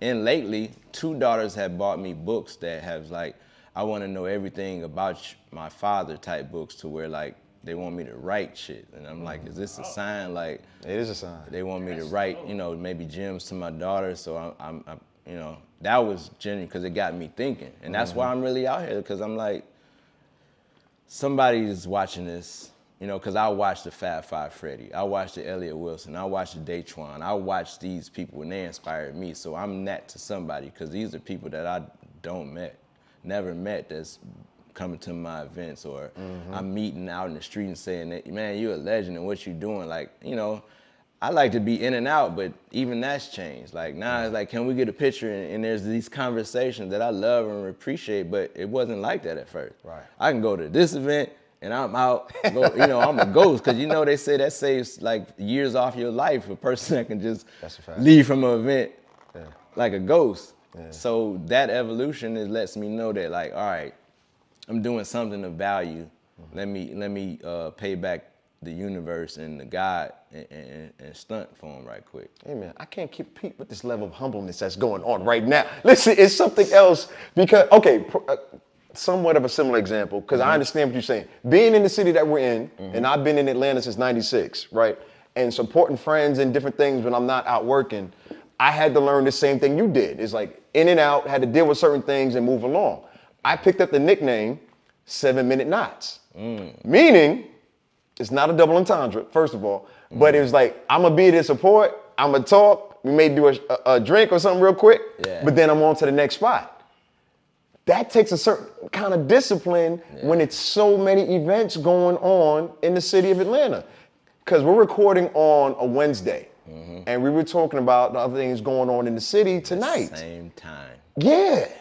Different locations in the city. It's truly a science. And I want to know your strategy, because you be impressing me with how you be at certain places. And I was like, yo, I just saw you there. Yeah. You know what I'm saying? It'll be three spots in one night. And I'll see you at the first one, and I won't see you at the second one, but I'll see you at the third one. You see what I'm saying? Yeah. So what was your strategy doing with moving around the city and understanding that part? Well, it starts out with no agenda, right?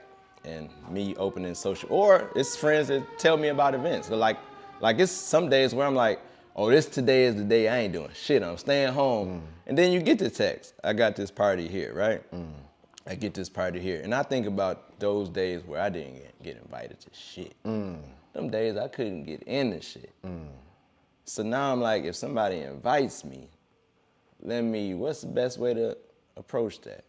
Let me show up. And when I show up, I do my shit. I'm gonna show the good side of it, because it might be some shit going on. I don't talk about that. I show your event in the most greatest light ever. Yeah, you do. You know what I'm saying? Because you know, like I know, it be some shady shit going on. Right. A lot of people tell me that too. They was like, we love you for what you post, but we respect you more for what you don't post. Because I'm friends and have relationships with people that I can be a fucking shade room, or I could be TMZ and goddamn take the check and tell you what happened with so-and-so at the other day. You know what I'm saying?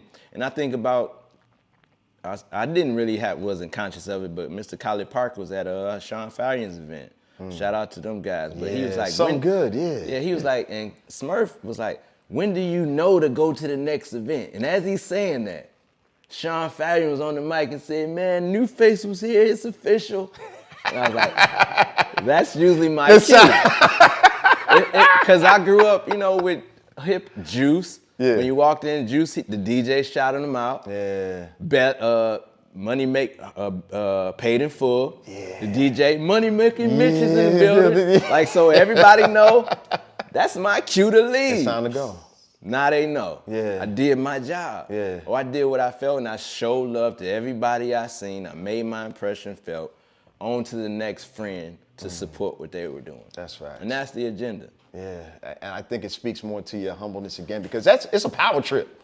When you at a mainstream party like that, you at a compound, you at so many other spots, even some good, because some good parties be like 300 people deep in a mid-sized room, and they shout you out. It's very easy to be like, oh nah, I'm gonna soak this in. But to have the discipline to. And so many people that you miss too. Yeah. Too. It's like, damn, I didn't, you know, that's how, again, to your statement, that's how Atlanta is. There's so many things going on that you like, man, I didn't even know. Okay, well, but I'm glad that you supported our friend's event, so I'm still even happier. I got you. So let's have some fun. And I know this is gonna be hard. Never hard. Well, it'll be interesting. I'll put it that way. Your first piece of memorabilia that you recognize that this is some memorabilia. What was it? Afeni Shakur, the cover of XXL. Oh shit! I was sitting next to her at the Greenbrier, Magic Johnson, no longer here, movie theater. My daughters went to the Tupac Shakur kids camp, so they went to summer camp every summer. And she was like, my favorite rapper was their teacher. Mother's was their teacher. Legendary activist, Black Panther, Afeni Shakur. She gave me an award, Unsung Solo Warrior of the Year award. But at the screening, I had the XXL, and Elliot Wilson was the editorial person of it too, but she actually signed it. Love, Respect, Liara, and New Face. That alone, I mean, because I never met Tupac, right? But meeting her mother, or his mother, is like, I see, you know, the phrase, what, the apple don't fall too far from the tree? Yeah. Like, and it was like while my daughters were learning, I'm just sitting in the office and she's doing her shit, but it was just these gems, like one that she was told me and it stuck with me. She was like, when Tupac would get in trouble, while other parents probably would whoop and beat their kids, she put the newspaper and she put books in front of him. And so his punishment was reading. But it wasn't punishment. Right. Because we get Tupac. Right. Because it's what she put in front of him. So with that being said, I soaked that up. Never whooped my children, never beat my children. You did something wrong, I will take your phone and you're gonna read this, this, this, and this. And you're gonna tell me what you learned from it. So it's like it's an audio book report. And that legacy, and I get to say that Tupac's mother taught me that. That's wild. Can't many people say that. And then the second one probably is Nipsey Hussle, cassette tape. Went to South DeKalb Mall. He had the release for his sneaker, Puma. He had his own Victory Lap Pumas. Waited in line, DJ Jelly was in there, Greg Street, all my friends, and I don't do the I'm here. I waited in line with my two daughters, let everybody get their turn. And when I pulled up, I said, I'm a great collector, I do this and that. Here's my Scarface diary autographed by Scarface. Here's my Nas autographed by Nas from A3C. Here's my Redman tape autographed by Redman. And right now I got Victory Lap on cassette. He was like, oh yeah, you hard.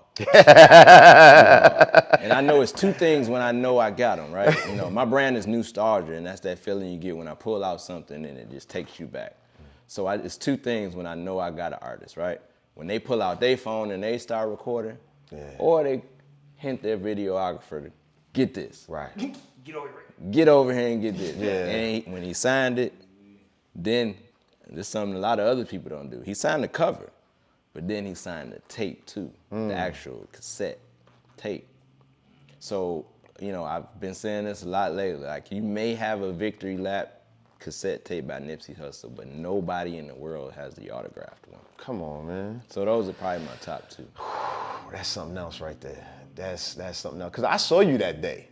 At South DeKalb Mall. I got Kerosene too. Yes. Kerosene was late. Yeah, I was late too. So he was like, nah, it's a lime. And I was he like, gave my daughters because they were handing out the Victory Lap flag. Yeah. So I still had that flag. I still had a picture. Yeah. And then ironically, we're at Opera, some event with Zaytoven, Big Boy, Rick Ross, where a rapper gets to work with a producer. And I'm with, again, Kerosene. I'm taking a selfie with Kerosene, but I took it. But I'm looking at the picture. Nipsey's in the back doing his signature this. Come on. And then he says to me, and then he says as I'm walking, he dapped me up.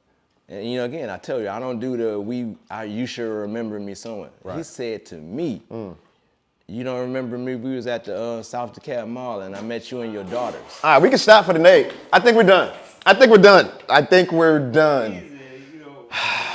It's shit like that that's like, yeah. And meanwhile, I try to be in and out, but it's people waiting. Yeah. But he's locked in. We having this shit. Like I didn't even break out my phone. I try to make sure if in the future, you know it's their autograph, I try to record it. Yeah, so they can see it's official. Our conversation was so like I didn't do that. I got pictures and everything, and I got the shit signed, but it's like he remembered me.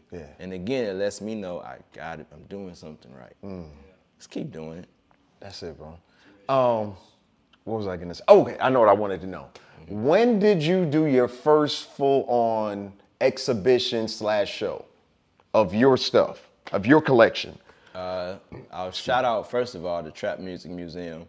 When they were about to be started in inception, I got a call from Maya Bailey telling me about it, and then some other cats for them, Spice World, Antoinette, Sets by Sky. They were all a part of it, but the conversation around it was, there's no way that we can kind of do this without including New Face. So once I got that call, trap music to me is kind of simple to go in my collection and that. So I did that. And I loaded my trunk with my daughter Karma, and we went to the museum, and Tip was there, and DL Warfield, and I just laid out all this shit.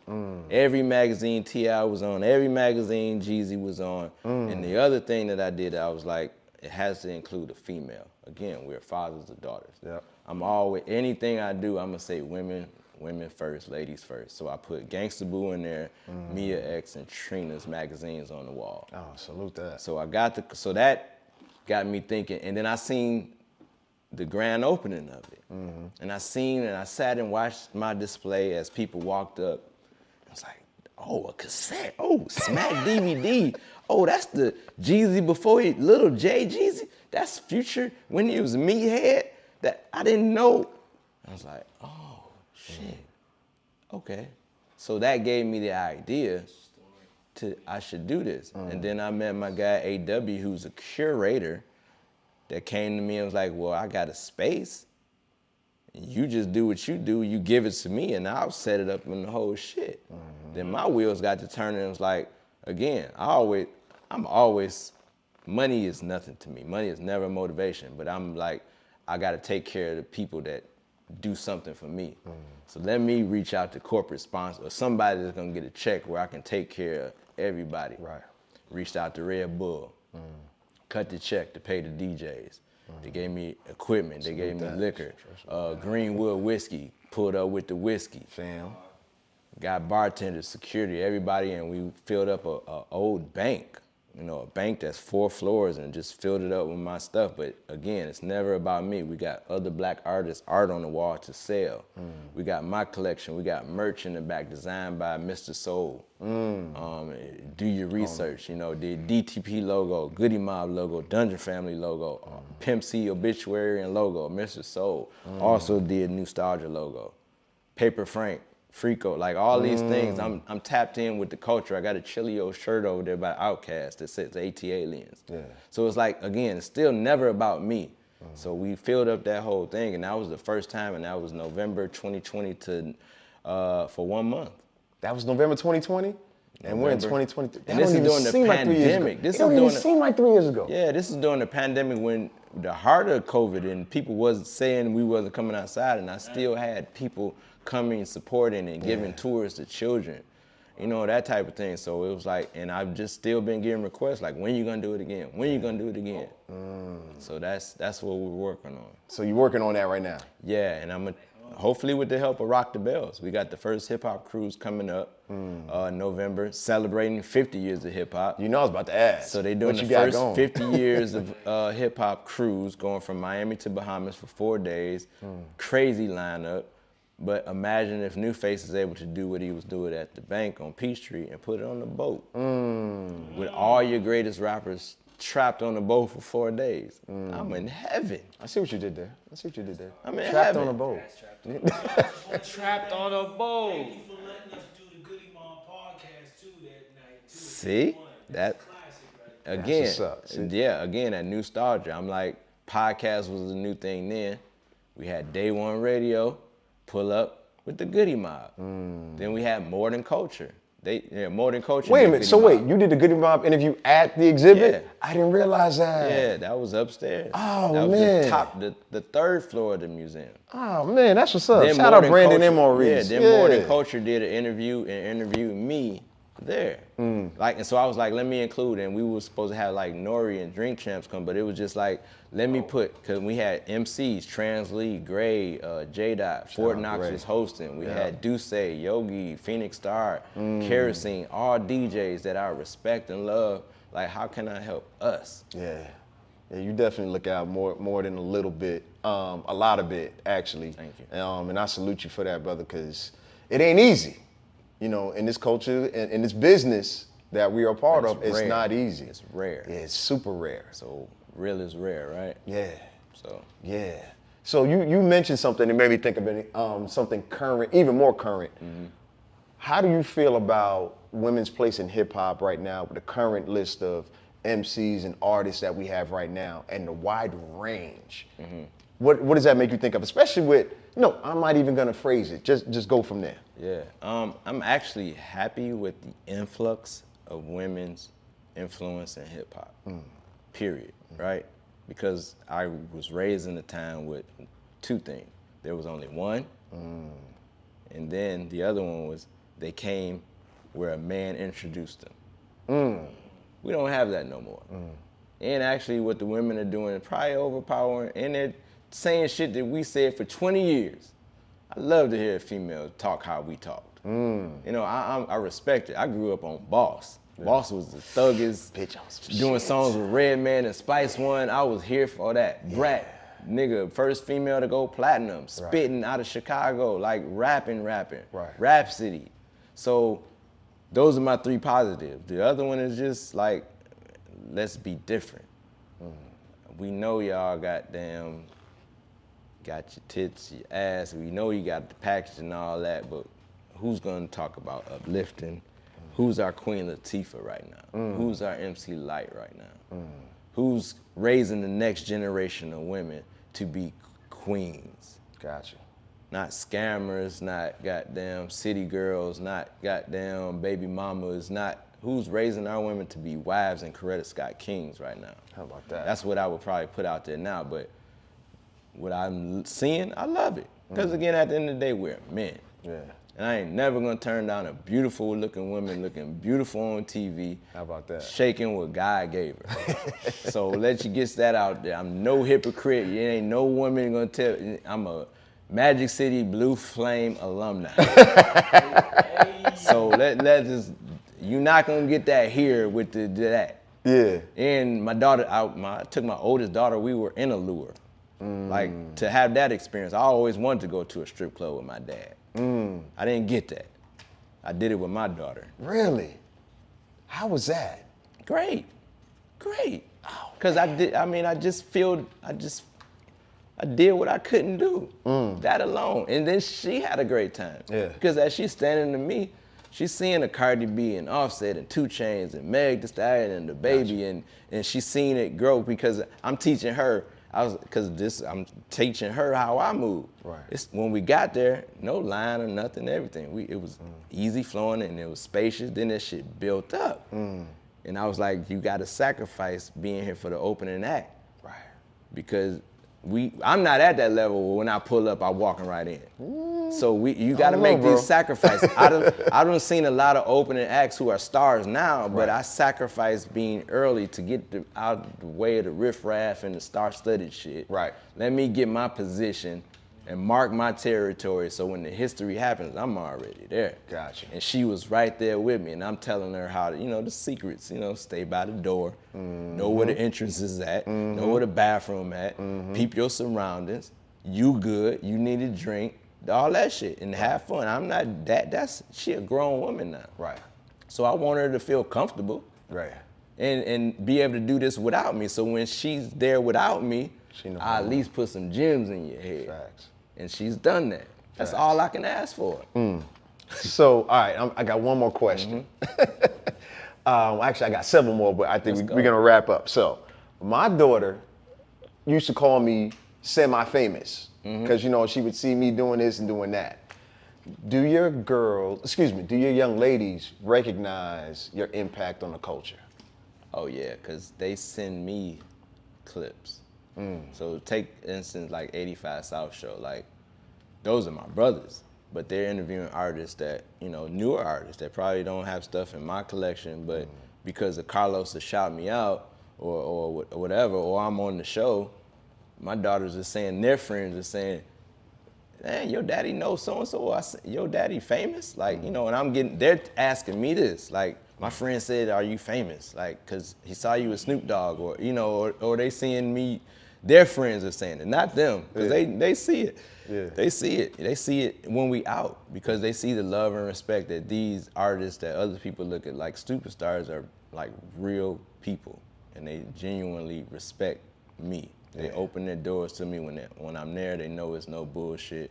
And it's, again, because of network, because I treated people that were the janitors or the underbosses then, now they're head of security or they're A&R now. So those relationships where I didn't treat you like shit when you were sweeping the floors, now you're the manager. And so when I'm getting in the back door, you open the door for me because I didn't treat you. I didn't call you corny back then. You know what I'm saying? I didn't do anything to where, you know what I'm saying? I didn't do nothing where you gonna check me at the door, because I treated everybody with the respect that they deserve. And I always network outside in. I never, look, everybody else goes to the rapper. Listen to my mixtape, I'm looking at who got the clipboard, who's on the phone, who's writing shit down.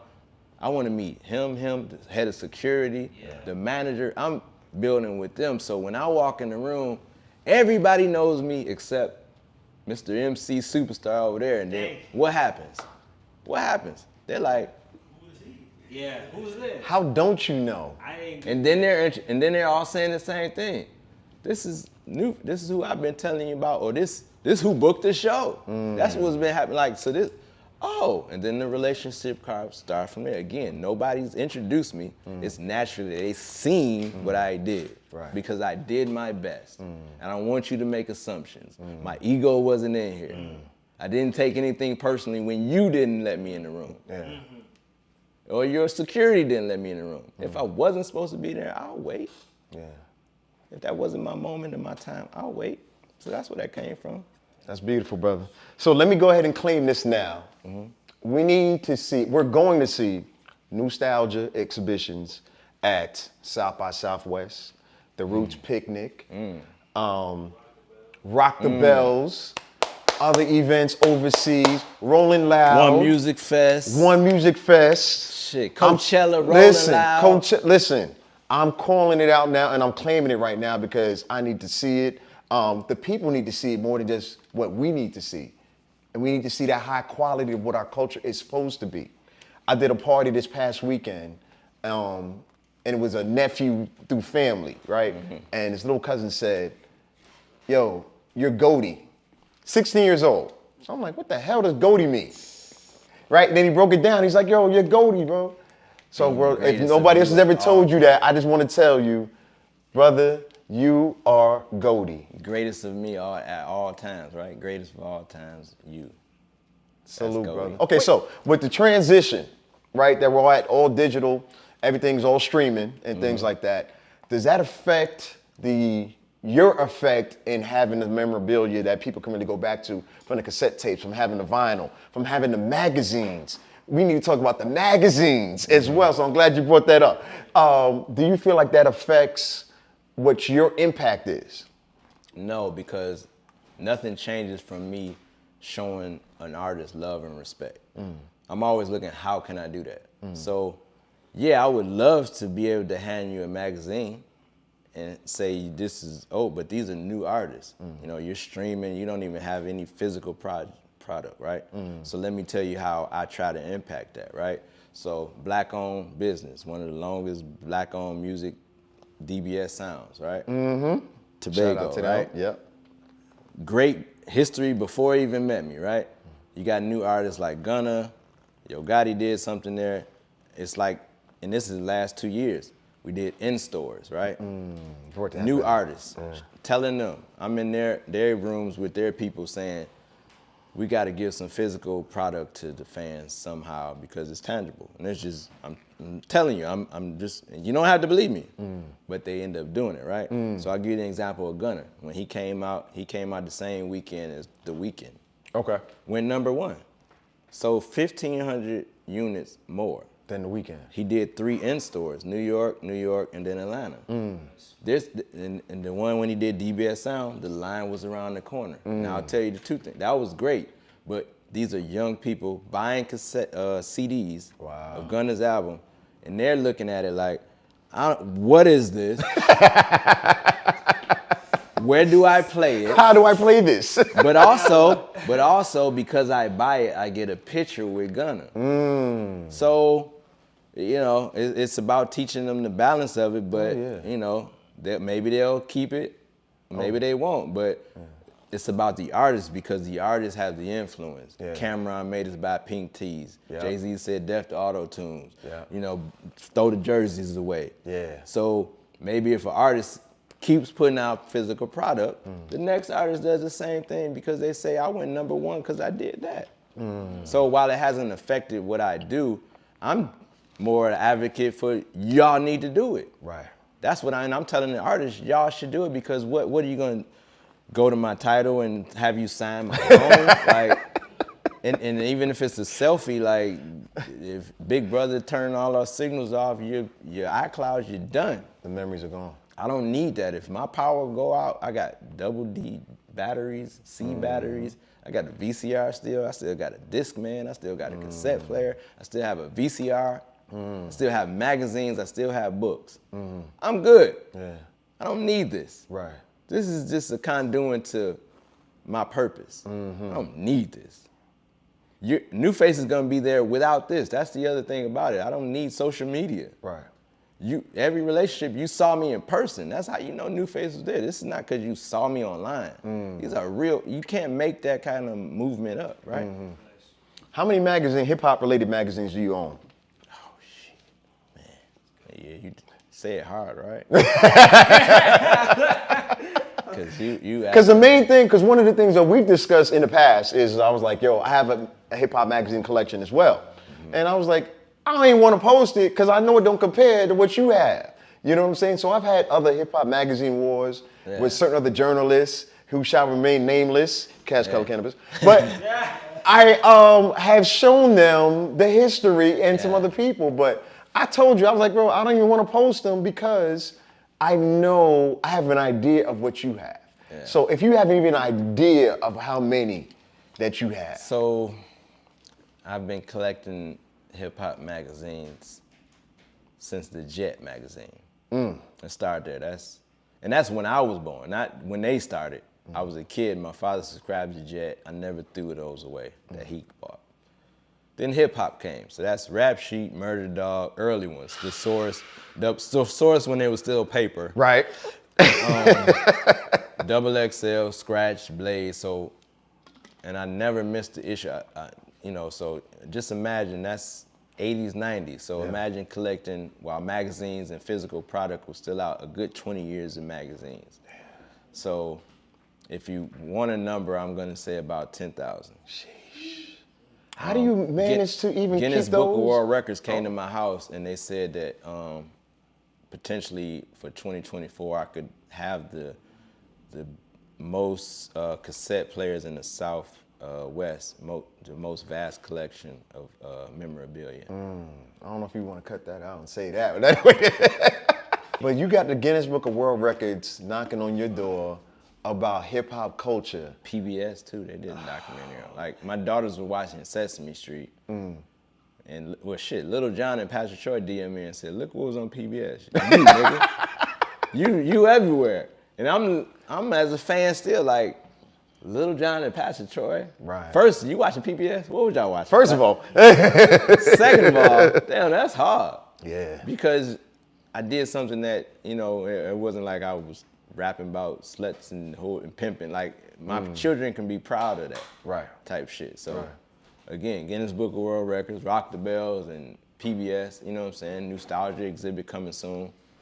And just I just want to say thank you to everybody that had remembered to say like New Face was there, or it wasn't important unless New Face was there. So that's my main thing, and everybody supported me organically. You know what I'm saying? So that's really the message there. That is the main key message, bro. Because like I said, we were talking about it before we even started filming, and the gems and the knowledge that you provide, the people need to hear. Let's start a little trouble. We need a little top 5 energy in here because when somebody is so knowledgeable like you are, what does your top 5 truly look like with no political ties? No, this is my friend. No, I just want to do I want to do 2 in the top 5. No, we don't want none of that. We want to hear the top 5 for top 5 that is going to be under your obituary saying, this is New Face's top 5. Oh, I keep that at the tip of my tongue. We're going Pac, we're going Nas, we're going Scarface, we're going Ice Cube, we're going Rakim. Pac, Nas, Scarface, Rakim was 5. Who am I missing? Ice Cube. Ice Cube. Anybody want to argue those? I mean, that's what I'm saying. Like that, I do this. Yeah. Like, you know, top 5s. Then you can do newer generations. You know what I'm saying? And we can add the women and all that. But like when I talk about my top 5, it's about impact, culture, how they influence other people. You know what I'm saying? The entrepreneurship about it. And these are artists that we're still talking about, and they've been out for decades. Valid. And they're still relevant. Like we probably said their name yesterday. Right. Facts. Yeah. You know, or they inspired somebody, because to me it's like Rakim, Coogee Rap, Nas. There's this family tree. Right. So I'm because I respect OGs, I'm gonna start at the top.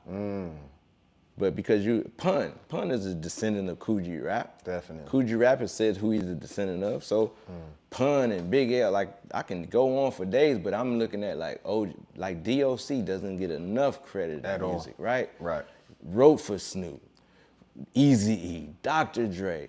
I read credits, I read credits. You know, I don't just buy the shit. Right. I play it, I study this shit, I do this shit. Yeah. And I'm looking at the credits. I see a Patchwork studio recorded at Patchwork.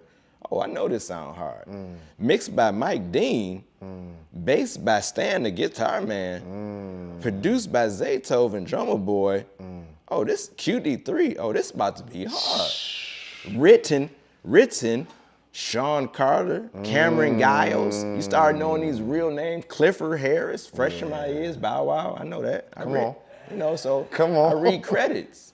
Yeah. So that's it, because we all want our credit. Yeah. Yeah, we all want to be acknowledged for what we did, For right? the work we put in.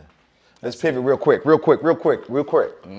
What role did CAU play in your development for the work you're doing now? Man, shit, the networking, because I knew I hit a jackpot. I grew up watching Do the Right Thing and Different World, right? And I watched that and I was like, that's fucking beautiful. Yeah. That ain't in Detroit. I gotta find that. Or I gotta create that. Yeah. Right? So, got here, the flyer, there's CAU. The flyer in the brochure says CAU and there's trees. I get there, it's CAU in the projects. So that's one. That's one. So I'm like, oh, this Detroit. Okay, I know what's going on here.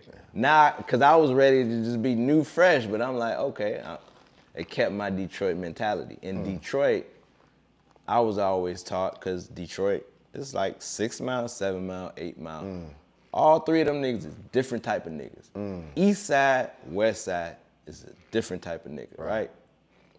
How do you adjust in all those places? Right. That Detroit taught me that. So when I got to CAU and I'm taking classes at Spelman, I'm on the walkway and I'm meeting friends that don't go to college, but they're on college because beautiful women are here and they hear real student. Like, so it's like all these people. And I had a store in my dorm room. Like, I was Detroit nigga. I'm selling stuff out of Kroger's, blunts, ramen noodles. I had the first PlayStation on campus. Wow. Like, I was renting out VHS tapes. I was Blockbuster. I was DoorDash. I was going to Stiegel's and getting my man Phil delivering Fiegels to the room. You know what I'm saying? I was leaving my dorm room and coming back. Stiegel's did deliver. Wait a minute. Wait a second. But it wasn't deliver. It was get your mans to go get it. But okay, Because I was on, and I know I'm diverting. Because like I said, I spent a lot of time at the AUC, right? I tell people all the time, I went to DeVry, but I got my degree at the AUC. All of them. You see what I'm saying? So I was at Sneagles, and I remember them going out the door with food, saying they were going to deliver the food. So that's a version of DoorDash. Bro, you gotta relax.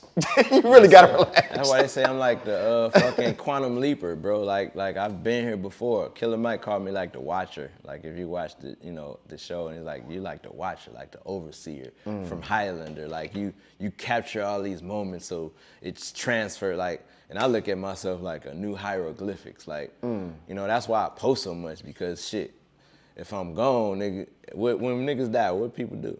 Try to get more from them, see what they did. They go to their social media. Oh, yeah. They go, and if you look at my social media, it's a plethora of history. Right. It ain't drama, it's plethora of history. And a lot of people like, I ain't even on you for the hip hop shit. Your love for your daughters and how you support other fathers and daughter life, that's hard, so. Bro, that's, it's something that I appreciate, because it's something that I fought for. Because you understand it like I understand it. Like I said, I had one daughter, and I was in the elementary schools. Thank you, brother, thank you.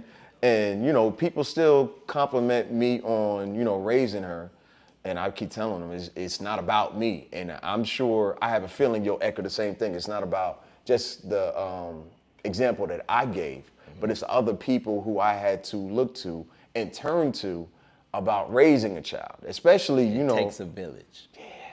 And and I had a village. I wasn't with my girl raising my daughter, so I knew I couldn't tell you everything. So I surrounded myself with a lot of women for that reason. So even if you wasn't cool to hang with me or talk to me or confide in me, I got 33 other women that you're comfortable with. It's your godmother, it's an auntie, it's this, and I kept those relationships for that. Yeah. Like imagine these women probably did something, but I never take anything personal. Right. That's the difference. Right. I got a goal in mind. Yeah. I need a village. Yeah. So I'll sacrifice my ego and how you probably talk to me for you to be there for my daughter. Yeah.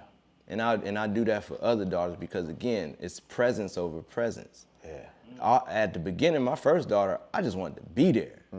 Because I wanted that. I didn't know even what a daddy was, but I just wanted to be there. That was number one, because I grew up around fathers that weren't there. Right. So I made sure I was a daddy at the school, reading and everything, because, and I was the only man. Yeah.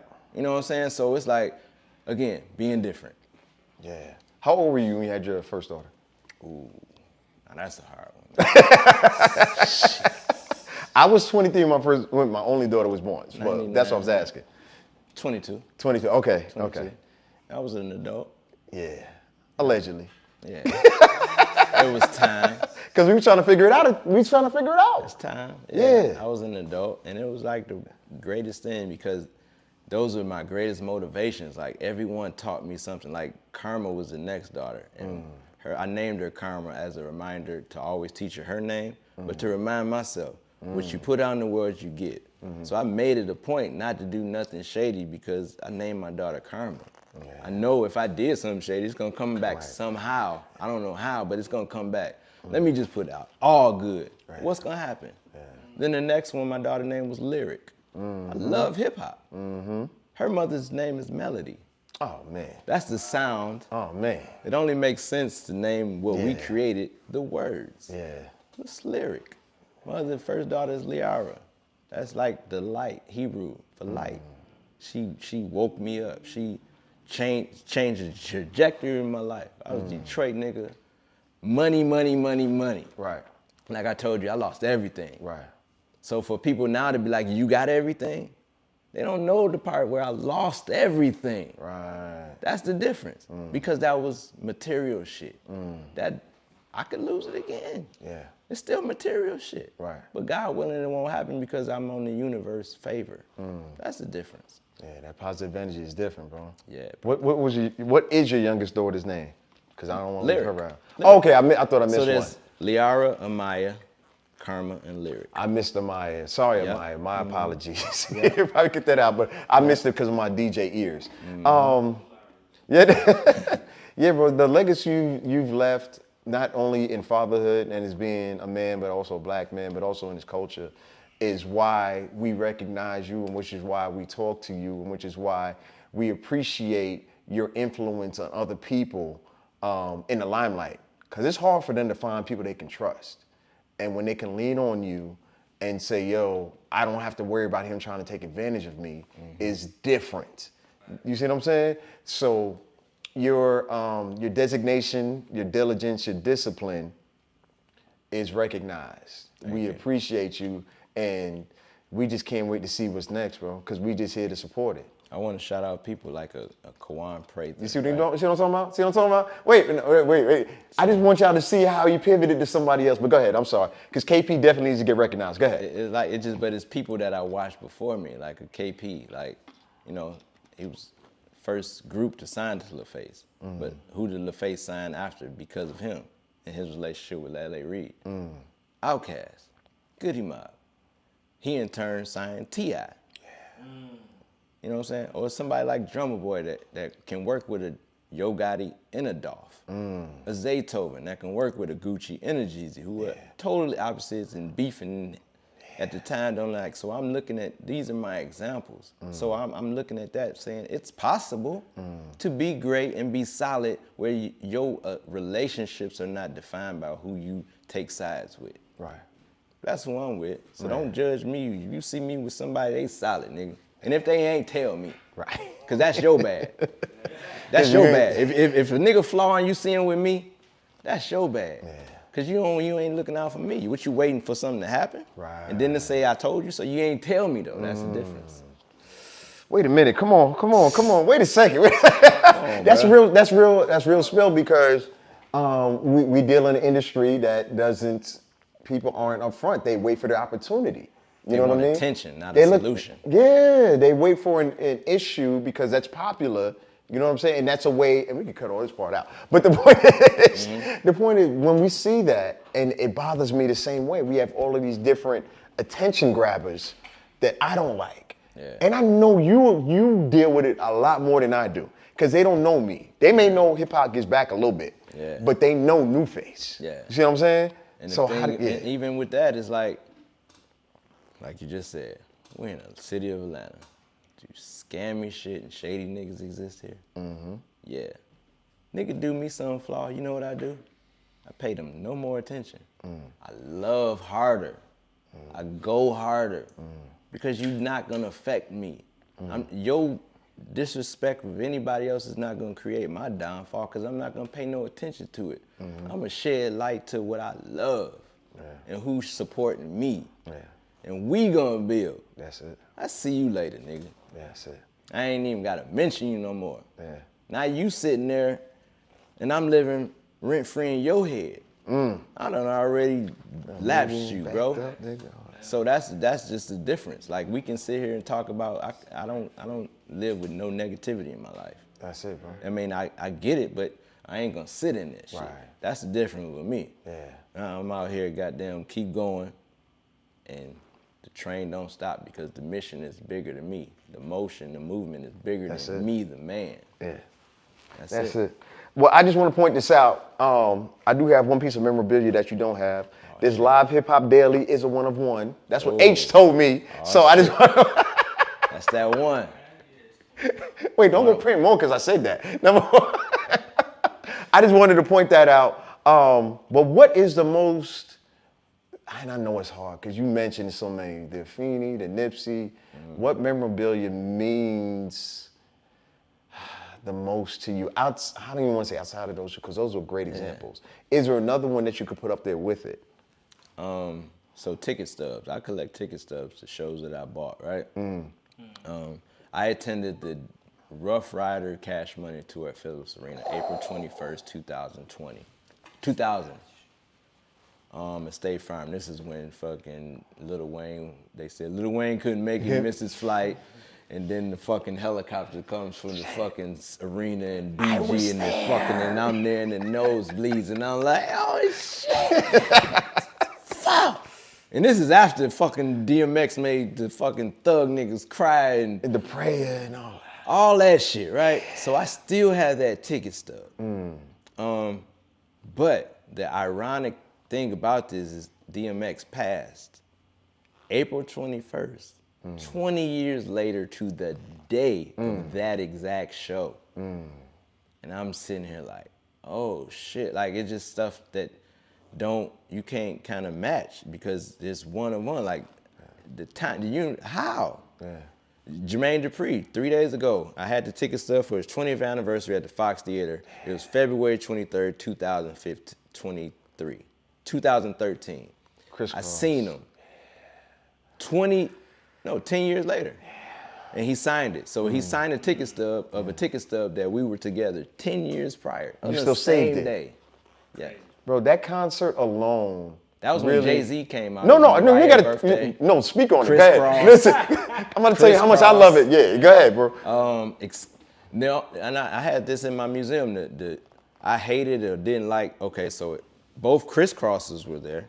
Great. Jay-Z, Mariah Carey, Usher, everybody came. Yeah. The Escape thing. Candy and the group weren't seeing eye to eye, so At that Candy time. wasn't there. And I think Tiny was there.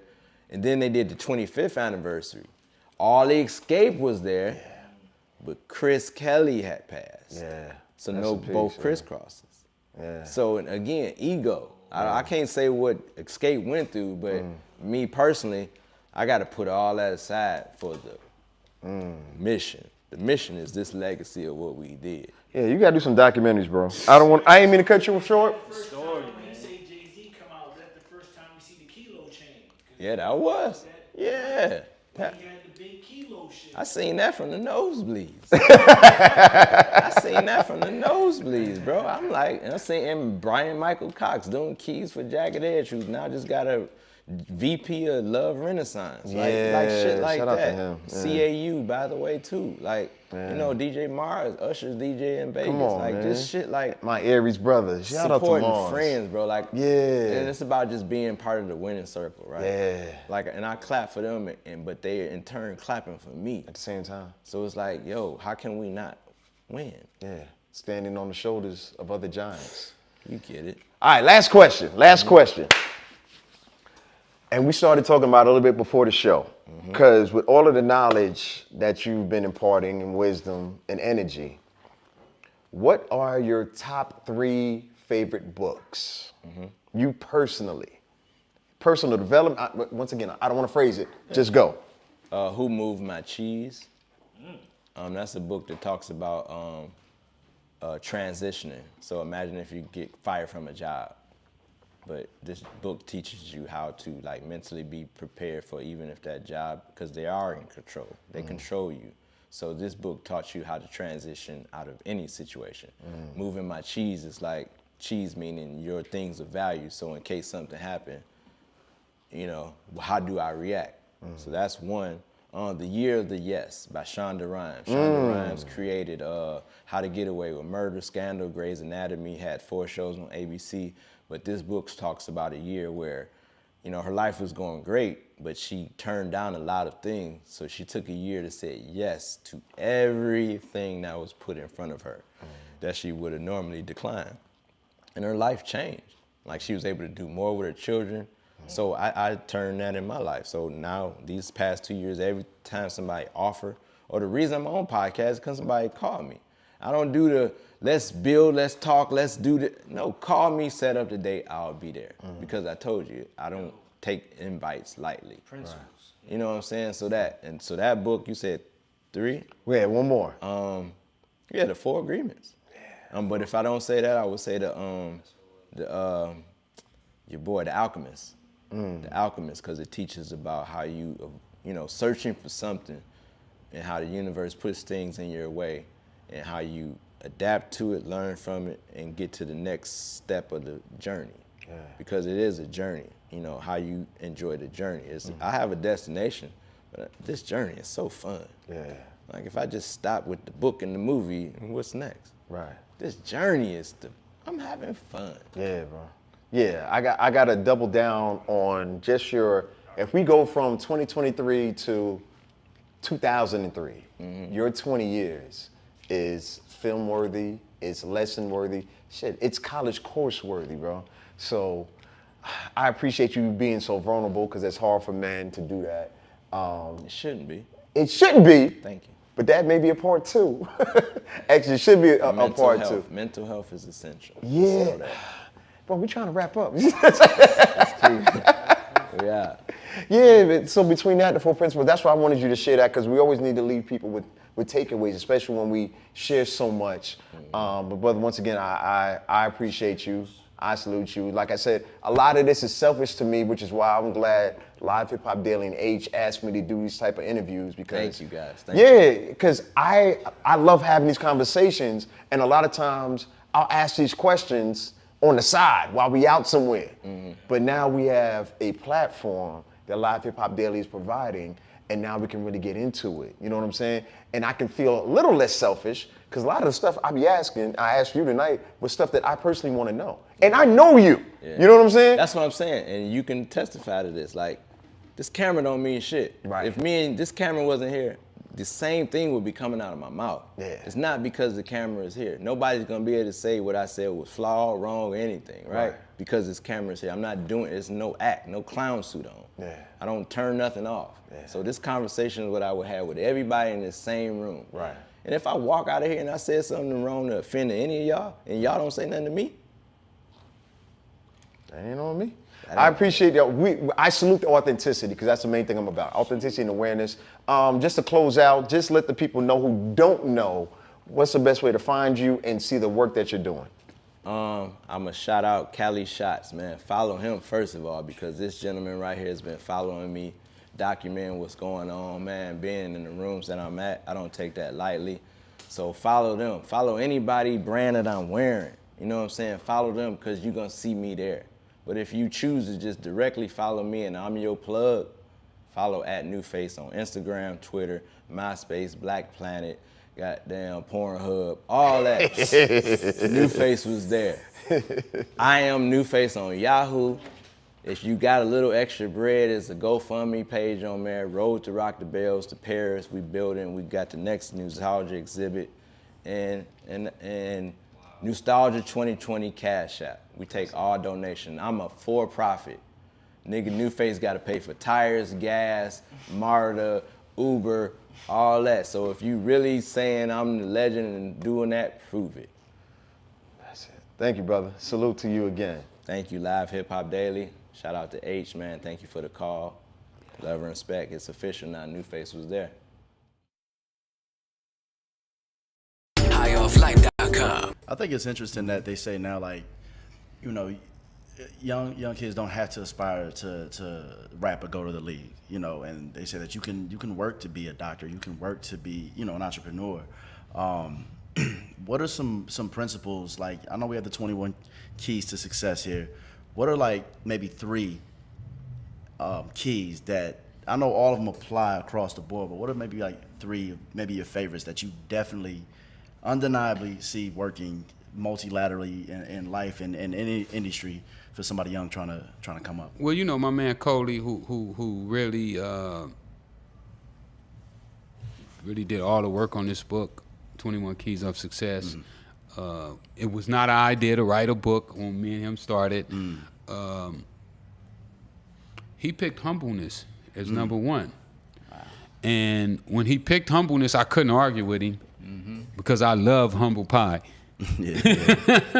You know, I mean, there's been times that people have said things to me and I'll be like, man, and I had to calm myself down and check myself because, you know, one mistake out of anger or frustration could cause you years and years of heartache. So being humble was just so important.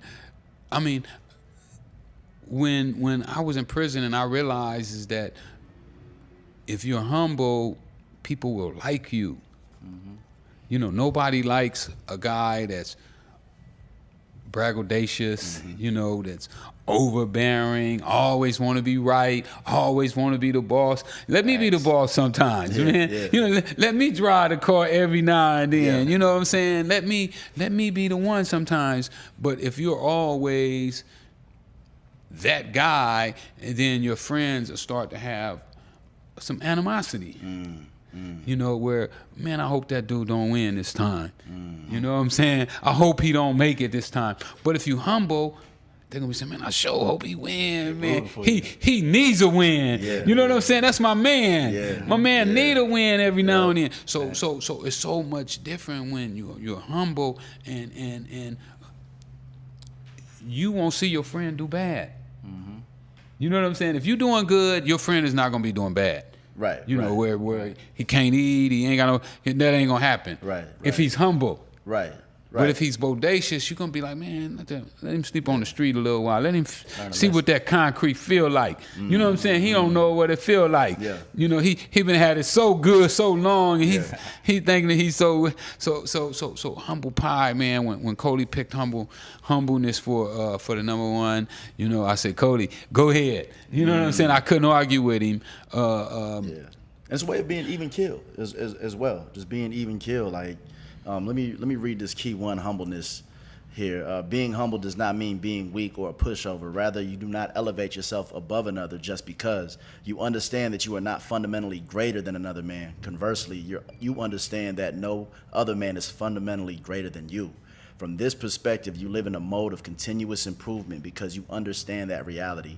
All men are created equal, but you can make yourself greater by purposefully dedicating yourself to greatness. You think like a boss, yet you work with the effort and determination of an underpaid intern. So you're staying hungry, you're staying humble, and then right there you level out the playing field in the competitive field because you're just sprinting, you looking at those hurdles and you jumping over that. You're not looking back behind you. And I think I agree, man. You go into any industry, any form of life with humbleness, and it can get you a lot, you know, wherever you want to go. Yeah. I mean, you could even with that principle, you can even fool people into believing that you're doing it just to help them, and you're not gonna get anything out of it. Which you can never do nothing for nobody, and you don't get anything out of it. It's like with my documentary right now, and you know, I could be going around yelling about how they did me with my documentary. You know, I didn't get any money out of my documentary. They beat me out all the money. The judge gave them all the rights to my documentary, my partners. And I took money out of my pocket and helped pay for the documentary. Wow. I didn't even get my money back. Okay. I know that's not going to stop your hustle, though, so speak on it.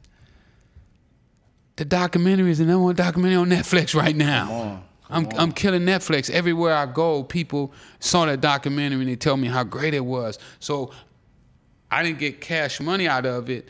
They got a few $100,000, you know.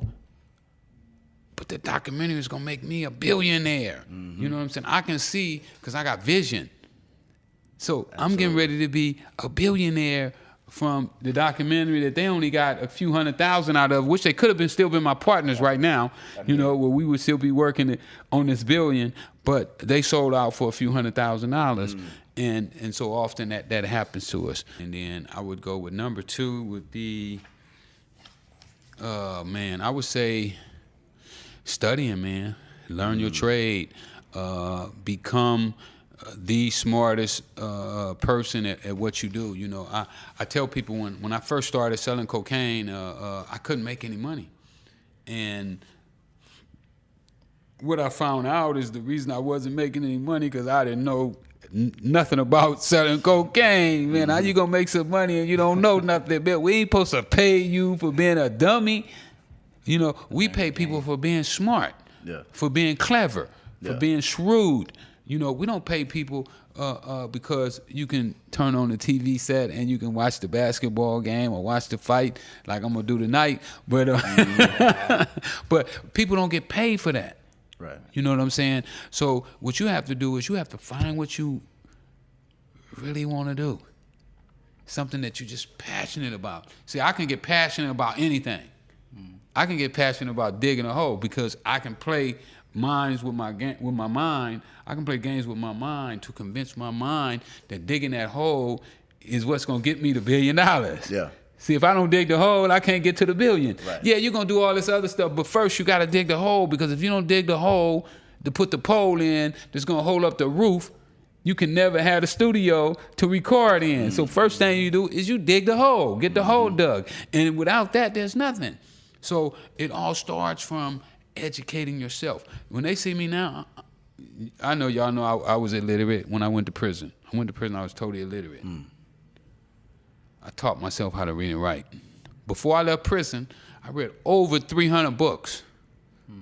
Over 300 books. I don't know how many newspapers. I don't know how many magazines. I stopped watching TV. I stopped listening to the radio. I totally consumed myself with the things that I know that I was going to be doing when I got out. Is there any books that still resonate with you to this day, or anything that stands absolutely, absolutely. In my books, I'll tell you which ones. The same ones I told Cody to read. When Cody wrote me a year before I got out of prison. Okay. And he had a magazine called Get Money, and he was like, man, I want to interview you in my magazine, and I'm a young brother. I went to this college here, and this is what I'm doing. I'm in New York. And I said, okay, if you're a real entrepreneur and you ain't read these 3 books, you jerking yourself off. Think and Grow Rich by Napoleon Hill. As a Man Think by James Allen. The Richest Man in Babylon by George Classy. Those are the books. Those books allow me to go back into my life and break my life down to this right here. And when I wrote this book, I tried to incorporate the important things out of those books and out of my life that I saw those books showed me in my life, so that young people could read my story and understand what it's going to take from them to get the success that I got. That's amazing, man. That you went in illiterate and you came out an author. That's crazy. 3 books. This is book number 3, right? 21. The 21 Keys of Success is number 3. Really, yeah. I have a novel that I wrote with a guy named Jimmy the Saint.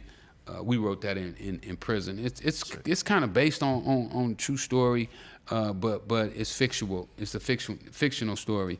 So yeah. I got another book I'm already working on right now. I'm gonna wait until I finish with these 2. Let these 2 simmer on y'all a little bit, and then I'm gonna hit y'all with the bombshell. I got a bombshell I'm finna hit them with. You know, the whole country gonna be talking about it. You know, the nerve of me to put it out. That's what they gonna say. How dare he? So with you know, being an author, and is it self-published? I'm self-published. Okay. Yeah. So some people watching might think that being an author or being a self-published author is something that's elusive to them. Can you break down like how you go about self-publishing and just getting your story out there to the world? Well, it's really easy to self-publish to me. I mean, the hardest part to doing a book is writing it. That's the hard part, writing your book. Once you write your book, the rest of it is fairly easy, and it's cheaper than most people think. You know, I know people that come up to me and they get their book published and they paying $7 and $6 a book. But it's a lot cheaper than that if you do your research. Okay. When I was in prison, I probably read about 4 or 5 books on self-publishing, and Jimmy also read quite a few books on self-publishing. So we know where to go get the books printed. We know how much an editor's supposed to get paid. We know how much the typesetter's supposed to get paid. We know how much the person who does the cover is supposed to get paid. So all of these things make it where our book is getting printed probably cheaper than what Simon & Schuster, maybe not cheaper, but around the same cost. Okay. So and as you see, my book looked like it was printed by a major publisher. That was one of the most important things that I wanted. I didn't want my book to look like it was published by you know, John on the block. Right. Because a lot of books, you know, the typesetting is off. Right. The letters are not right. A lot of misspell. I mean, it's hard not to have no misspelled words in your book. But you want to sit on that shelf in wherever it's at, and it looks just like this. Yeah, they can't tell, you know. And people come up to me all the time and ask me, man, who published your book? And I said, I did. That's hard. So I'm proud of it. You know, this book is gonna live on, you know, forever probably. You know, for as long as the world is here, my book will live. You know, and that means that I'll live, and my kids will probably be getting royalties off of it, you know, forever as well. And I mean, we all got 3 or 4 books in us. You know, it's just a matter of will you sit down and tell your story. Basically, will you be heard? You know, will you stand up? Absolutely. You know, and tell your story. So going into it, if somebody wants to self-publish their own book and release their own book, what would your suggestion be as far as how much to have as a base of, investment to successfully, from writing it to actually I think a person could probably publish a book for about $1,000. Wow. Without using any big names, you can't get Kathy Scott. You ain't gonna get Kathy Scott for that price. But I'm saying you don't really need Kathy Scott. Right. I wanted Kathy Scott because I felt she would give me that extra boost that, she wrote The Death of Tupac, The Death of Biggie. Mm-hmm. She was a criminal investigator for a newspaper. So I felt that those elements was worth me paying her for doing it and getting to put her name. Right. So sure it comes back on the back end as far as like PR. Yeah. That's what smart decisions. That's what I was hoping for. But you really don't need that. If you really just want to get your book out, and you're gonna grind your book out like I wind up grinding my book out anyway. I sell my book on the street corners. Barnes & Noble don't sell my book. Walmart don't sell my books. Amazon sells a few online, but I am the motor behind my machine. Wow, I did not know that. Something you spoke of as one of the keys is studying, and obviously, with everything you said, you've put in the time, just like self-publishing. Nobody showed you that. You did that research. I'm kind of transitioning to music. We have this era now where it's just so easy to self-publish even music.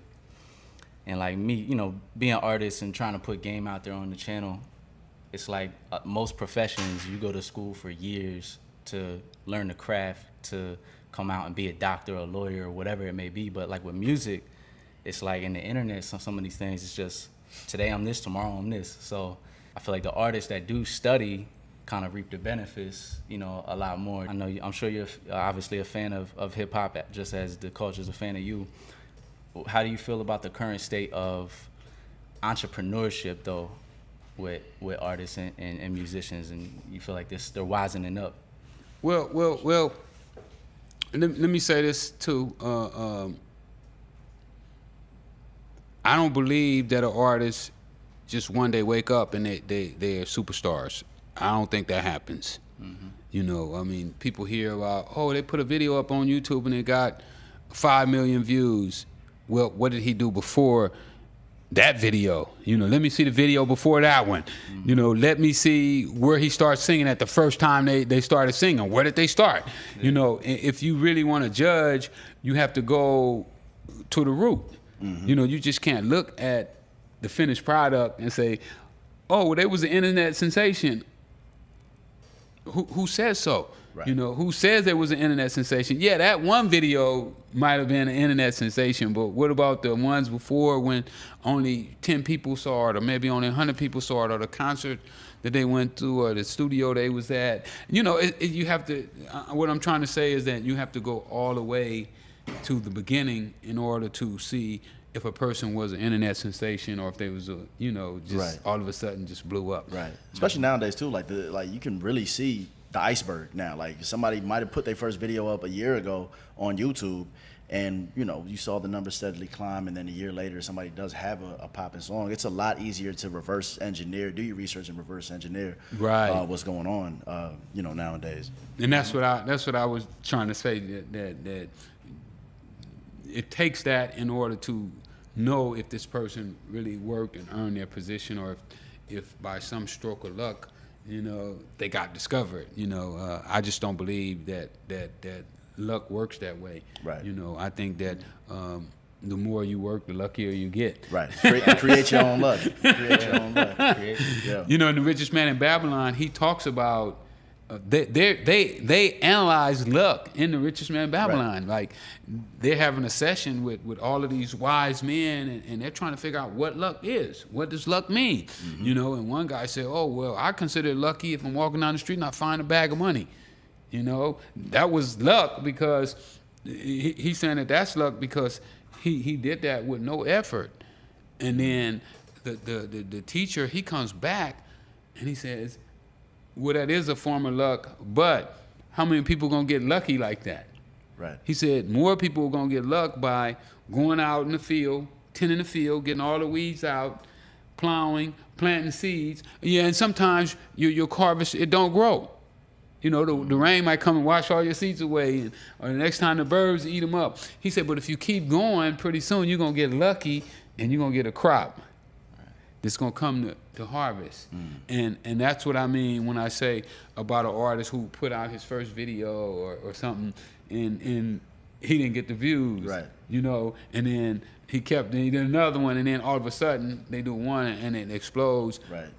That was him tending the ground and watering and fertilizing and doing all of the steps that he needed to do until it caught root and power.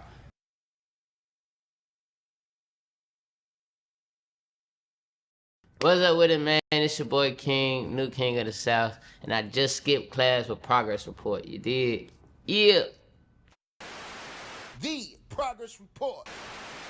All right, what's going on? It's your girl, Lala Shepherd. This is a new episode of Skipping Class presented by the Progress Report, and today I got my man King in the building. Finally, how you feeling? I'm feeling good. What's up with it? Hey, man, you got this new EP going crazy. Just dropped. Yeah, Too just lit. yeah, you know what I'm saying? Something to little appetizer before the album come out, you know? Damn right, man. Yeah. I definitely want to talk about music, but first I want to just know more about you. Okay. You feel me? Okay. So, you know, a lot of people, I feel like the public might know you as T.I. and Tiny's son, but who is King Harris outside of that? He is an entrepreneur, hustler, a rebel, a wise, young, talented individual, creative. He's a lot of things, man. Determined, confident. Pop it. A lot of things. Pop it. I love that. I love that. Now, growing up, people may assume that you had a silver spoon, but you shared that you grew up differently than most expect. So could you talk about that experience?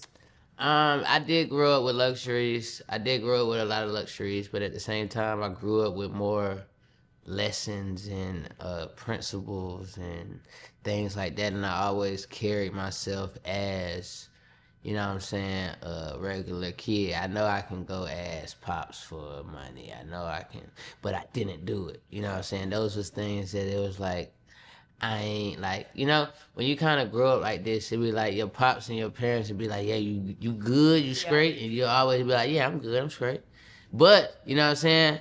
In reality, you just getting it yourself because everybody wants to build their own name. So when I say I didn't grow up with a silver spoon, I mean, I had more luxuries than everybody else, but I didn't use them how everybody else would have. For sure. I know what you mean. I respect that. I respect that. Why was it so important for you to just get it on your own and just, you know? That's just how I was raised, man. My pop showed me some money, and then I was like, yeah, I get something. He was like, this not yours. He was like, you ain't work for this. And then I was just like, you know what I'm saying? That was just the mentality that I kind of had. And, you know what I'm saying? I was just around regular kids my whole life. You know what I'm saying? I was in public school and shit like that. So I always carried myself regular. I didn't carry myself, I didn't look at myself higher than everybody. Yeah. I was humble. You know what I'm saying? For sure. So, yeah. That's what's up, man. Now, I can all say we all love our grandmas. But talk about, you know, being raised by your grandmother. How did it shape you into the man you are today? It just made me very protective of the women in my family, and made me kind of like more so of a leader. You know what I'm saying? Man of the house. And you know what I'm saying? I was kind of like, what would I say? I was like, as they call it, taking advantage. That's what they like to call it. Like when you they like to, when you say you like to go to your grandma's house because you can do what you want. You know what I'm saying? It's a little bit of that, but it's like that's where I kind of learned my self-discipline at. You know what I'm saying? Where it's like I can do this, but I ain't gonna do that one with grandma. And it's like, so it's like that's where you kind of learn to reserve the things that you can do. It kind of discipline yourself and kind of, so it just, I would say it molded me into a man quicker. Yeah. It definitely molded me into a man quicker. But you know what I'm saying, that grandma love different, you know what I'm saying? The food, all that. So it was definitely a blessing. Amen. You know? Yeah. Amen, for sure. Now, getting into music, man, you call yourself the new king of the South. Definitely. So what does this title mean to you, and what do you want your legacy to be? Man, I mean, somebody got to come pick it up. You know what I'm saying? And my brother, he ain't really, you know what I'm saying? That's not his energy. You know what I'm saying? He ain't got time for that one. I know he don't even, but it's like, it's me. You know what I'm saying? Sure. He named me this. It's got to stand to it. You know what I'm saying? And I got that energy that goddamn he got. You know what I'm saying? Yeah. So it's like, you know what I'm saying? It's sinking to it. And I've yet to drop that King album because when I drop it, it gotta be hard. You know what I'm saying? It gotta be top tier. So that's why I just keep giving little appetizers and shit. That part. And I got so much music, man. Just old music, new music that's just hard. I just never drop. So it's like I'm trying to mix in the two. Yeah. So, but the new King of the South, that's a stamp that I stand on. That part. Yeah. So with music, like, when did you realize it was something that you had to do for yourself and not just something people expected from you? In the studio, my uncle, you know what I'm saying, that was Chaz, and all that. Chaz, he's a producer. You know what I'm saying? Producer, engineer, you know what I'm saying? He do a lot of things. And my sister, Reginae, cousins, friends, just in there freestyling. For sure. And it was just fun. It was just generally fun. And I kind of grew to it, man. Yeah. And it stuck with me. It was something that I could see myself doing for the rest of my life and not getting tired. You know what I'm saying? So it's a career, not a job. Facts. So Facts. yeah, I definitely that's when I got into music. Respect, man. Yeah. And then you recently came through New Music Mondays, man. Yeah. You definitely surprised us all because it was Yeah. like, yo, like every song that you performed was dope, but especially the Dear Son song. That song was so special. I was like, oh my goodness, that was so hard. So man, talk about that record. I made that record. I made that record probably 2 months before my son was here. Okay. You know what I'm saying? And it really just came from me hearing the beat. The beat was kind of just like soothing, and like it was certain things in the beat that was just kind of like healing. Yeah. Kind of like a good lullaby type, you know? Yeah, so I just thought about my son when I heard that beat. So that's how that came out. Too hard. Yeah. Now, how is King as a daddy? King is a daddy. He's a cool dude, man. He's a cool dude, man. I be trying to let my son build his, like, him able to keep his own attention span. Yeah. To where we ain't got to be in his face 24/7. Yeah. So, right now I just been like leaving him in the playpen, let him play with himself, tire himself out, go to sleep. If he don't want to go to sleep at night, we're gonna leave him in the playpen until he falls asleep in the play. He's a smart guy, man.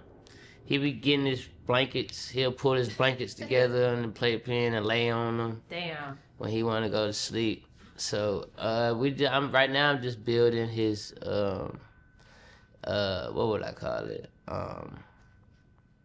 Building his damn. What would I say, man? Damn. What's the word, man? My pops will kill me right now.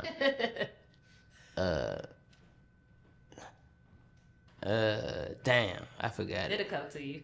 Yeah, it'll come to me. But I'm basically just building his, like, you know, to kind of entertain himself. What is it called? I don't know. I forgot. It'll come to me. But I'm just kind of like, to where he can entertain himself. Yeah. He don't need certain things. Make it more independent. Independent. Okay. There you go. I'm so I got you. Independent. There you go. It's hard though with a baby. They so cute. You just want to pick them up. Definitely. You know what I mean? But I feel that too. I think it's healthy. It's hard, but yeah. I try to do that more. Yeah, I think it's healthy. I respect that. Yeah, like when I walk by, he'll start crying. Yeah. And it's like, you ain't crying for nothing. I want to come get you just to play with you, but then I'm like, you gonna keep crying if I do that. So you gotta just, Yep. We're in the thugging it stage right now. I dig that. Yeah. Now, is there anything that you can understand as a parent that maybe your parents or even your grandma maybe try to teach you that you didn't understand early on? Not yet. Okay. Not yet. That's real. Not yet. Cause he ain't like the things that they were telling me is my son gonna give me hell like I gave everybody else hell. Yeah. And I ain't experienced that yet. For so, sure. He a baby. Yeah, he a baby. So For sure. I can't say that, And I was always hands-on with my little sister, so it was always, I was always around little babies. For sure. Yeah. And that's one thing that I always respected about y'all, just seeing y'all in the public limelight. Yeah. The love that y'all have for each other is just so beautiful. Definitely. And we recently had Zonique up here, and she was just telling us how dope it is seeing her brothers become fathers. But for you, your perspective, how is it for you seeing, your brothers, some of your brothers become fathers, and then even your sister become a mother? I mean, it's a blessing. I love it. I was trying to beat the money on it, and it was like we both had kids on the way and didn't say nothing. But he said, when he brought out and said his, I was like, damn, you beat me to the punch. I was just about to tell you. And he like, nah. And he's like, yeah. And he like, damn. Yeah, so that's how that happened. So it was like, it's just a blessing, man. I don't who that car is. I don't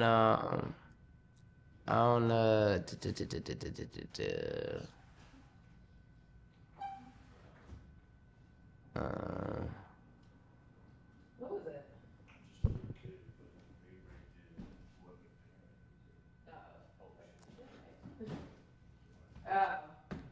About to say they done got me, they done broken my shit. Picture her son in front of your car. I'm weak.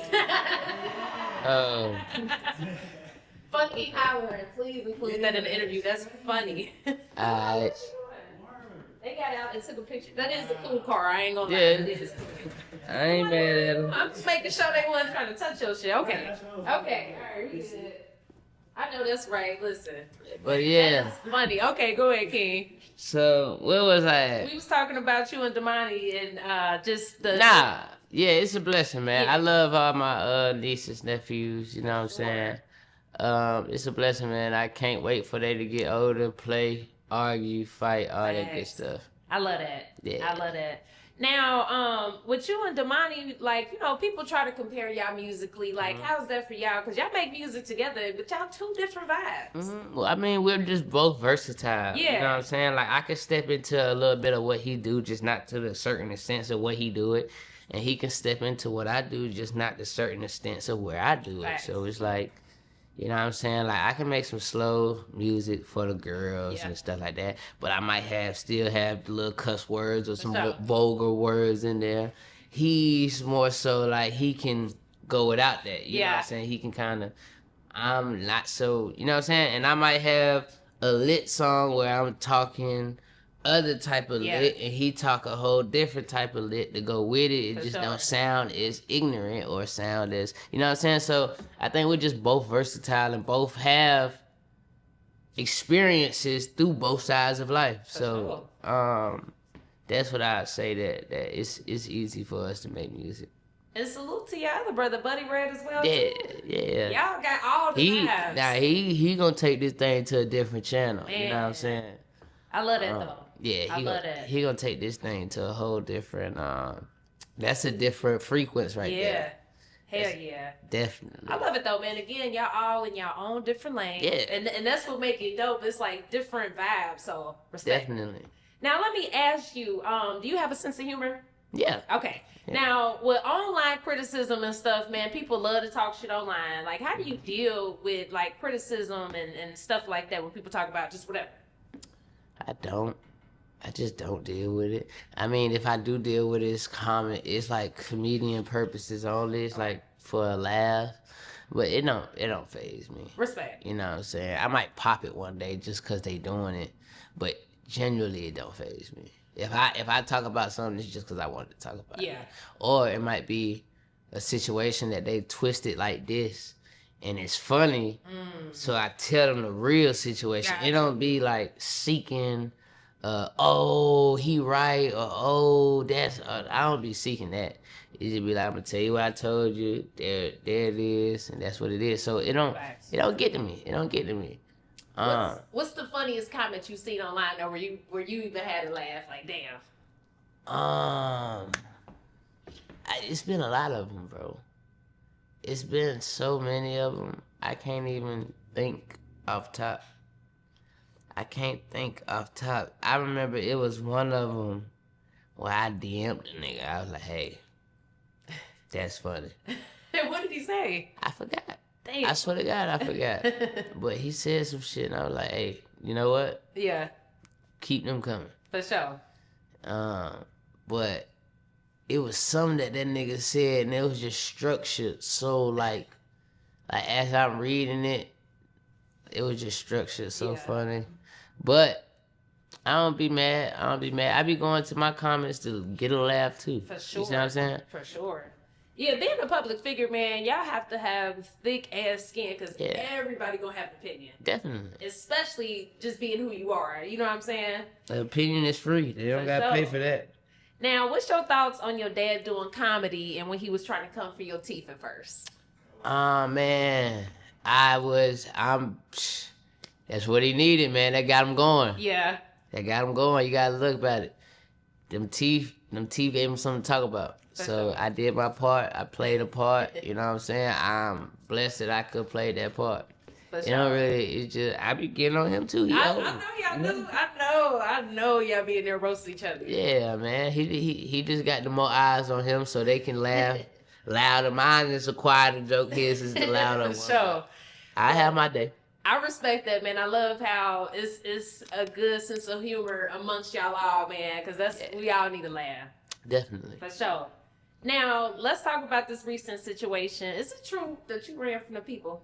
Ran from the people? When you got arrested? No. Okay. What I'm running from? I don't know. I ain't run from Well, what happened? What happened? Which situation? Just to thinking your ass be in trouble. Your latest situation.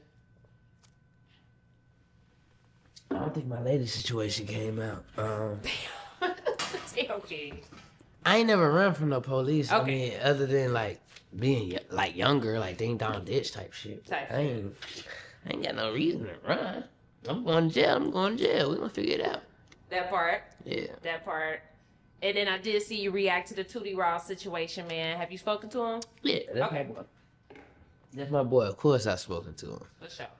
Yeah. For sure. Now, what would you say is the biggest takeaway from these situations, like learning lessons and advice to other young people? Just slow down, live life. Get it up out you. Everybody gonna have a time when they get it up out. I got it up out me quick. Even though I still, have my days, but it's more so of it is gone. Yeah. I mean, everybody just learn at a different pace, man. And I'm just speaking generally. Facts. Everybody just learn at a different pace, and it takes certain people different things for them to learn. You know what I'm saying? And some are fortunate to learn on their own. Some are forced to learn. You know what I'm saying? Through the situation that they're put in. So, everybody gonna be okay. Everything gonna be okay. Just keep learning. Make your mistakes while you're young, and just grow past them. That part. Yeah. And then another thing too, I thought was dope. Going back to music, Jose Guapo did get on the stage with your New Music Mondays, but I thought it was dope because obviously he's been around you since you was little. Yeah. But just talk about your relationship and just hearing what he said to you, giving you just those flowers after your performance. I mean, it definitely mean a lot coming from, you know what I'm saying, him as not even on the person's side right now, just as an artist, and so much as he's accomplished, you know what I'm saying, and the time of when they was at their peak. You know what I'm saying? I was the little bad kid running around, doing stuff, slapping cups, slapping ass, and you know what I'm saying, all that good stuff. And you know what I'm saying? They can tell me more than I can remember. Yeah. But it's cool because I do remember, you know what I'm saying, the times of the basement and, you know what I'm saying, good memories. So me and Jose, we go way back, like 4 flats on the Cadillac. That's my brother. You know what I'm saying? And, you know what I'm saying? That's one, you know what I'm saying? He's a legendary marker in Atlanta. So Facts. getting them flowers does mean a lot. Hey, man, I thought this shit was cool as hell. Yeah, definitely. So, now you are building your own brand on Twitch, which I think is dope too. Thank you. But how important is it for you to diversify outside of music? So I use my Twitch to promote everything I do. Yeah. I'm trying to grow it into a platform because I'm banned on Instagram Live. I've been banned for like 3 years. Why? I don't know. I be thinking I be driving while I'm on live, but That can't be it. But my car drive itself, so Yeah. that what they don't understand. But I be driving while I'm on live allegedly. So I think that's why they banned me. But if they just tell me like, hey, don't drive on live, then that's it. And then I'm banned on TikTok until 2030. Bruh. Banned on TikTok till 2030 on live. I guess it's because I'm driving. It ain't like I'm smoking. I'm just driving. That is so weird. Yeah. So I use Twitch to just promote everything I got going on, like my festival, my artists, my music, personality, you know what I'm saying? All that good stuff. So that's why I'm building it up. But I need to keep, I just fell off for a little, like, couple months. I'm going to get back to it. But yeah. Nah, for sure. People want to see your day-to-day type shit. Definitely. So, facts.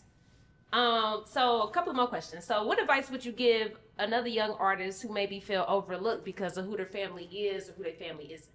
Just keep going, man. Hard.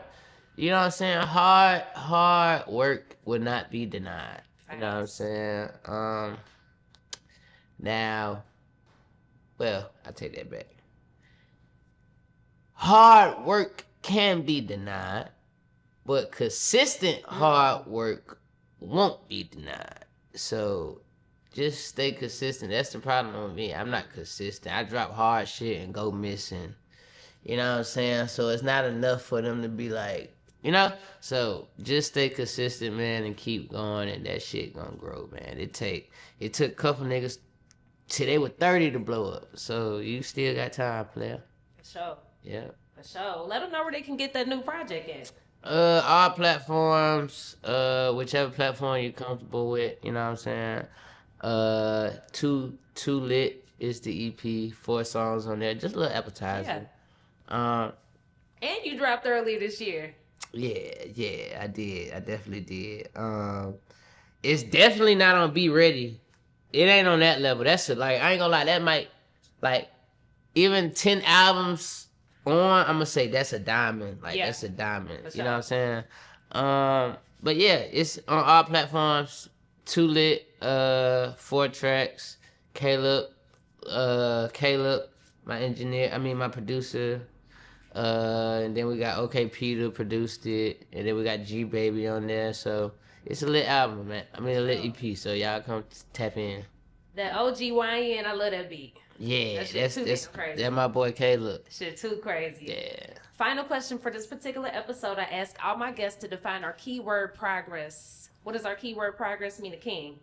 Progress means being consistent. You know what I'm saying? Staying consistent. That's what it means to me. Because the more you do, the more data you got to look and see how far you've come, how far you've dropped. That part. You know what I'm saying? So, but if you're not consistent, you're gonna stay at a constant. So it's just gonna be a straight line. So that's what progress means to me. So, yeah. Man, King, this was a phenomenal episode. I love the episode. Thank you for not giving me one-word responses. This is great, man. Nah, no problem. Sure. What's your message to your Day One fans, man? My Day One fans, we on the way. They think we can't be bigger than Michael Jackson, but we shall. You hear me? So I love y'all. See y'all later. If they with us, they with us. If they not, fuck them. You know what I'm saying? We turned Wild Beast in the chat. Love. The Progress Report.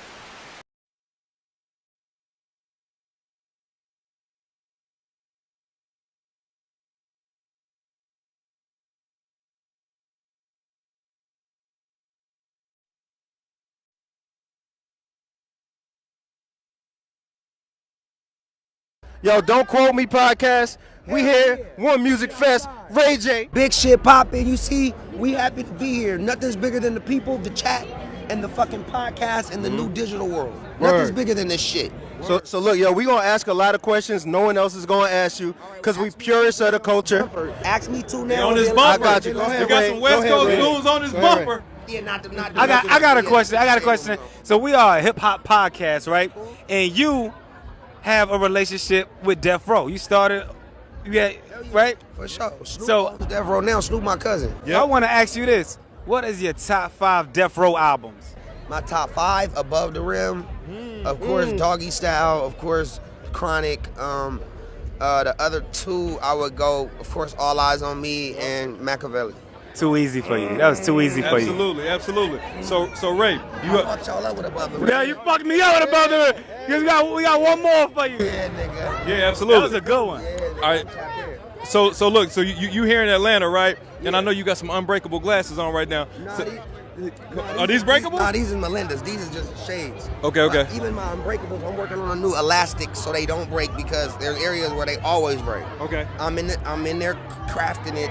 I need another mold or 2 to come out, and then the unbreakables will be going crazy for 2026 Q4. Let's go. Be on the lookout for that. So tell the people what else you got popping off coming up in 26. We got the new single with R&B single with RSVP, but I got this other single is heavy hip hop, but it's not like I'm just talking shit about what it is now. So some songs you play for people, you want them to like it, you play it. I don't give a. This song, I'm telling you what this is and what niggas gotta understand and respect. Bitches and niggas, right? And of course, pretty women, we respect you as well. You get what I'm saying? Right, So I need y'all to get the song. It's called Stripper Bowl, and then another one's called W for the Chat. I'm in the chat right now. We on the stream. We on the chat right here. TV up. What up, chat? Focus your camera. Focus your camera. What up, Pay chat? attention. And we outside. It's heavy, and the chat is so big. Like, this is my security, but I have him shooting the chat because it's just me and him. That's what it is. And so you gotta play two roles at some time. Dead homies. That's what it is. On the dead homies, appreciate you, Ray. No, let's reconvene. Let's do it. Let's reconvene. Let's do it. Jalen Hurts is elite at what he do. The Eagles are elite at what they do. They draft well, like the Cowboys used to. Like it comes down to drafting well and building that winning team. Eagles got a winning team. They got the blueprint, the game plan. They still making fucking moves. They just made 2-3 trades the other day, and they don't even have to. They still they just ran playing well. chess. They're a well-oiled machine. You know why? Because somebody gonna want they backup. That's why they like, let's go get Sam or whoever they went and got, because somebody gonna want them, and we can play chess and get 2 more picks later. It's just a game with them. They know how to run a business. Yeah. Jalen Hurts is not a top 20 player in the NFL. No. I'm not even. No, he's top he 20 was player. 19. Not just quarterback, player. Just player. He's not a top 20 player in the NFL. Are you fucking serious? Today, right now. Yeah. No, this was a best off last season. He's not top 20 Based right off now this- today. Okay. Today he's not a top 20 player in the league. No. Yeah, I'm saying no. You know how many great defensive, offensive players in front of him? Let's pull a list. Just offense or we can do offense and defense, just right? players. Oh yeah, you cooked. I can probably do it right now. You cooked. You give me enough time. We can probably do that right now. Let's do it. I'm gonna pull out Jamar. I'm gonna pull out 10 Bijan. pass rushers and 10 I'm going straight offensive offense, players. too. I'm gonna do both. He's not top 20 in the league, bro. The numbers don't even show you. Numbers is everything. People be saying numbers not nothing. Yes, it is. Numbers is everything. If you got the numbers, it's going to show. It's about to die. But if you got numbers, if you have numbers, it's going to show. His numbers don't show he a top player in the league. That's just what it is. I'm sorry. Yeah. He's not top 20. He not. He a great He player. not better than- I he- like Hurts he a not lot. better than Jaden Daniels right now. To this, like today, he not better than Jaden Daniels. No, not at all. You like that one play I showed to Jaden Daniels showed me he probably top 3 smartest quarterbacks in the league. This nigga motioned one nigga and moved the whole defense twice, and scored a touchdown when it was 3rd down. Yeah. Ain't no field goals. Like we not finna do that. If people think Jalen Hurts better than Jaden Daniels and them guys, man, and Lamar. And shout out to the black quarterback, man. Oh, yeah, that shit looking beautiful. Hey, Black he quarterback- won a Super Bowl. I fuck with Jalen Hurts. He just not. We're not hating on Jalen Hurts. Never been a It's hater. just so many Eagles fans out there. They take any criticism toward their team Terrell as said he hate. was top 8. I said okay. No. Terrell said top 8. Jalen Hurts, bro, have another good year, but you just not a top He's 20 not a top NFL 20 player. That shit, it was funny. Top 50, cool. Yeah, He can like have you a it. great player, bro. But You top know how to 20, win. You a winner. Top 20, all right, bro. But when it comes to just and straight this quarterback is they talent, they stroke and- Eagles like, fans nah. back so much. That's gonna be the argument. He's better than these guys. He is. All right, bro. You got it. And one more thing I want to bring up before I get off like football NFL segment, bro. I have to find these 40 and 37 under leagues. Oh yeah, them just shit's funny popping as up hell. everywhere. I gotta be a part of that. I want to be a coach or like a reporter. I want to be a halftime. I want to be a reporter or something. reporter, bro. Oh my god, it gotta be some legends out there that's just different that ain't getting their stories, and I'm ready to do them stories. They need to sit down, man. And we're gonna We got the cannabis industry and the boxing industry. I mean, choose one. What's the cannabis? I plan on cutting the buds off. No, cannabis, man. Right now, I'm in LA. My application has been filed for a license. I'm going for your own strands. So to make no, that's a license to do whatever I want to do in cannabis. Okay. All of that. Okay. Distribution, delivery, dispensary, grow, and manufacture. Wow. So I'm gonna cover all areas. I'm gonna be employing a whole lot of people. I'm gonna be teaching a lot of people about the game. You know, how to grow, how to manufacture. I'm just excited about it, man, because the cannabis industry is going to be a resource of cash that could go into our community and help us do some of the things that we need to do. Absolutely. Do you think that more needs to that rappers should be invested more in their community or more within the homegrown effort nowadays, or what are you seeing? I'm sure a lot of rappers. But we all should be putting money back into the hood. You know, I'm looking here in Atlanta. You know, I used to stay here like a year and a half, 3 years ago. About 3 years ago, I stayed in Atlanta, and I can see how just in that short period of time, how big business have started to buy up the hood, and it's sad that the people who live in the hood can't hold on to these valuable assets. And I think not only rappers, but football players, basketball players, everybody should be reinvesting inside of their community, and they should be looking for the bright minds to bag. But most of them don't. And, I'm glad you don't, because I'm gonna get them. Keeping it on the hip hop level, like most of us, especially myself, I studied and was a fan of Nip. And something he was really preaching that a lot of rappers wasn't is vertical integration. It's one thing to be a rapper, but he's a businessman, had his hand in so many areas. And how you feel about just the entrepreneurship with artists now, kind of how we're thinking, not because there was a time where it was like, let me sign this deal, and people were signing bad deals. They didn't understand. That's over with, though. Those days are over. So, if they ever existed. I don't even know if they ever really existed. But shout out to Nipsey. You know what I'm saying? Me and Nipsey was cool. We never did any business together, and I wanted to badly to do business with Nipsey. Mm-hmm. And I wish I would have had the opportunity to help him in his journey. I felt that there was a lot of insight that I could have given Nipsey about, being wealthy, living in the ghetto, because you have to have skills to live in the ghetto with money. It's definitely a skill. Trust me. And being humble is part of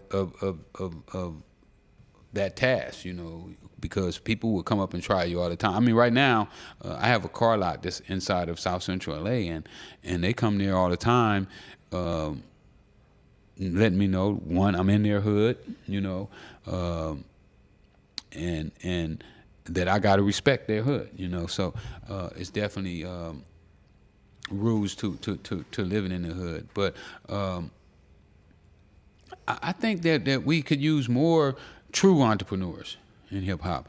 I don't know if a lot of the guys who we think are entrepreneurs and who people look up to are really entrepreneurs. I've had conversations with quite a few of them about bookings and what's your price for booking, and then you call them with that number and they can't do it. What date you open? We flexible. We can go any day you go, but the deal never gets done. So a true entrepreneur can maneuver however they want to. Can go where they want to. Can say what they want to. I just watched that documentary with Muhammad Ali. And one of his things is that you have to call him by his name. You know what I'm saying? And his name is not what you wanted to call him by, but what he wanted to be called by, and he took offense to you calling him Cassius Clay. He didn't want to be called Cassius Clay. He told him his name was Muhammad Ali, and he stood by that. And no matter what it cost him, he even gave up his world title, because he wanted to be called Muhammad Ali, And he had to fight back for it.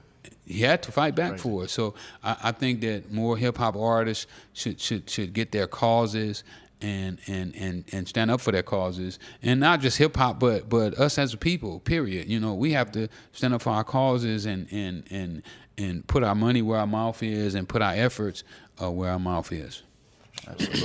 Absolutely. There's a maturation in hip hop and from a street level, but do you think that that's a negative thing that's kind of happened, that like maybe hip hop and music and just maybe urban culture isn't as it was back then? And who do you think is carrying that torch now, like as far as the generational now, to where we're not losing our identity? Because people talk about it all the time, Atlanta, San Francisco, like with gentrification, and then like we're losing our identity, and a lot of times that identity ties right into the street as well. I think hip hop been lost its identity. When corporate America took over, it wasn't no longer about the talented, the gifted. It became more about how many spins can you get on the radio. How much did you pay the radio station to spin you? How much? Who did you know at BET? How much did you pay World Star? It's no longer about I'm bad, you know what I'm saying? It's about how much money can I afford to pay to play. Really, I mean that's really what it is. Pay to play, And I think that it kind of took away what hip hop was originally. Hip hop was originally the voice for the underdogs. The voice for the people who had no voice. But now it came to where it's the voice of the people who can get close to the people with the money, the Universal. That's why Universal, I mean, you look at all the people that you hear on the radio, almost all of them are signed by Universal. You can almost count on your hand people who are signed to other labels who you hear on the radio. So it no longer became from the talented, but who did they choose? How did you get chosen? So how do we maintain our integrity in the sense of, like, this might be a bit of a double-edged sword, but as we want minorities to get wealthier, to wise up, to get smarter, to make more money, but they still want a voice, whether it be literary or through rap and through music, how do we still maintain, in your opinion, just the essence of hip-hop, the street, when we want to get wiser, richer, and then we're not necessarily tied into the street level? Well, you don't have to be. You don't have to necessarily be tied into the street level to become successful. I don't believe. I believe that you could live in the hood witness the hood, and then take the street entrepreneurness and parlay that into any career that you want. And you don't necessarily have to go to Big Brother or to the Machine to get your voice heard. I mean, you know, we was just in New York this weekend, and when we walked up, it was at a basketball game, and Chris Gotti was there, and after me and him shook hands and we started talking, then he was telling the guys how I walked away from $1 million deal, a movie deal, and I walked away because the deal didn't make sense for me. Mm-hmm. You know, it made total sense for the studio, but it didn't make sense for me, and I had to walk away from that deal because I know what I wanted out of the deal, and if they wasn't going to provide the necessary things that I felt was important to me, then I didn't want to have a part of the deal. That makes sense, because if you would have took the deal, it would have put you right back, you know, sake of the conversation, back in the same position you were, so you're still talking about the same things. They want to keep you down, but by turning that down, you essentially are getting more money later because you can still walk away on principle. My movie, they may have the script today. You know, I talked to the script doctor last night, and he was like, man, I'm almost finished. I'm doing the finishing touches. So now my movie's going to come out, and I got a voice in it. You know, they were talking about putting my movie out and told me to walk away. Oh, yeah. You know, it's like you know, you take a chick to the motel, you know, you knock her off, you give her $300, and you tell her, don't call me no more. You know, I'm through with you. We never going to see each other again, unless then I want to see you again, you know, and I felt cheap, you know, like, who you think you talking to? Yeah. You know what I'm saying? Yeah. You ain't talking to no chump. Right. You know, just because I'm broke don't mean I ain't got morals. You know, next you'll be talking about get on the couch, you know, roll over, you know, who knows what all, you know, I mean, that's how I look at it. You know, these people, you know, if you let them go, they just keep going until next thing you know, then you have no morals. You know, you become theirs where they totally own you. You can't speak out if something is wrong, you know. And I never want it to be that way. I want to speak whenever I get ready. You know, if I want to say something, I say it. You know, hit me in the mouth. Absolutely. So that's like key 14 in the book, Personal Integrity. Read another piece here, because I like doing this. You feel me? In order to succeed, one must be 100% whole and completely honest with themselves regarding who they are and what they want. Do not set your goals based on someone else's opinion of what you should become. Take personal inventory of yourself to understand the unique qualities you possess, your personal likes and dislikes, and your strengths and weaknesses. Everyone is great at something, but as long as you are lying to yourself about what you really like and who you are, you will never find that something. Honesty in dealing with others will not take place until one is first honest with themselves. Hey, Cody killed it, man. Come on. I mean, you know, if you lie to yourself, and I look at lying to yourself like somebody who struggling with their rent, lights ain't barely on, but then when they come out of the house, they got on a brand new pair of Air Jordans, they hair on whipped, you know what I'm saying? They got on their gold chains, they got on the latest jeans, you know, the $400 jeans, you know. You lying to yourself. It's fucked up at home. Your home base is fucked up. But when you come out in the public, it looks like everything is good. I would rather be fucked up at home and look like I'm fucked up, because I'm really fucked up. rather than to be playing like I ain't fucked up when I'm really fucked up. Yeah. You know, because if somebody see you messed up, they may give you a hand. Right. But if you lying to them, telling them you good, why should I help him? He's good.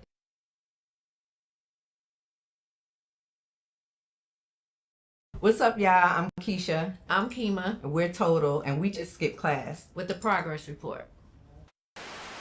The progress report. All right, what's going on? It's your girl, Lala Shepherd. This is a new episode of Skipping Class presented by the Progress Report. And today I'm so honored. I have the beautiful ladies of Total in the building. We got Kima and Keisha. How y'all feeling? We good. What y'all? We Great. good. Okay. You said it's called Skipping Class? Yeah, so this we have different segments within the Progress Support Media Group, and we're signed to Revolt as well. So it's like, yeah. So yes, so welcome to Skipping Class. And like I said, Kima, we actually met a few years ago at New Music Monday. So this is our time, meeting again. That was cool. I had just actually moved here, and somebody took me out and brought me there. I was like, yo, that was really dope. Yeah, so cool. So y'all, let's get right into it. We got this tour, the Room 112 tour. How y'all feeling about it? Oh my goodness. Great. Yeah. Excited, blessed. Just blessed. Mike, Slim, they're our brothers. We've known them since 94. Wow. Look, don't get me to count. Yeah. Somewhere around that time. Yeah. But it's been quite some time. Yeah, it's been a long time. So it's just becoming full circle that we are now on this journey together, and we're excited about the tour. We can't wait. We can't wait to Very kill it. excited. I'm just ready to kill it. Absolutely. Talk about prepping for a tour. What does that look like for you all? Oh my goodness. Sleepless nights. Yeah. A lot of excitement. Drive. I don't know. A lot of rehearsals. A lot of singing. A lot of collaborating. A lot of creative ideas. Yeah. A lot of great memories. Yes. Fun. A lot of fun. Yeah. Yeah. And then, this go around is a lot of fun. Yeah, a lot of fun. I think we didn't know how to navigate. We were finding our way when we first signed, opposed to now. Of course. We've established ourselves. Our fans have held us down. And so this time around for us, it is a lot of fun. Yes. Fun. That's a good key word. I love that. Yeah. I love that. It has to be fun now. Yeah. That part. Now, y'all two helped define the sound of the 90s. So when y'all think back, those Bad Boy Record days, what do y'all remember most about the energy and the sisterhood?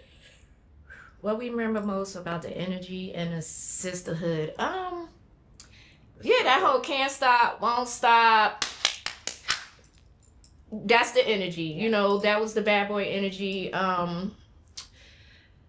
The sisterhood, I think back then it was because we were young and we were maturing, we did bump heads, but we made it through. We're still standing. We're here now, and it's stronger and better than ever. Yeah. Definitely. I think I want to say, I don't even know, because we're in the industry, but not in the way that we were when we were coming up. We came up the 90s, and not just for us on the record label. We came up around a time where people were so grateful, so blessed to be living their dreams. Yeah. You weren't having artists signed every other week. You had to really earn your stay, and people really celebrated each other. We really embraced each other. Everybody really, cheered for each other. When you would meet another artist, it was instantly a hug. It wasn't a handshake. Okay. It was a real connection. Yeah. And our sisterhood was really, really dope. Yeah. And we were girls from around the way that actually was living our dreams. So, Yeah, it was Keisha and I beautiful. met, and I forgot, how can I forget that? Because we do want to incorporate this into, our next tour. The fact that, Keisha and I met in school, we kind of crossed paths earlier, and then later on in life we met again, and then we became inseparable. She's always wanted to sing. I was kind of like undercover, like a little shy about it. And we met and we formed a group Total, and that was before we even met Pam. So her and I journey was way before the industry. Yeah. Wow. Incredible. Now, when people, call y'all the first ladies of Bad Boy, how does that title feel with y'all? Feels wonderful. Because we are. Yeah. It ain't a lie. Yeah. Yeah. It's the truth. Let's be clear. You don't erase the past. You live in it. The past, exactly. The present allows you to walk as you are walking into the future because you lived in the past. So Amen. That's a blessing. Yeah, for sure. Now, can y'all recall doing some of those background vocals with Biggie? LL.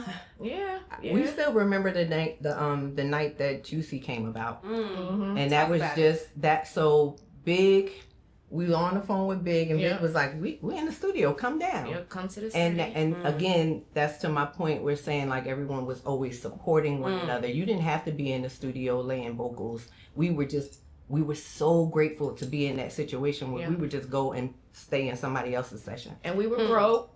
And he said, y'all get to the city, I'll get y'all money and get back home. Yeah, for a couple of dollars to get on the train. That's right. We got on the train. Vibing in the room. Big started playing the beat to Juicy, which is M2May. Yeah. So we Started started playing humming. that, and we were humming, started singing. He was like, "Yo, Keish, yo, go down, lay this down." And I started singing the chorus to Juicy, the original chorus, and he was like, "Wait, come back out." Wrote something down. He was like, "Go sing this. Kima, go sing this." Mm-hmm. And that's all he wrote. Yeah. So that was our first time. The release of Juicy was actually our first time hearing ourselves on the radio. Wow. And it wasn't even supposed to happen that way because it was not meant for us to be on that song. It was not meant Wasn't for planned. it was not planned yeah. for us to be on that song. Yeah. Yeah. And you know, when we went and recorded, he played it for Puff. We didn't get our feature at the time, but you know, people now know that's us on Juicy. Wow, that's incredible. Yeah. That's Thank incredible. you. Now, I want to know, like, what's y'all thoughts? Have y'all seen the AI videos when they do of celebs that are deceased? Have y'all seen those AI videos? Hey, I mean, I see them. Like, I'm not really, like, a big fan of AI right now. Like, I mean, you know, everything has to, you know, we definitely have to elevate. We have to level up and stuff like that. But I'm not a big fan of it when it comes to, you know, creativity and talent and stuff like that, because you're taking it away from us who actually really are working hard and striving towards doing this. Like, y'all making it too easy. Yeah. Let's not live in a virtual world. Yeah, no, that's real. I ain't ready for that. What really is. For sure. That's Try to real. scroll past it. For sure. Now, okay, now getting back into y'all music. Now, records like Kissing You and Can't You See are timeless. But what do y'all think, you know, make the sound stand out so much?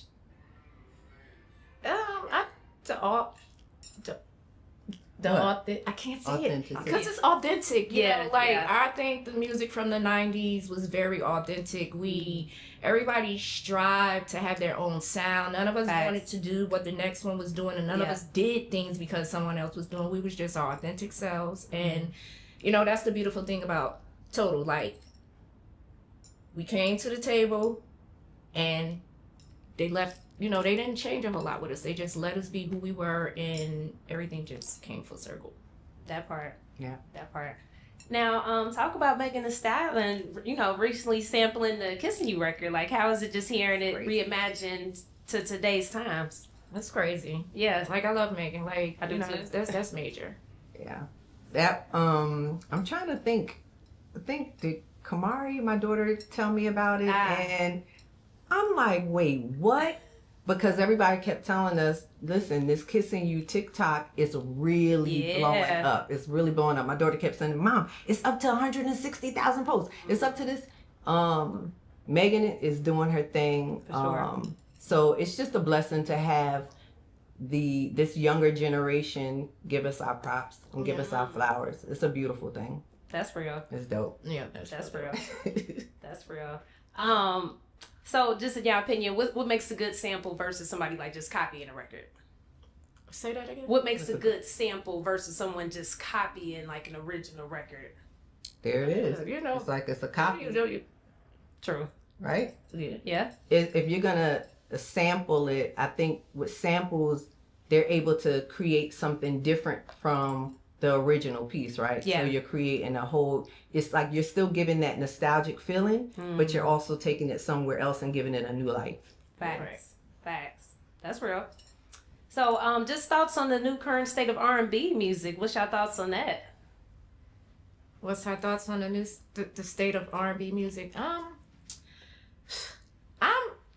love hip hop. But I am so old. I mean, no, I do like I like today's hip hop as well. A lot of it. Not all of it, but I'm so ready for R&B to come back. I'm ready to like feel like, you know, love songs, and so, you know, I don't really try not to form a solid opinion when it comes to somebody being creative. You know, But there's some great hip hop artists out, and I still love hip hop. Okay. Like, I'm an inner rapper, but I want some R&B. I know that's right. I want some R&B. Yeah, and there are some really great R&B artists that are out now that's kind of filling that gap. And I don't know, I think we're so spoiled from the time that we came up, that 90s. It's a beautiful thing. You have these artists now that's trying to recreate the whole 90s feel, because, and that's a salute to us. You know what I mean? Absolutely. You know, but I think I love the new artists for today. Okay, respect. What advice would y'all give, some female artists or groups of today about staying authentic in an industry that changes so fast? Pretty much to what you just said, is just staying authentic, learning who you are. We're forever evolving, so we're forever changing, right? So we may know ourselves in this one moment, but through growth and evolution, we're changing, right? So know who you are, surround yourself with good people. Yeah. Have an understanding of the business. If you don't, get you some sharp people who can handle a business and bring you in on it so that you're learning, but it's just surrounding yourself around with good people. Yeah. And to piggyback off of that, I would say artists today, although it's flooded with artists and everybody's putting out music, for me, it's just it's all about work ethic. Like you have artists today have the perfect opportunity, the perfect platform to be them authentic selves. They don't have to go to a label where, okay, because you done gave me this amount of money, I got to do this. No. So work, learn your social media, be consistent, just like they tell us, create content. Y'all are in an area. Y'all are in an area now where y'all can definitely win. And it can be about independence, where nobody can take your authentic self away. So you just gotta do work. That part. I love that. That part. Talk about it, just the social media and stuff for y'all. Like, do y'all like social media? Are y'all social media people? Yeah. Yeah. In and out. Yeah. It's a love-hate relationship. I don't like when it feels like you have to do something. Yeah. I'm a very free spirit, so I kind of like doing things like based on how I'm feeling. So I'm always in and out with it. But I do love the connection, seeing all the creativity, seeing the beautiful things that people are doing for other people. Yeah. Keeps you current. That's real. Yeah, I have a hard time with it. I feel you. I mean, it's especially in my personal space. Like if I'm working and you want to get some, like, I can give you all the content in the world if we're working. Yeah. But when I'm home and I'm just in my other world, I feel that. It's really hard. Yeah. It's really hard. I feel that. And I'm sure it's tough too, being an artist, and you got to be It's 2 jobs. Yeah, it's a lot. So I definitely understand that. Now, speaking of multiple jobs, talk about motherhood for y'all.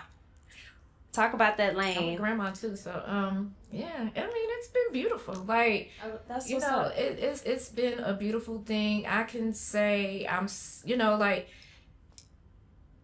seeing Keisha be a mom with her kids, and I know she feel the same with me, and I got grandkids. Yeah. When we started out as kids, it's a beautiful thing. I mean, I love being a parent. I've always wanted to be married. I always wanted kids. So, life has really blessed me with Amen. What I wanted to do in life. Like, God has not disappointed anything I ever wanted. So it's been great. Yeah. Yep. Same here. I took some time off. I'm sure some people are not aware, like I took time off from the industry just so I could focus on being there for my family and raising my kids, especially moving from New Jersey to, well, actually it was from Atlanta. I lived in Smyrna for 7 months, but then I moved to LA with my husband, and we decided, you know what, we're just going to take some time to raise our kids, especially in LA where things can be fast paced or it can be cliquish. Yeah. You're dealing with wealth.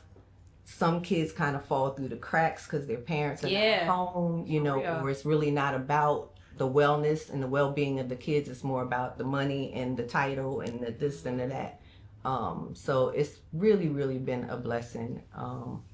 seeing these beings that you put so much time into, Mm-hmm. seeing how they evolve, Absolutely. That's beautiful. I love to hear that. I know you celebrate 19 years of marriage, right? Coming up 20. Coming up Yes, 20. 19. Coming up in 20. That's Kiva amazing. just celebrated 28. 28. That is beautiful, y'all. Because, I mean, it's like you don't hear that type of stuff like that no more. But I love to hear that. Yeah. Now, I got to ask you, though, being married to Omar Epps, I got to ask. Do y'all see the funny memes at all? Yes. Okay. Because you got the one. And be the one cracking where up. he be Oh my gosh, I love Yeah. that one. I love that one too. Talk about that when y'all see that meme. It's funny because we just spoke about it recently, and it's funny how you could take an authentic moment, a real moment, because Yeah. we were on the red carpet for his movie Almost Christmas, and the interviewer at the time, the host at the time, asked him a question, and he just made that face and it stuck. It's just dope. It's really beautiful to just see him still get his flowers. Absolutely. Because we come from a time of the 90s, so. Yeah, Yeah, absolutely. it's beautiful, and then our kids get to see that. too, Yeah, for sure. Yeah, for sure. So I want to come back to the tour. Is there any cities that y'all looking forward to that y'all have not performed at yet? That we have not performed at yet? 'Cause I'm sure y'all performed all over. this. No, I'm trying to think. Okay. There was a city that's not on the tour that we want to be on the tour. We done performed it before, so that was kind of a trick question. Let me think. definitely have to do New Jersey. I think For we're sure. working on that. We're from New Jersey. Yeah, it only we- makes we sense. definitely have to do New Jersey. But somewhere we haven't. Kind of hard to think of. A city? It has to be part of America? No, it doesn't have to be part of America. Okay, at I guess all. we want to go to Dubai. So yeah, but Detroit, we're coming What up, soon. though? We're coming soon. Detroit always holds it down for us. Like what up, though? What up, though? What up, What up, D? though? We coming. Yeah. November 5th. That's hard. That's hard.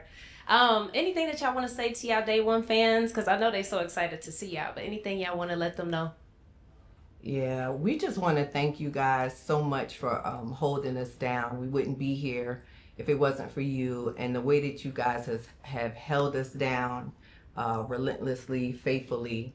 It pours into us, and it helps us to continue to show up for y'all in the way that y'all show up for us. Thank you so much. Yeah, just thank you for the love. Thank you, for, the consistency. We love y'all. And, this is why we chose to come back, for you guys. So make sure 30 y'all years come later. see us at this Room 112 tour, 30th anniversary. Yeah. That part. 30 years of music, 112, the Room 112 total case is definitely going to be a time, y'all. For sure. Yeah. For sure. Now, final question. I like to ask all my guests to define our keyword progress. So can y'all both define our keyword progress? What does it mean to y'all? Progress. What progress means to me is consistency, not giving up, dang. Just keep pushing. Just keep pushing, stay motivated. It's gonna be hard. Just keep doing it. Keep going. Let's go. Okay.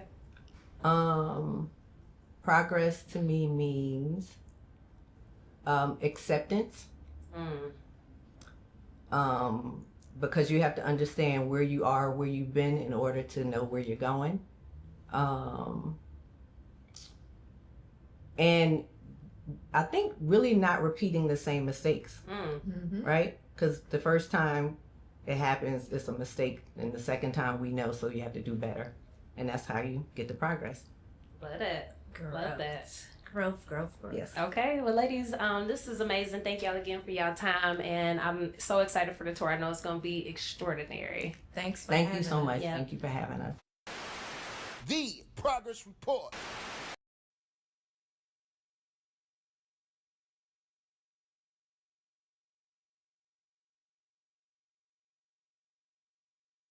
And what I love about West Coast MCs and hip hop, like when you really repping where you from, you putting people onto so many games. You could put people onto a street sign, a tag, a piece, and then like if you like put all of this together in like a rap map, you can create like some geospatial intelligence of the whole Absolutely. Whole city. I love it, man. Absolutely, yeah. The geography is so important to us. You know? Some of it was just gang life, where it's like, you need to know where you are. But then other is just like, LA loves LA. You know? Yeah, I love that. LA loves LA. Can you talk about that a little more?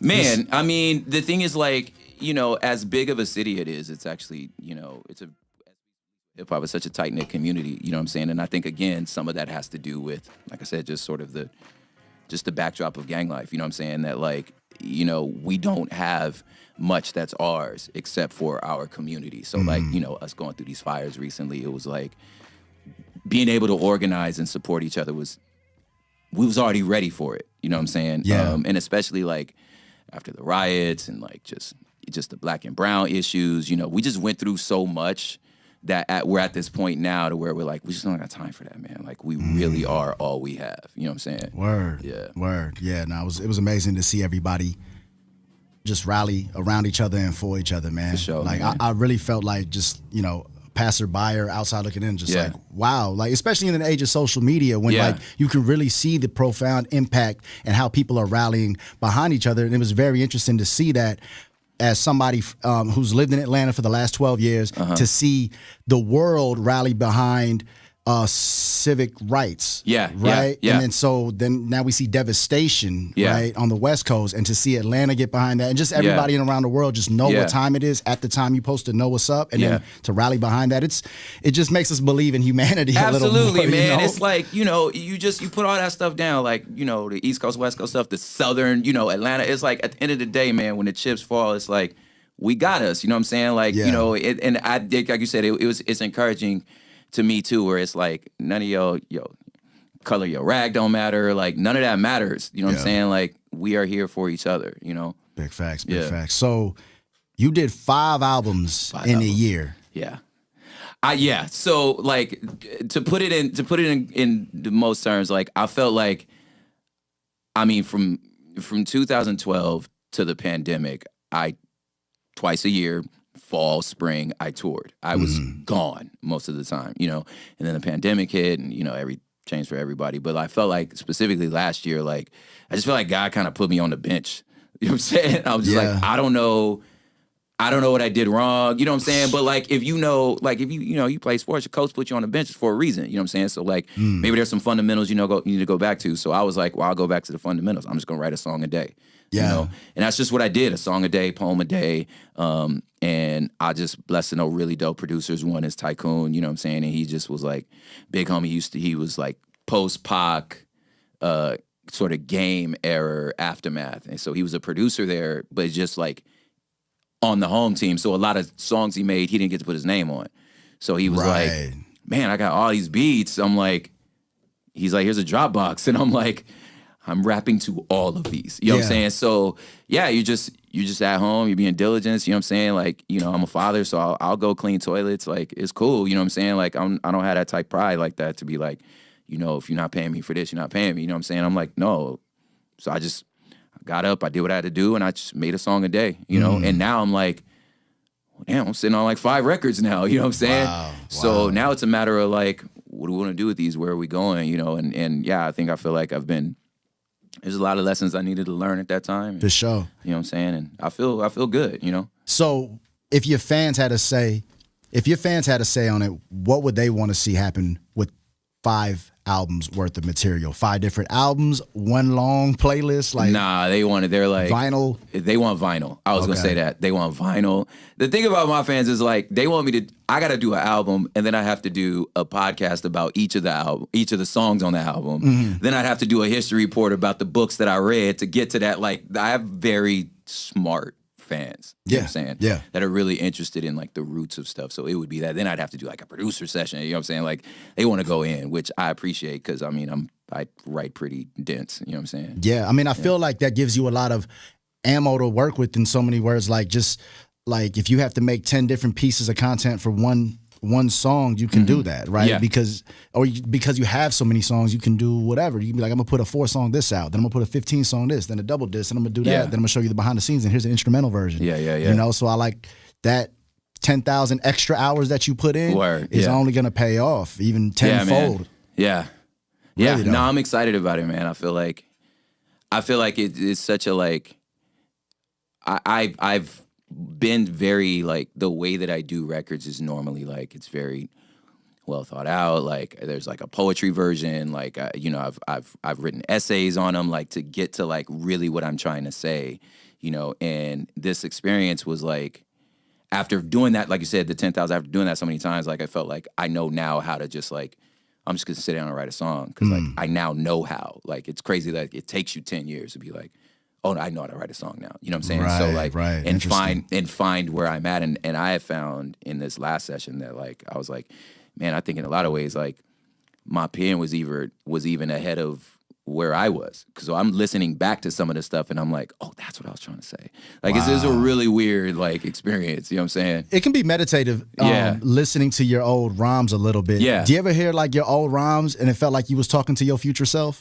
All the time. Yeah. All the time. I'm just like, I didn't know I needed that now. You know what I'm saying? And yeah, you know, and like it used to be like an issue in the sense that like we never knew how to promote stuff because it was like, wait, what is he talking about? And I feel like I know what I'm talking about, but like I'm very much a like it's I feel like I'm always like the shine that happens on a record is usually the record before the one I'm doing. You know what I'm saying? Like it's like they're now you're talking about my last album. You know what I'm saying? It's like and I'm like it's dope, you know what I mean? It's like it takes like a slow warm, you know what I'm saying? But like it was like it's because like that record is for now. You know what I'm saying? It wasn't for when you did it. You know what I mean? It was for now. Wow, you know? wow. Which is That's interesting. So I do want to ask you about Club Real Ones, and I want to talk more about the craft real quick before we get to Real Ones. Word.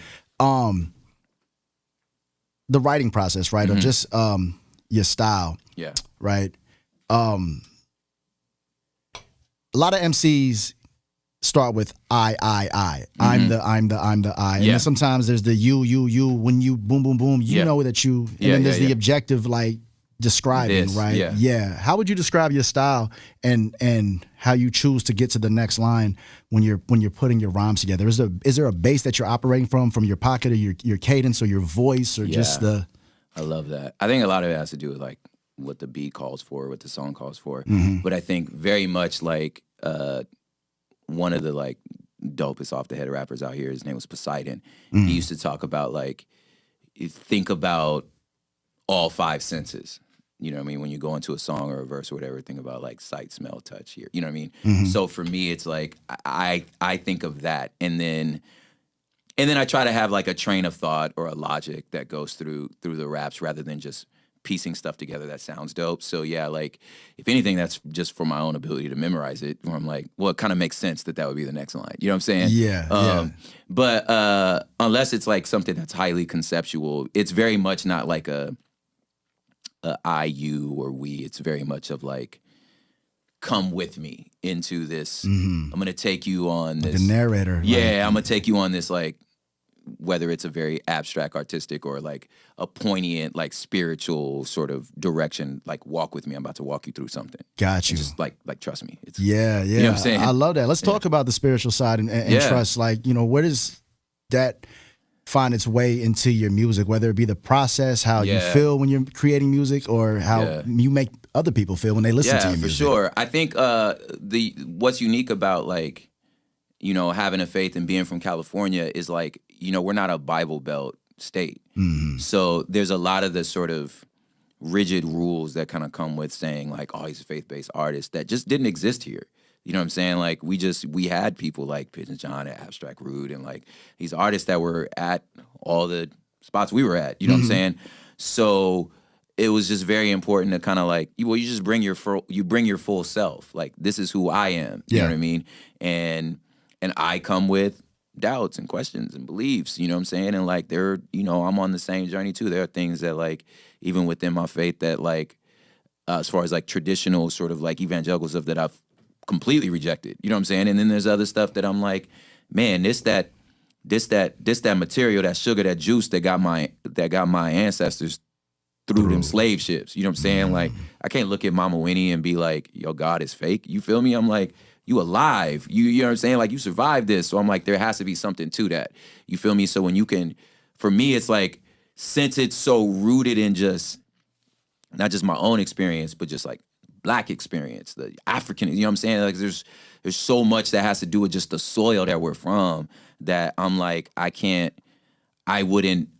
it would be inauthentic to try to remove that or try to pretend to be something I'm not. And then plus like out here, man, it's might call your G card immediately. Like, you know, if I was out here trying to be something I'm not, like, you know, I'm not a street dude. You know what I'm saying? So if you start rapping like you are, it's like, bro, that's what you doing, homie. You know what I'm saying? But I'm also not full lyrical miracle, you know what I mean? And it's like, bro, that's not you, you know what I mean? So you just bring yourself, you know, and to me, it's like, if you have a sense of like, it's more than, you know, this, everybody says it's more than rap, but it really is. It's like, I'm like, it's legacy. It's like, this is my, you know, what I feel like my gift is to the planet, whether it's raps or not. Like, you still have to bring your full self to that. You know what I mean? That's so interesting that you say that, you know, the West Coast isn't a Bible Belt. Yeah. And I feel like with religion in the South and those Bible Belt states, it's like, you know, religion is more of a practice, a thing that you more so would,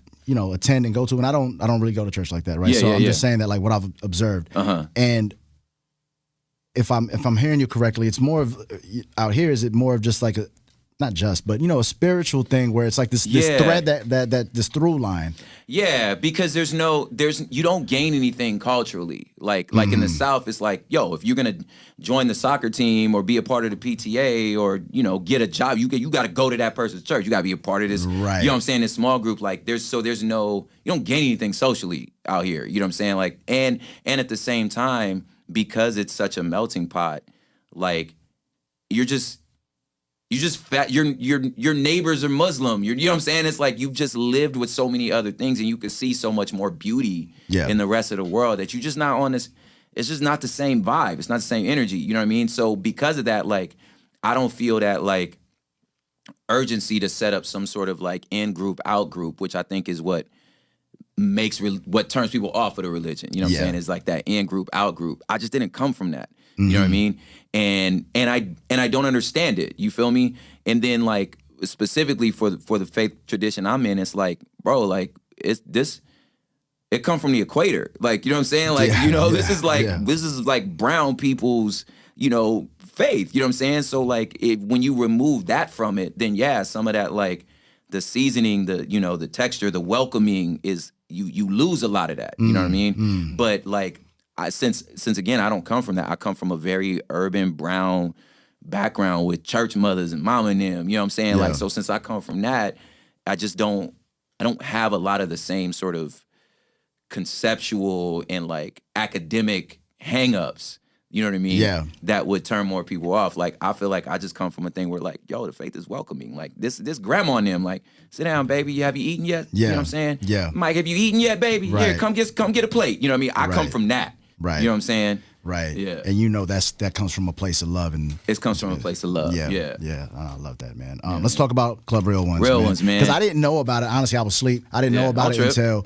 until Ro told me. It was like, he does that party out there. I was like, I looked it up. I'm like, oh, he lit. Like it's a party. Yeah. For sure. And I want to talk about this because, you know, I came from a space where I was throwing parties in Atlanta. For sure, yeah. You know, which was, you know, culturally impactful. And I feel like Real Ones culturally impactful. Yeah, so man. like we can sit at several tables and speak to several experiences, not only being entrepreneurs and author like yourself, but you know, being MCs and also club promoters. I say I'm not a promoter, I'm a provider. You know, there you go. I'm not a curator, I'm a catalyst. Let's go. Right? So cataclystically, what did you start with Real Ones? What was you know? So the origins was the pandemic.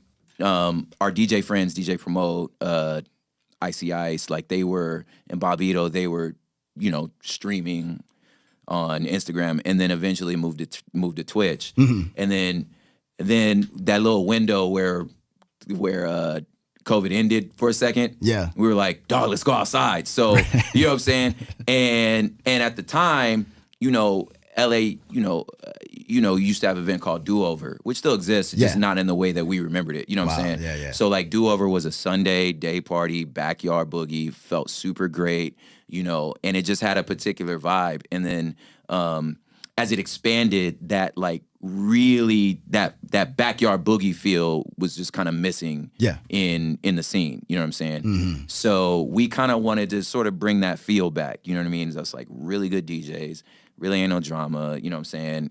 And you home by 9, you know what I mean? Which is great, you know? Yeah. But yeah, we've been rocking. It's been 3.5 years now, every first Sunday.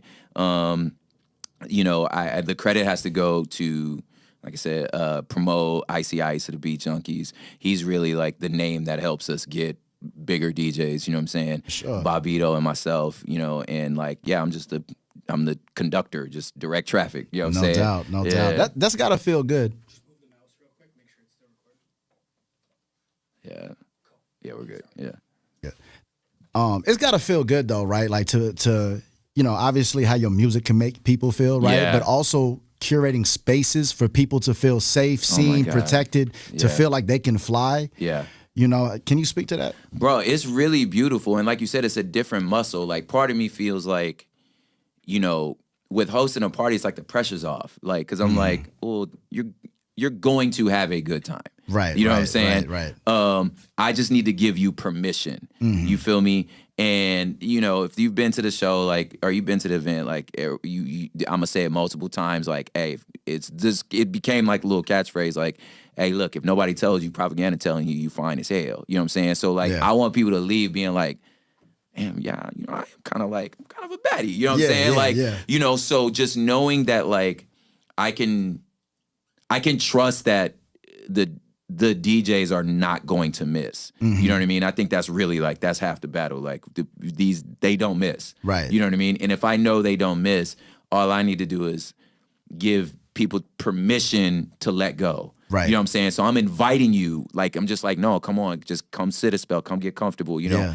And you're right, like there are moments where like you do feel like, man, we feel like we're floating. You know what I'm saying? Like, dang, it feels like this is amazing. Like just watching, like, again, like if a person can, if you know, your DJ can carry these people for, you know, 15, 20 minutes straight where you don't even know a song changed. It's just like, God dog, like what just happened right now? You know what I'm saying? It is beautiful to watch. And that's a responsible flex of power that you're wielding in those moments, because even though you know you can't do no wrong in those moments, you're not gonna do wrong by people. There it is. Right? So then you just give them the empowerment. Like you said, as like a rapper, as an artist, it's like a lot of times I'm trying to rapture your attention. You know what I mean? But this, it's like, no, I'm trying to push the attention back to you. You know what I mean? It's an interesting like thing, but like that's a master of ceremony. That's an MC. You know what I'm saying? It's like knowing which is which. You know what I mean? Like it's. I feel like every rapper should try at least once to be like,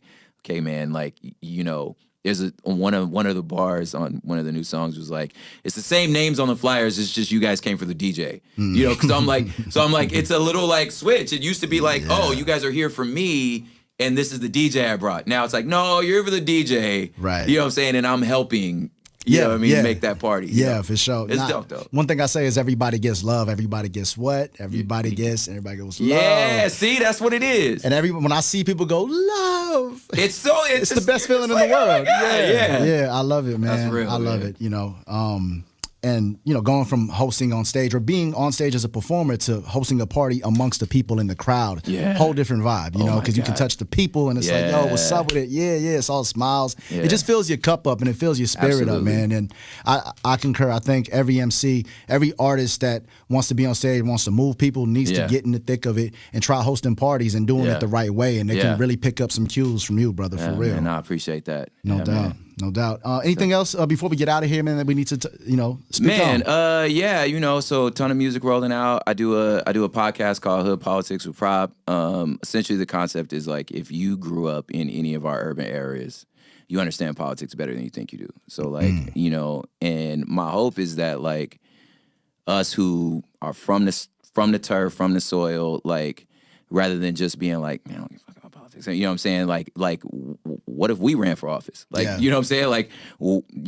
Like, you actually have more power and authority than you think you do. And you actually understand this better than you think you do. Don't let these people tell you they smarter than you. Yeah. Just using other languages. So, like, and especially, like, at a moment we're in now, like it's really important to know your rights and know what these people are saying to you. You know what I'm saying? So like, I really just like it's there to give. You know, I just want to give people game, man. You know what I mean? Of course, because you're from the West Coast, baby. That's what we do. We lace them up. I'm trying to give you game, yup. You know what I'm saying? For sure. Well, Pare, I appreciate you, brother. Let's go, man. Salama po. Let's you know go. What I'm saying? Propaganda is in the building. High Off Flight TV. You already know. Get in the comments. Like, subscribe, check out everything that he's doing, from the music to the podcast to the parties as well, man. Get outside, get in the mix, man. Like, hip hop moves through you. It's something that you don't just do or observe, like really feel it and get the whole spectrum, all of that. You could pipe up over here, do this and that. Like, it's a kaleidoscope, and it's beautiful. It's colorful. Like, open your mind to new experiences, make new friends, meet new people, be good to yourself and each other. Who said that? Jerry Springer? Somebody. Yes, I remember it. It was great. Either way, it stuck. No doubt, man. It's Mike Sick, Jerry Brown Rice, Tupac Yao. Till next time, High Off Life TV, we out. Tupac Yao, so good. Hey, yo, fellas. Yep. There's a lot going on in the rap game right now. And this reminds me of a song. Rap snitches, telling all their business. Sit in the court and be their own star witness. Till you see the perpetrator. Yeah, I'm right here. Around to get the whole label sent them for years. Rap snitches, telling all their business. Sit in the court and be their own star witness. Do you see the perpetrator? Yeah, I'm right here. Around to get their whole label sent them for years. But look, everybody take out your sheets. Say, I am Sofa King. Sofa King. Scared of a bunch of water. Get out the rain. Order a rapper for lunch. Spit out a chain. Then kick a lungie off the tip of his Timbos. Trick a honey dip into a game of strip limbo. Oh. Rest in peace, Doom. Rest in peace. Rest in peace, Doom.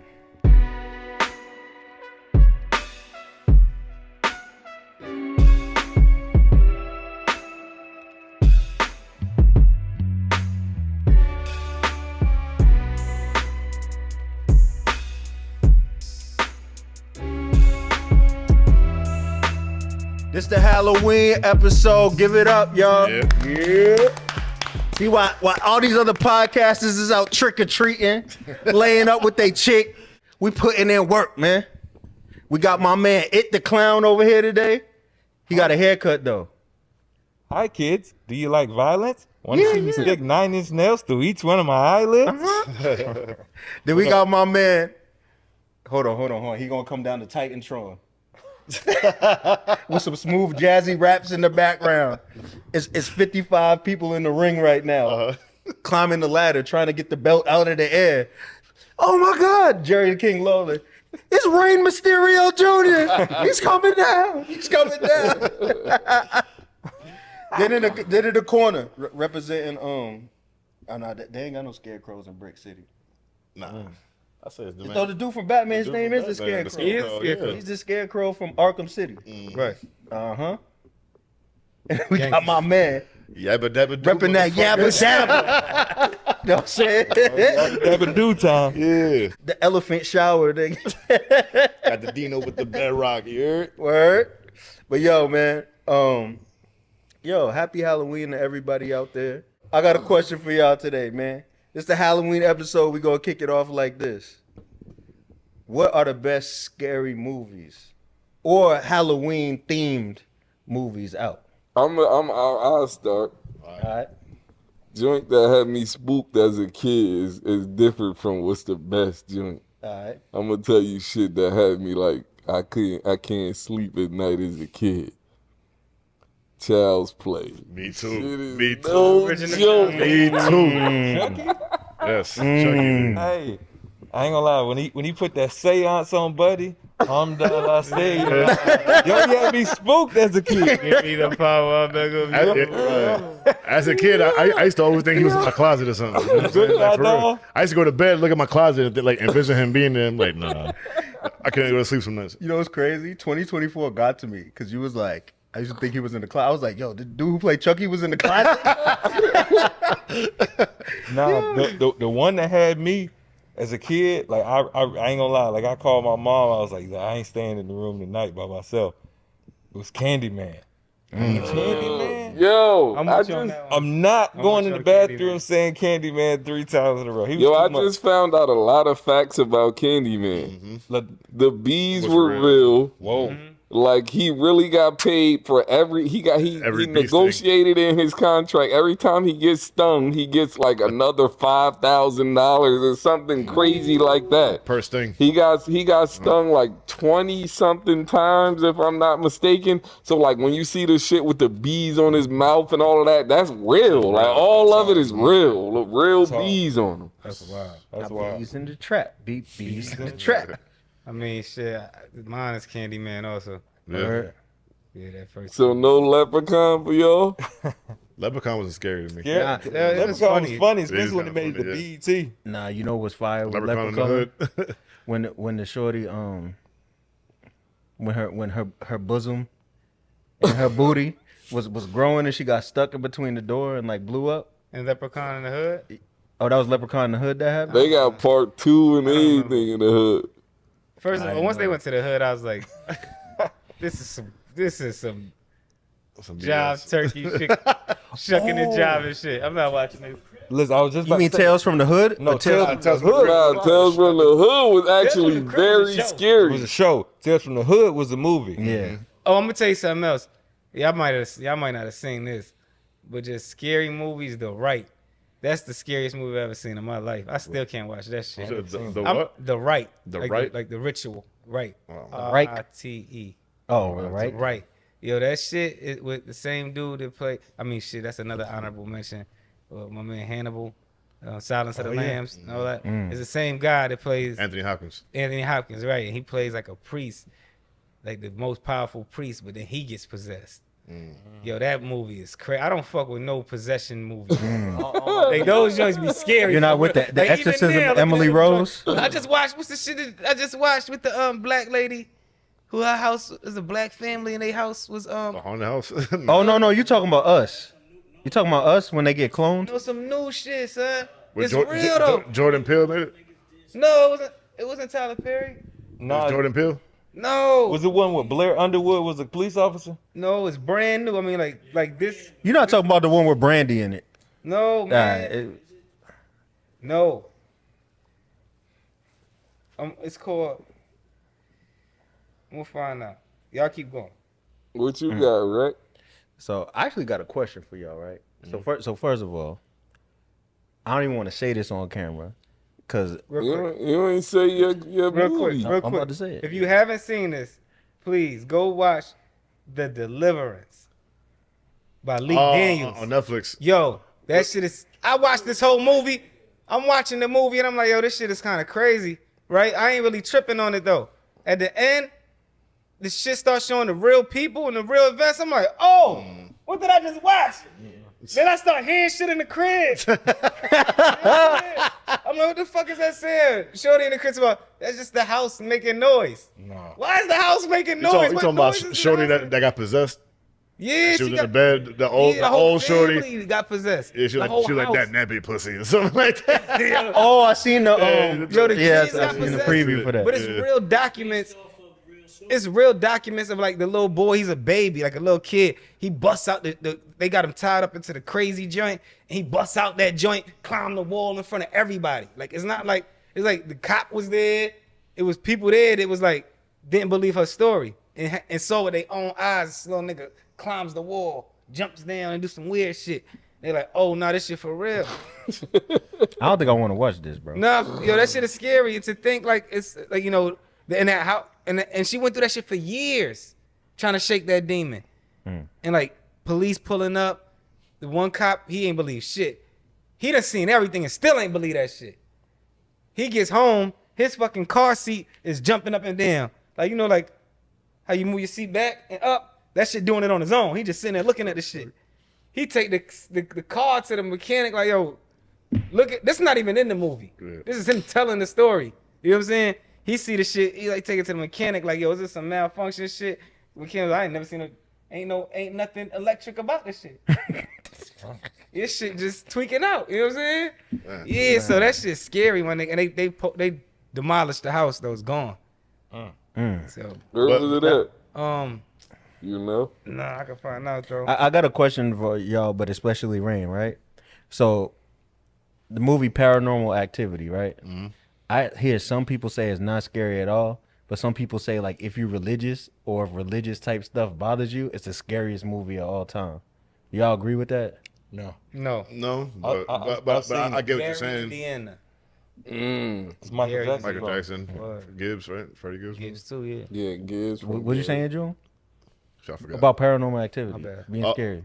Oh no, I'm saying that I see what you're saying about it. You know what I'm saying? But for me, no. Like I don't believe in that kind of shit. You know what I'm saying? To agree with you, so it wouldn't affect somebody like me. But like somebody with like a religious belief, who like believes in Antichrist and exorcism and shit like that, it might bother them. But for me, I'm just like whatever. And I also feel like some movies, just because the idea, like it's some shit that happened to you in real life and it'll be scary, but that doesn't make the movie scary. The movie has to be written well and be scary. So I'm gonna give y'all the scariest scene I ever seen in a movie that I almost jumped out the window was y'all seen Insidious?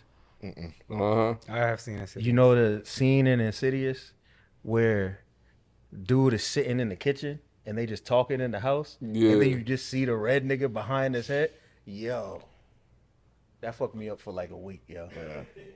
I could show y'all the scene on YouTube. Y'all be like, this ain't scary. Oh, like that's scary. But I got arachnophobia. I don't even know why I'm saying this on camera. Arachnophobia. So the movie Arachnophobia, I got arachnophobia. eight-legged I hate anything with spiders That shit. just jumping on niggas, especially if it's real spiders, I'm not with it.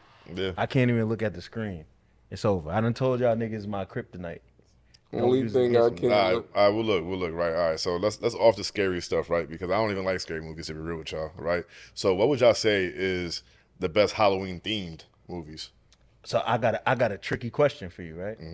So I would say The Nightmare Before Christmas. That was my answer. But is The Nightmare Before Christmas a Christmas movie or a Halloween movie? Both. But what do you think it was intended to be? This nigga saying all the joints. A Christmas Halloween movie. It's, I've never seen The Nightmare Before Christmas. No, first of all, Tim Burton is one of the greatest directors in the history. Are you on Tim Burton movies like that?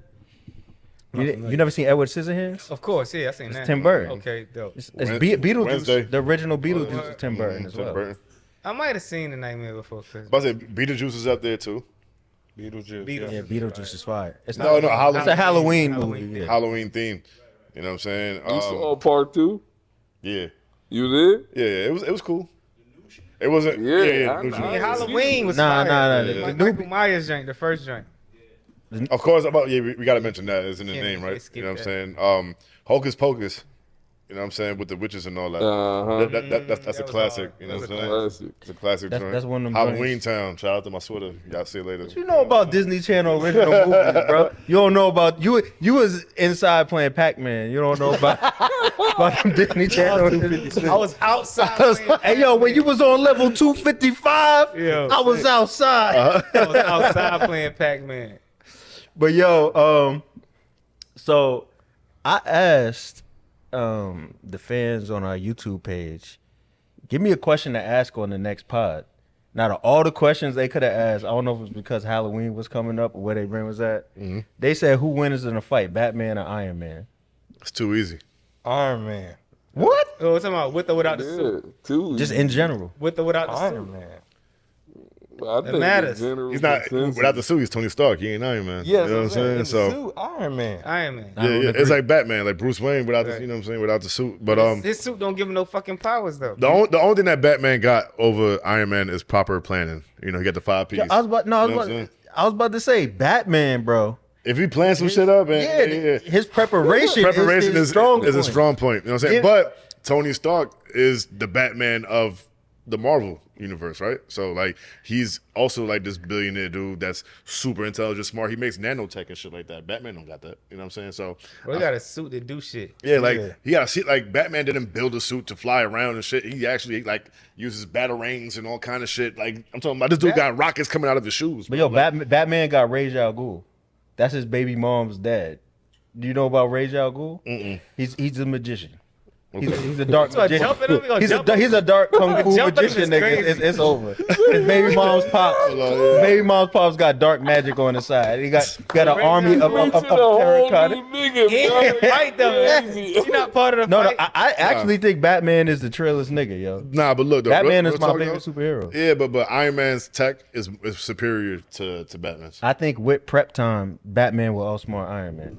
Man, please. That's the thing you ain't taking into But account. then it would be a stalemate because I feel like you can make the same case for Tony Stark. Nah, I don't think. I think Batman. So the thing about Batman is, Man, how much you gonna plan in the fight? It's a fight. Batman. You not realize Batman beat Superman? But Superman naive and all that shit. Like, you know what I'm saying? Superman. So he had prep time, and he was like, "How am I going to use his personality against him?" Right. Yeah. Nobody should ever beat Superman at nothing.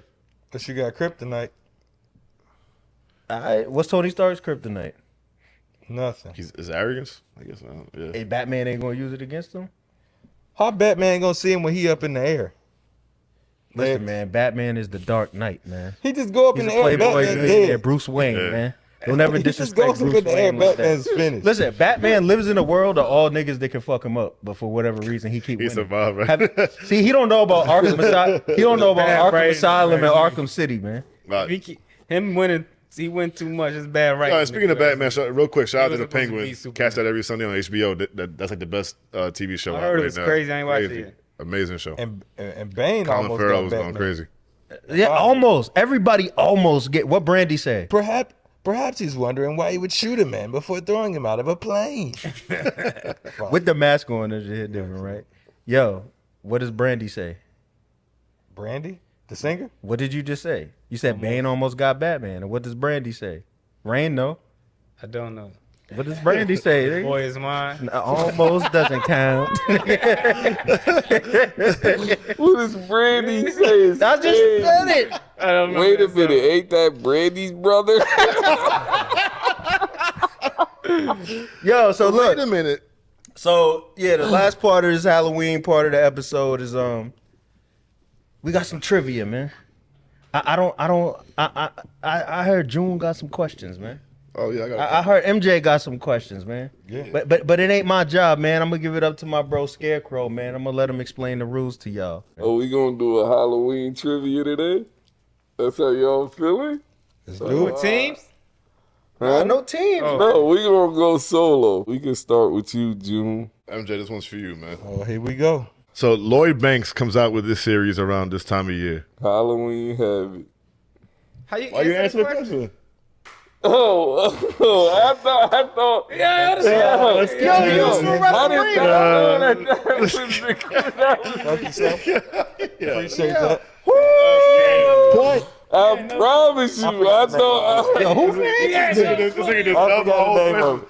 That's crazy. That was crazy. Go to the second one. Go to the second one. I thought it was like, I thought he was about to say Lloyd Banks comes out with this every year, Halloween Havoc. On Halloween, I thought he was leading up. I'm gonna finish it out, but I was gonna say Lloyd Banks come out with this series around this time of year. What's the name of the mixtape series, and what number is the upcoming new one he has releasing? You know what I'm saying? But whatever. All right. He can still answer. No, it's over with. It's over with. You don't know it. You gonna bring it back, right? See, you a bad friend, bro. All right. MJ. Yeah, that's why he got 3. Which famous rapper, ironically, passed away on Halloween? Ooh, that's a great question. When? How long ago was this? I can't answer all that. He passed away on Can't Halloween? get a hint. My son get one hint. All right. I'm going to take a guess. You want a hint? I think I got it. Pop Smoke. Nah, Pop Smoke died in January. Oh. I thought it was Pop Smoke. Did someone get a steal? Yes. Yeah. Fuck it. Why not? I'll Come try to on, Rec. Rec, who you think? Did I get minus a point if I get it wrong? No. Okay, because I was about to say nothing. Who died? What famous rapper died on Halloween? The hint is don't think too hard. That ain't no hint, motherfucker. That is not a hint. at No, all. it was a good hint, actually. You know what I'm saying? Let me Can I try to- steal? Because he has no clue. Oh, no, hold on, man. This is my point on the line, bro. If I don't get penalized, I'm guessing something. If you don't get it, bro, you're gonna be so mad. A famous rapper died on Halloween, and you said it was ironically. So who got a name that reminds you of Halloween? This a famous rapper. I don't know. So Can I still? I will say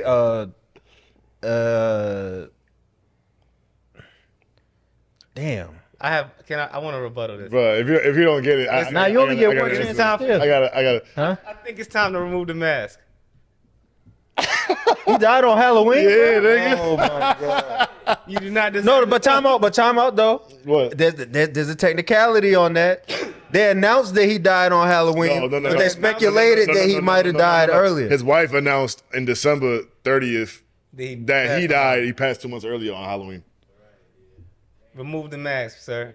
No, nigga. Yeah, I'm not gonna lie. This is my face. MF Doom, baby. You gotta lose a point for that.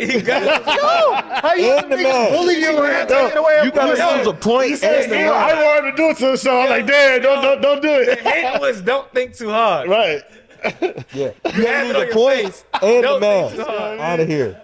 I bet, Joe. You getting my question. All right. Who go? Can I go? I have a question. Go ahead. Shut up, nigga.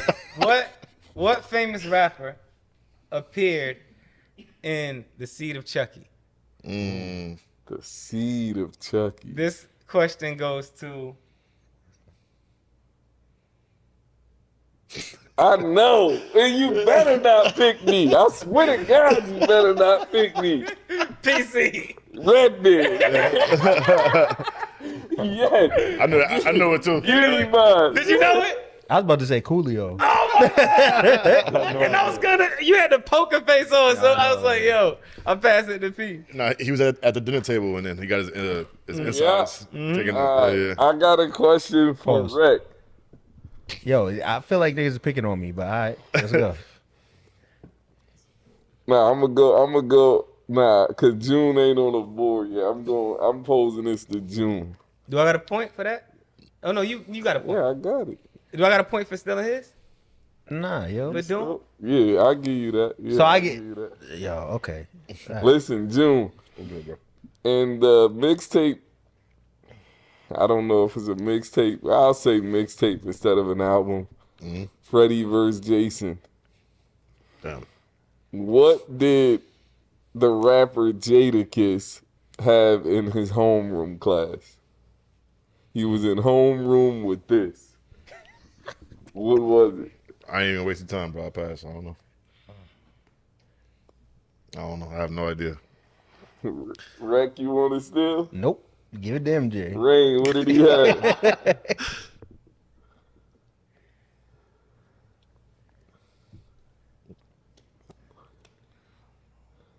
You want a hint? Give me a hint. It's on the track theme music.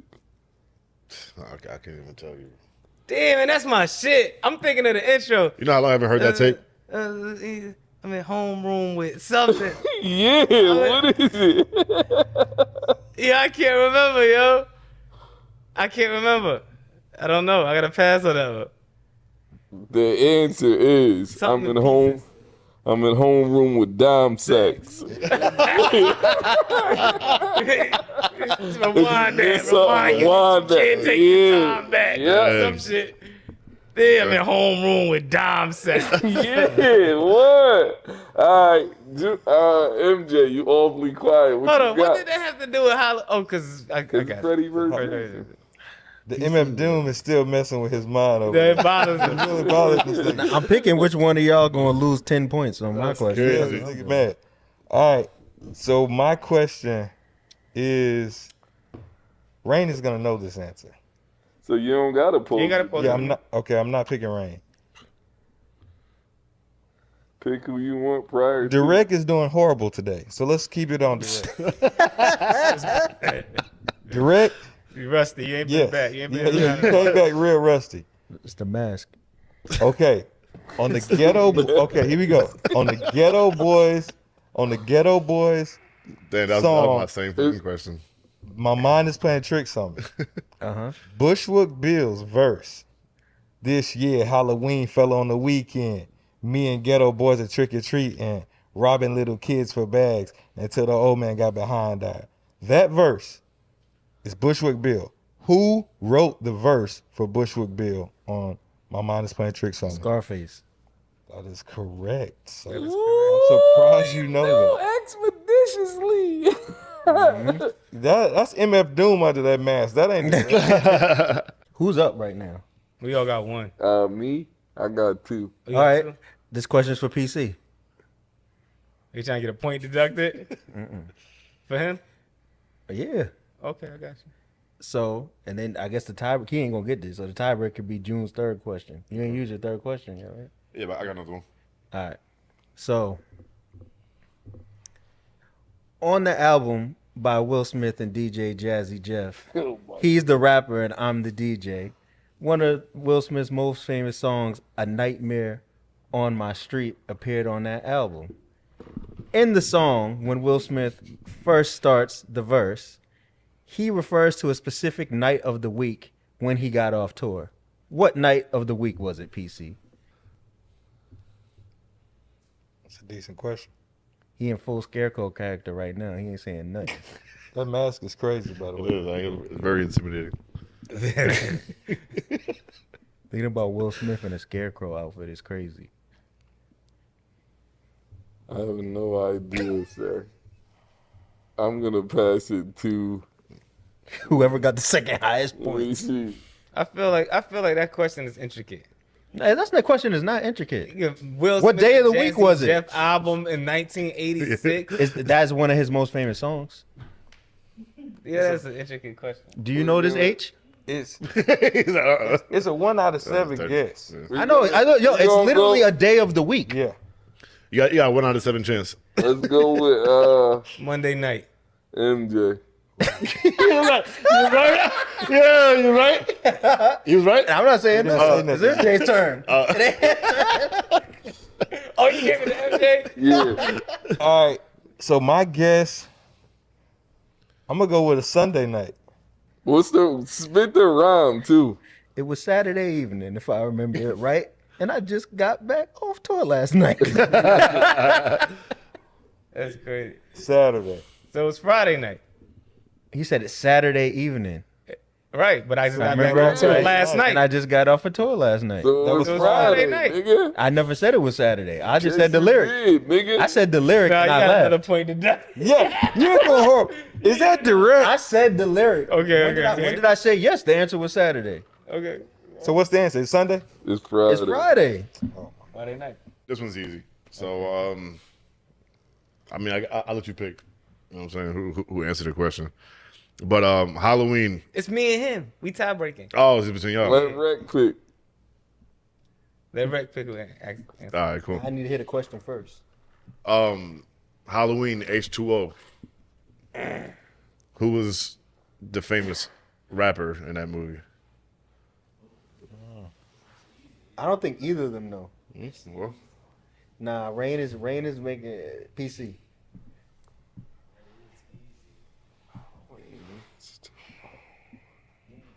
So if he gets it wrong, I don't have to answer it. No, hell yeah. We both gonna get No, he lost a point if he gets it y'all gonna have wrong. to answer this joint, yeah. a rapper. You just got the other one right.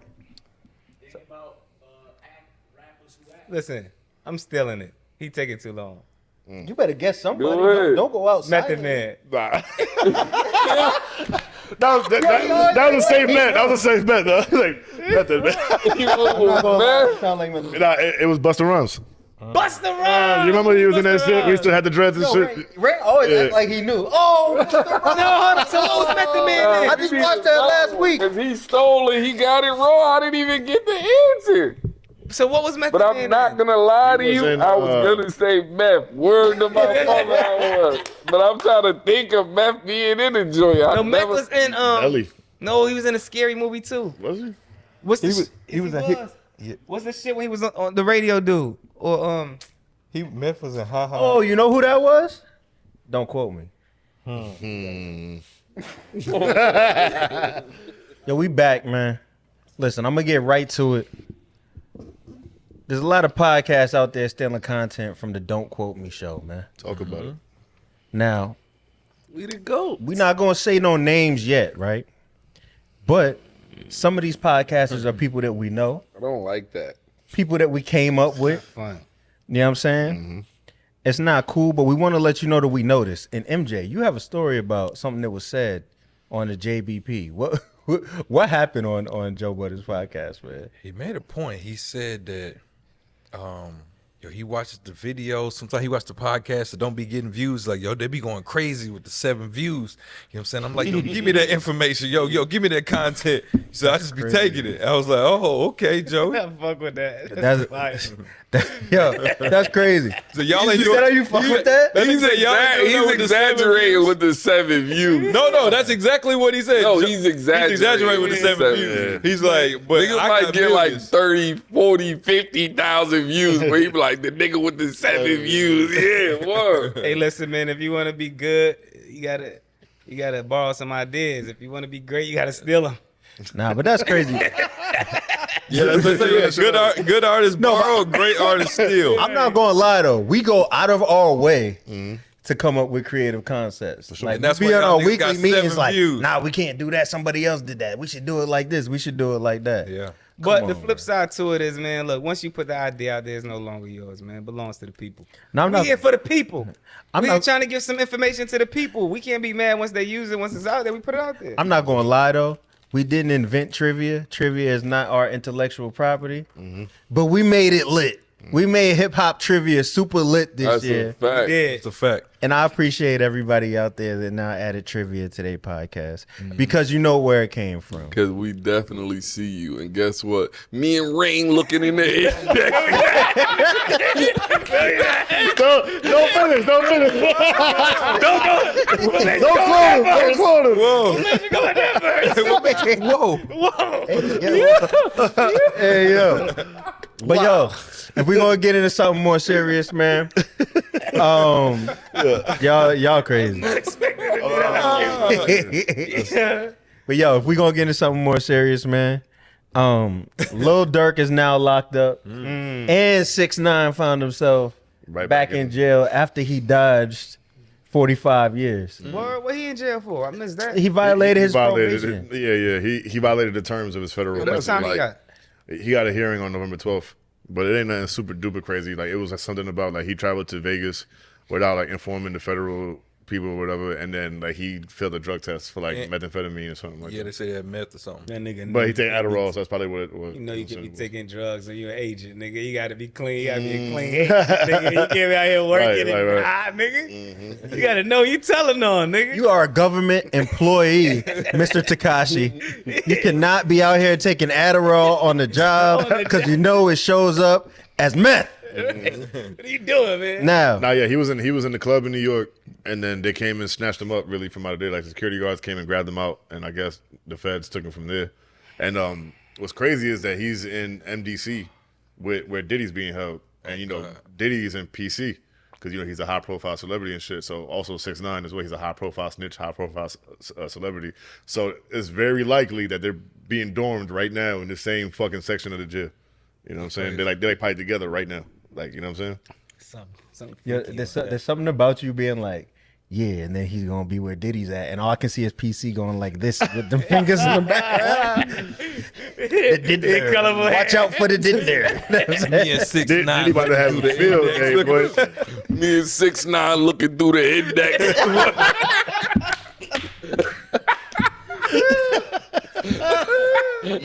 But yeah. Yo. Yeah, I can't with this nigga. Yeah. But yo. Buff next. Yo, Rain, man. Serious question though, right? Lil Durk, man. We seen him on Gillian Wallow $1 million worth of game. And Wallow literally broke down crying, begging him to let some of that stuff that they have in the streets go. Cause he's like, y'all are up. Y'all are millionaires now. You're gonna be able to provide for your family for X amount of years. Durk dad just got out of jail. You know what I'm saying? And that's when you hear Durk talk more about the Muslim stuff and him praying and slowly changing his life. So now we have a situation where they say he tried to flee the company. His lawyers refuting that. Flee the company. The country. Flee the country, my fault. They said he tried to flee the country, and then Durk's lawyer came out and said He wasn't trying to flee.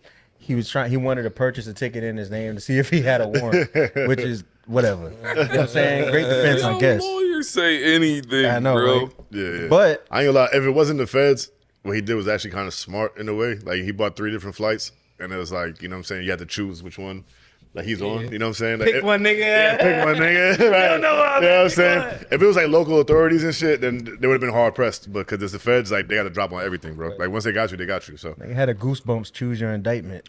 That's crazy. But the whole situation in itself is wild, though. You know what I'm saying? You go back, like, you know, he's on record multiple times saying stuff that, you know what I'm saying, implies that he did what he did, you know what I'm saying? And for his mans to be wearing a wire the whole time, like, you know, suppose he came home, Dirk gave him $50,000, a house, a chain, all that, you know what I'm saying? A building. He put a building in his like, name. come on, son. And then you wearing a wire on your mans like that? Like, you know what I'm saying? Like, ain't no game. The streets is dead.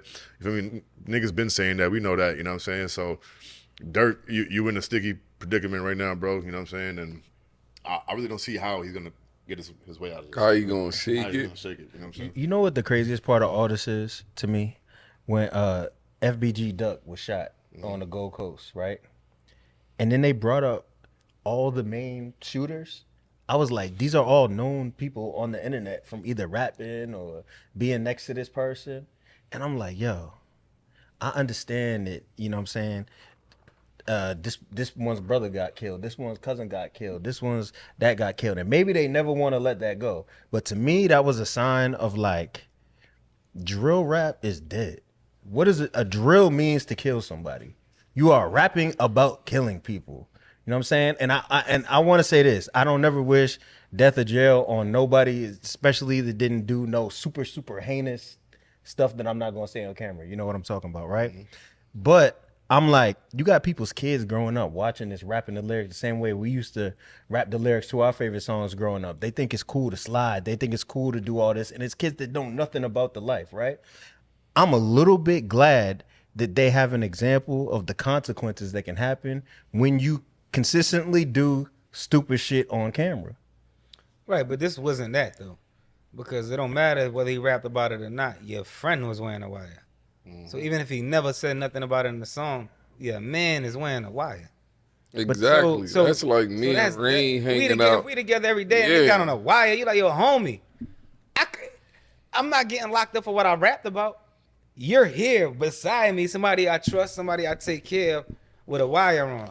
So that's not the best example. You got to think about it too, right? Think about it, right? It ain't the 80s no more. Like, niggas ain't even wearing wires. He probably had like a camera in his chain. Or tape of shit. That nigga you know what I'm saying? And recorded him the whole time. No, Like, look, you know what I mean? Like, all kind of crazy shit. These guys probably wicked. No, they got the video where they say like it's like they're like on IG Live and it's him. I see he keep adjusting. Yeah, he keep adjusting. I'm like, and they like, yo, is this the video where he got something? Because he keep moving and looking down and it's crazy. But the streets been dead. But at the same time, man, like, I'm gonna tell you some real shit. Never alive. What I will say is this.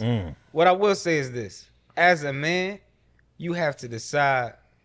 Now, look, a lot of people might not agree with me, but I feel like you become a man once you decide what you're willing to die for. You get what I'm saying?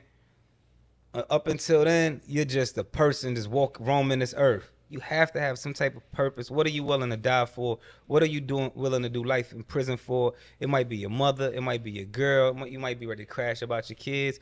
Or it might be your man's. So I'm not totally against anybody going to get their get back on if you did something to my friend. It's unfortunate because you got to just be ready to deal with the consequences. And if you signed up for it and you understand it, as long as you know what it is. Because that's my problem with a lot of the music and shit nowadays. Or not even just the music, it's the guidance in general. Because the guidance could be through the music. It could be through conversation, your big homie, whatever. A lot of the times, they're not breaking down the consequences. This shit is not a video game. You're not going to go do something to somebody, get smoked, and get another life. Let's restart, nigga. You're not coming in this shit with 5 lives, nigga, 3 lives, whatever it is, right? So as long as you understand the consequences and this is what you're willing to lay it down for, this is what you're willing to sit up and do life in jail for, then fuck it. You don't know what that man is thinking. He might be like, bet, I'll take that. That was my man. I rolled for him. But see, the part that I don't agree with, and I don't have kids, what I'm saying? Some of y'all do have kids, right? So my thing is like this, right? It's tomfoolery, and I blame it on the music industry too, because why are you signing some of these guys, right? You kill Lil JJ down the street. Then you make a video at his gravesite, Lil JJ, he underneath the earth. Then you get killed. Then they make a song. Then they make a song. Now you got kids that know nothing about this, mimicking that behavior in other neighborhoods. No, that's what I'm saying. But what I'm saying is, if you remember when Future was like, I'm not a role model. Like your kids shouldn't have to listen to me because I talk about Molly and this and that and all this stuff. Like, yo, I think that a certain amount of Cam said that first, by the way. Oh, he did. Oh yeah. He said it on the news joint. Yeah.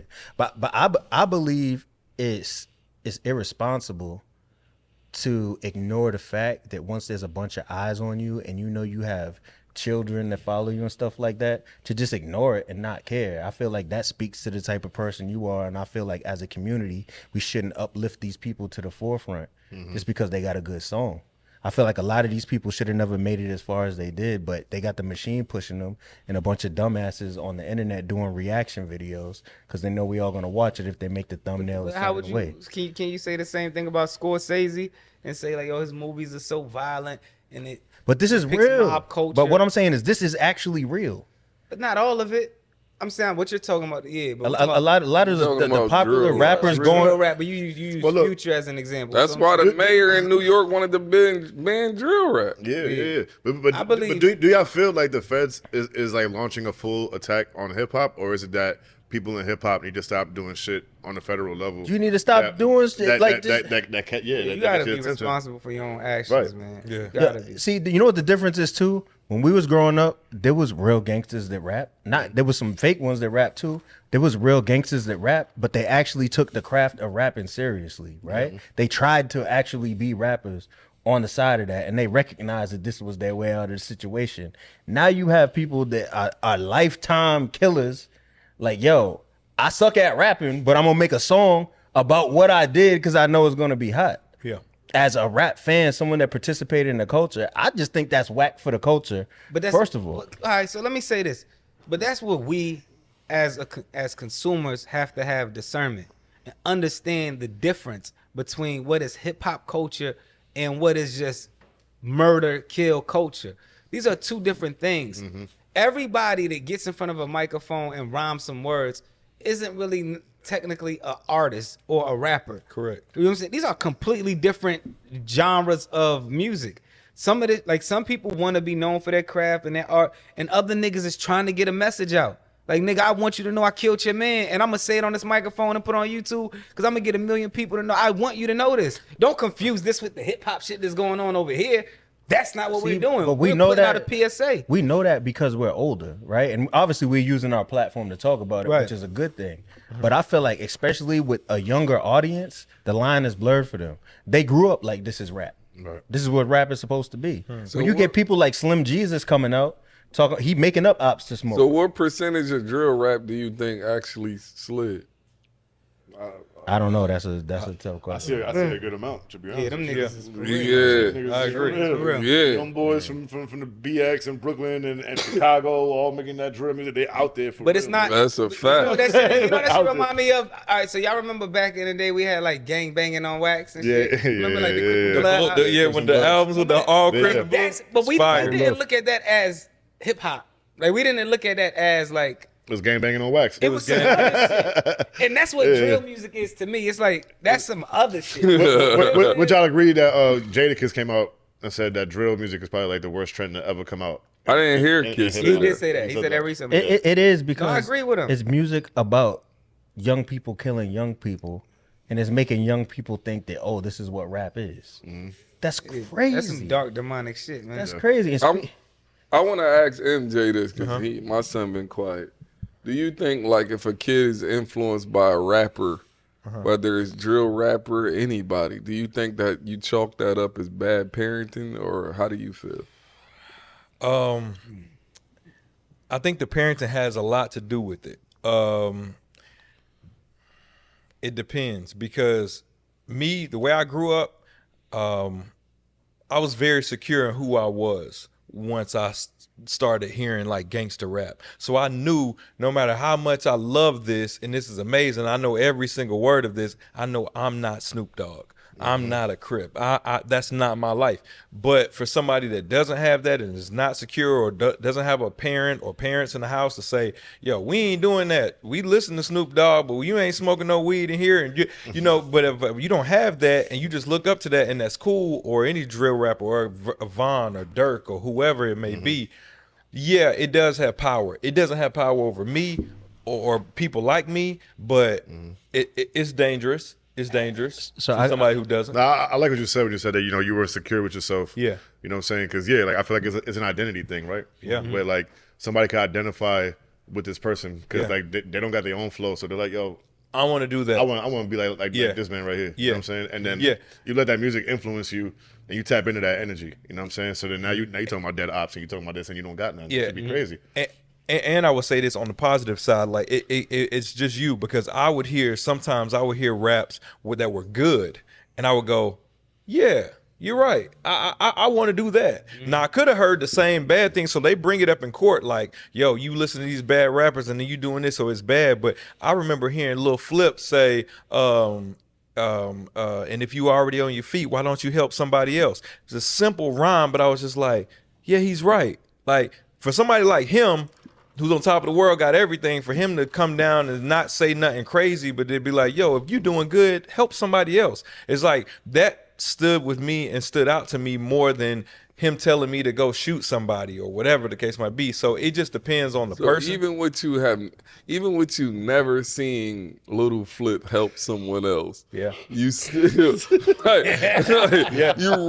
ran with that. But also, but no, look, I've heard knock that whole bar off. But look though, shout out to Flip. There's a lot of artists today. Like the Baby might be on the corner. He might hand out like $1,000 to a whole bunch of little kids and record, and they'll be like, that was corny as hell. Blah, blah, blah. Like, I disagree. I'm gonna say why.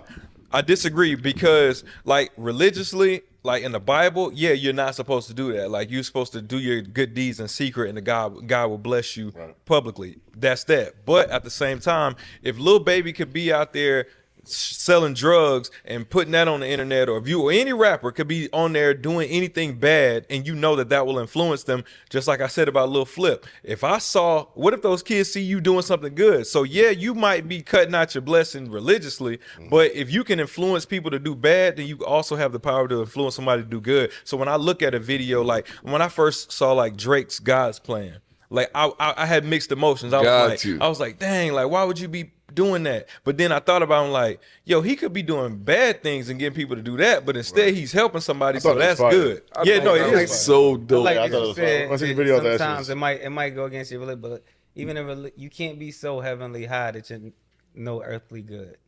Yes, true. So absolutely, that's dope. I like that. That's dope. So and I also wanted to add on to. Yeah, we see enough bad content all day. People getting their head blown off, hair snatched, pistol whipped. So yeah, we see you giving somebody some money and helping somebody. That's good. We want to see something. Giving money on camera is a good thing. I think so. Yeah, I think so. Like I think your motive has everything to do with it. I mean, a little bit. Like, don't get me wrong. Like when I give to like, you know, to anyone good, bad, less fortunate. No, I'm not putting it on the internet because my motive of it is to, you know. I think I should start filming when I give people stuff. Okay, I'm gonna pose a scenario. Okay, you film yourself giving a homeless man $1,000, cleaning him up, putting him in a hotel for a week. Boom, it goes viral. Right. You see it go viral. You pose the question to the media. If y'all want to help, boom. Here's the Cash App. It's boom, good. You create him. You create a Cash App for the homeless guy. You generate $250,000 for the man. Okay.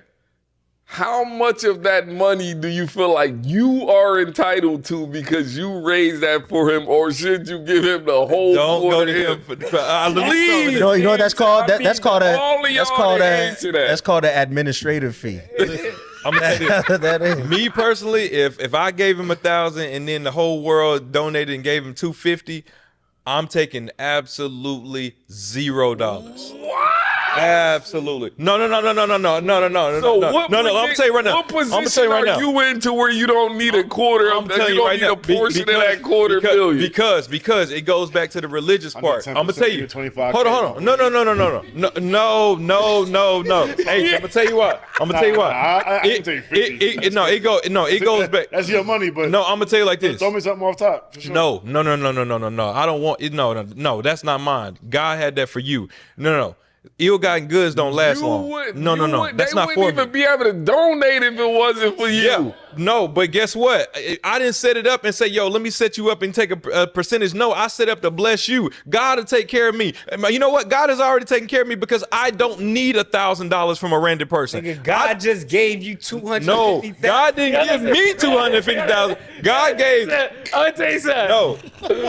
I'm a businessman. Everybody know I'm a businessman. I wouldn't take a dime. And my fee is 10%. It's always been 10%. So all you need is a 25. If I ever help anybody with anything, I just want 10%. Yo, listen, I'm gonna ask y'all. I'm gonna ask the room a question. No, hell no. Y'all this is about this. You and Julie. No, this is about this. Listen. Let's say you created it, right? Mm-hmm.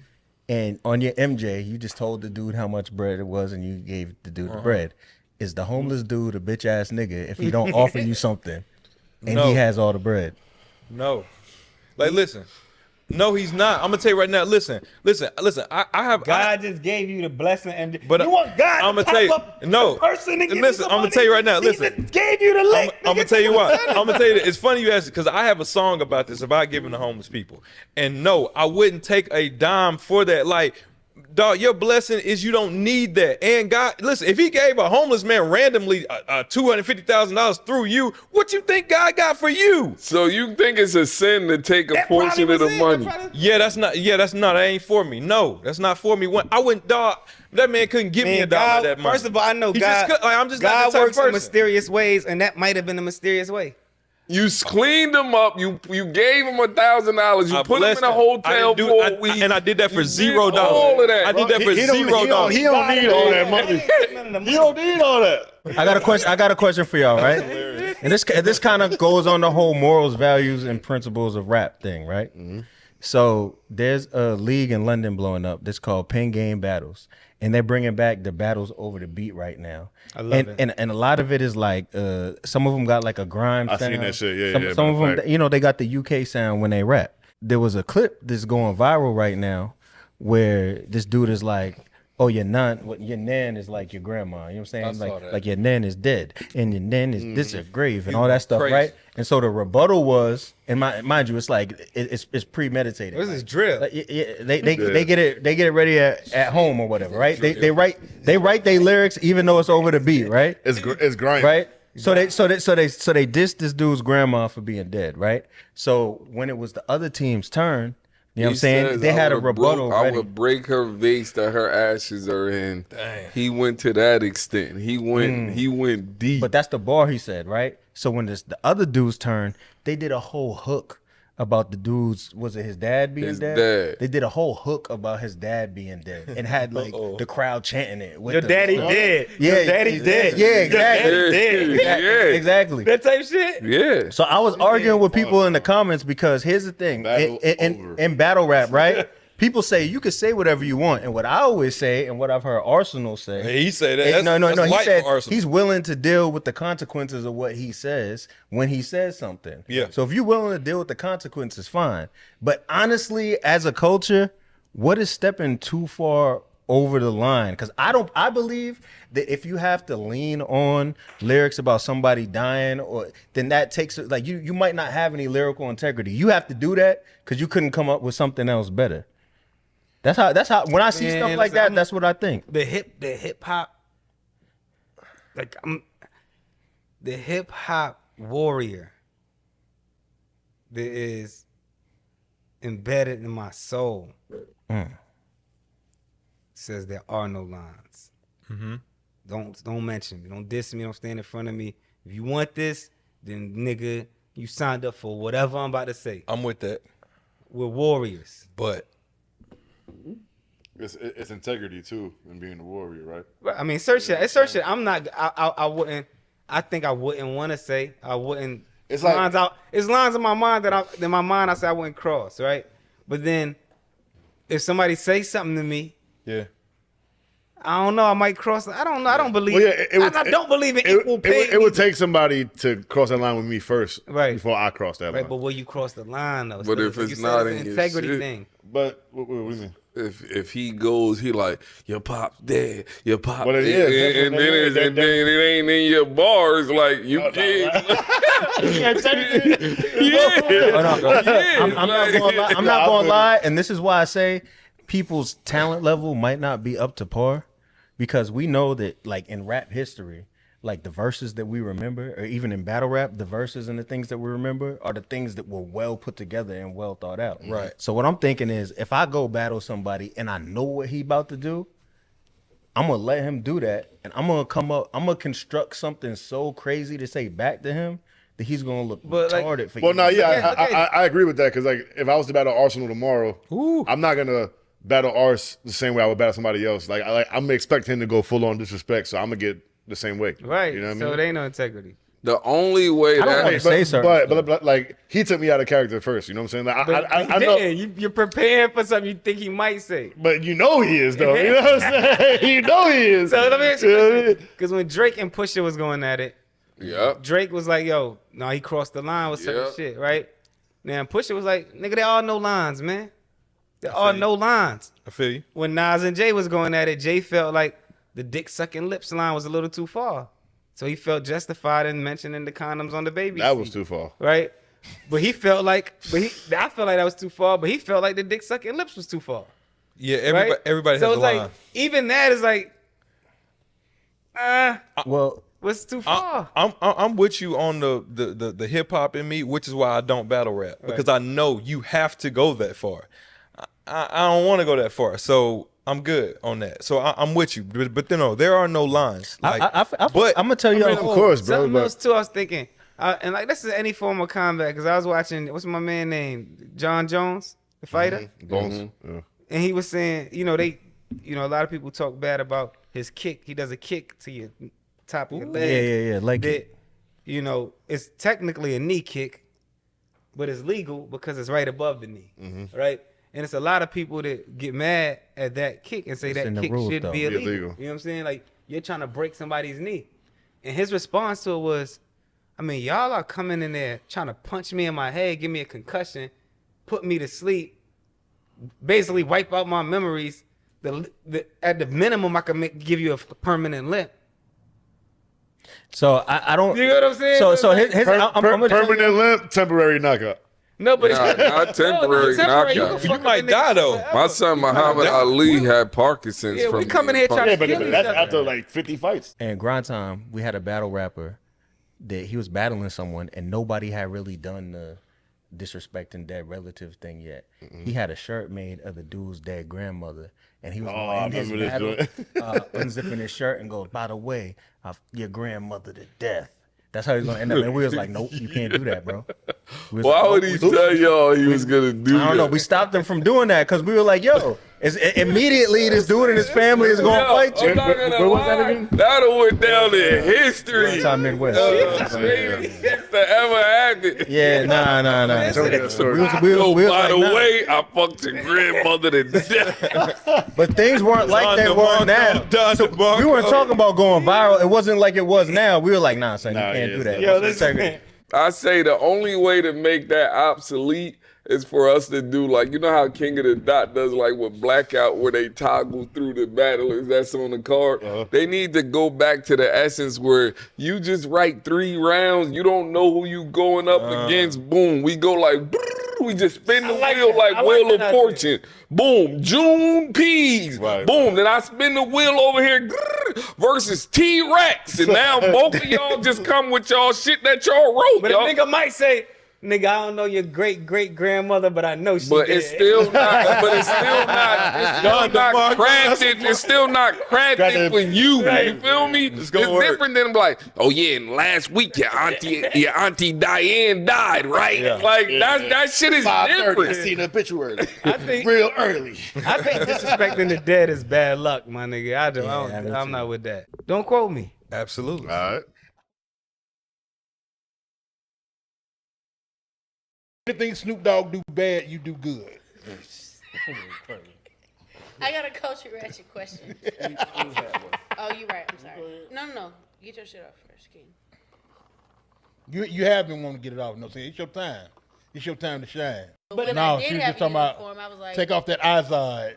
Yeah. Don't you go your ass outside with that But I'm goddamn saying, eyeside. if I got regular clothes on, like Right. Mom, I'm gonna be outside with these on Saturday in about 2 weeks.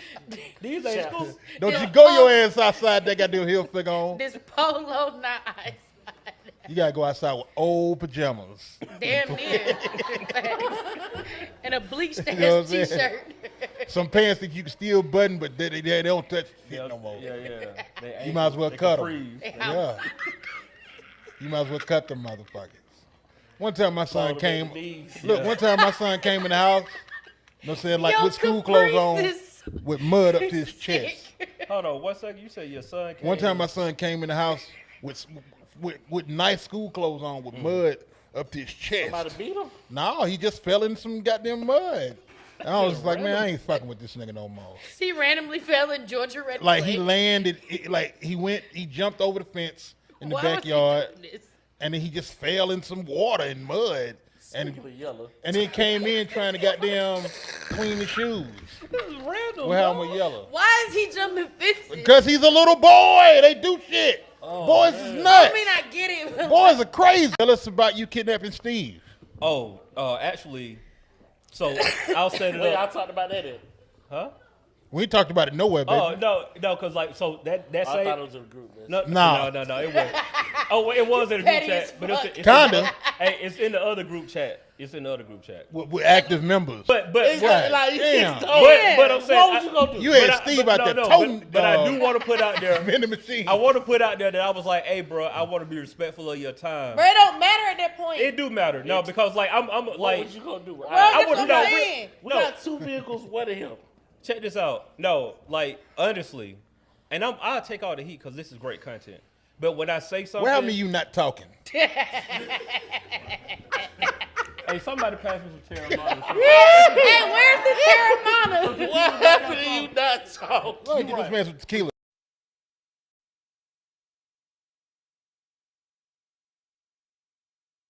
Yo, Don't Quote Me podcast. We here, One Music Fest, Ray J. Big shit popping. You see, we happy to be here. Nothing's bigger than the people, the chat, and the fucking podcast and the new digital world. Nothing's bigger than this shit. So look, yo, we gonna ask a lot of questions no one else is gonna ask you, cause we purists of the culture. Ask me too now. On this then bumper. I I got you. Go ahead, We got Ray. some Go West ahead, Coast Ray. dudes on this Go ahead, bumper. Yeah, not the I got a question. I got a question. So we are a hip hop podcast, right? And you have a relationship with Death Row. You started, right? For sure. Snoop So owns Death Row now. Snoop my cousin. I want to ask you this: what is your top 5 Death Row albums?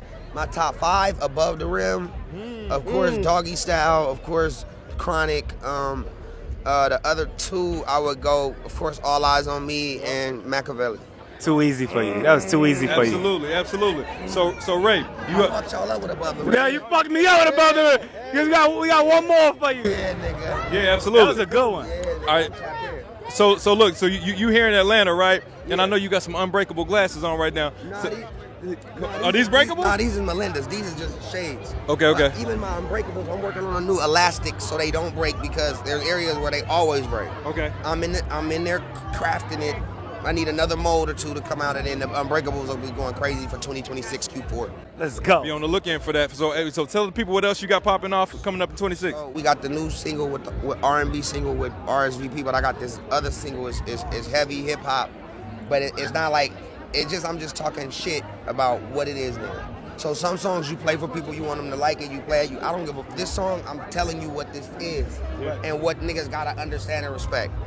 Bitches and niggas, right? And of course, pretty women, we respect you as well.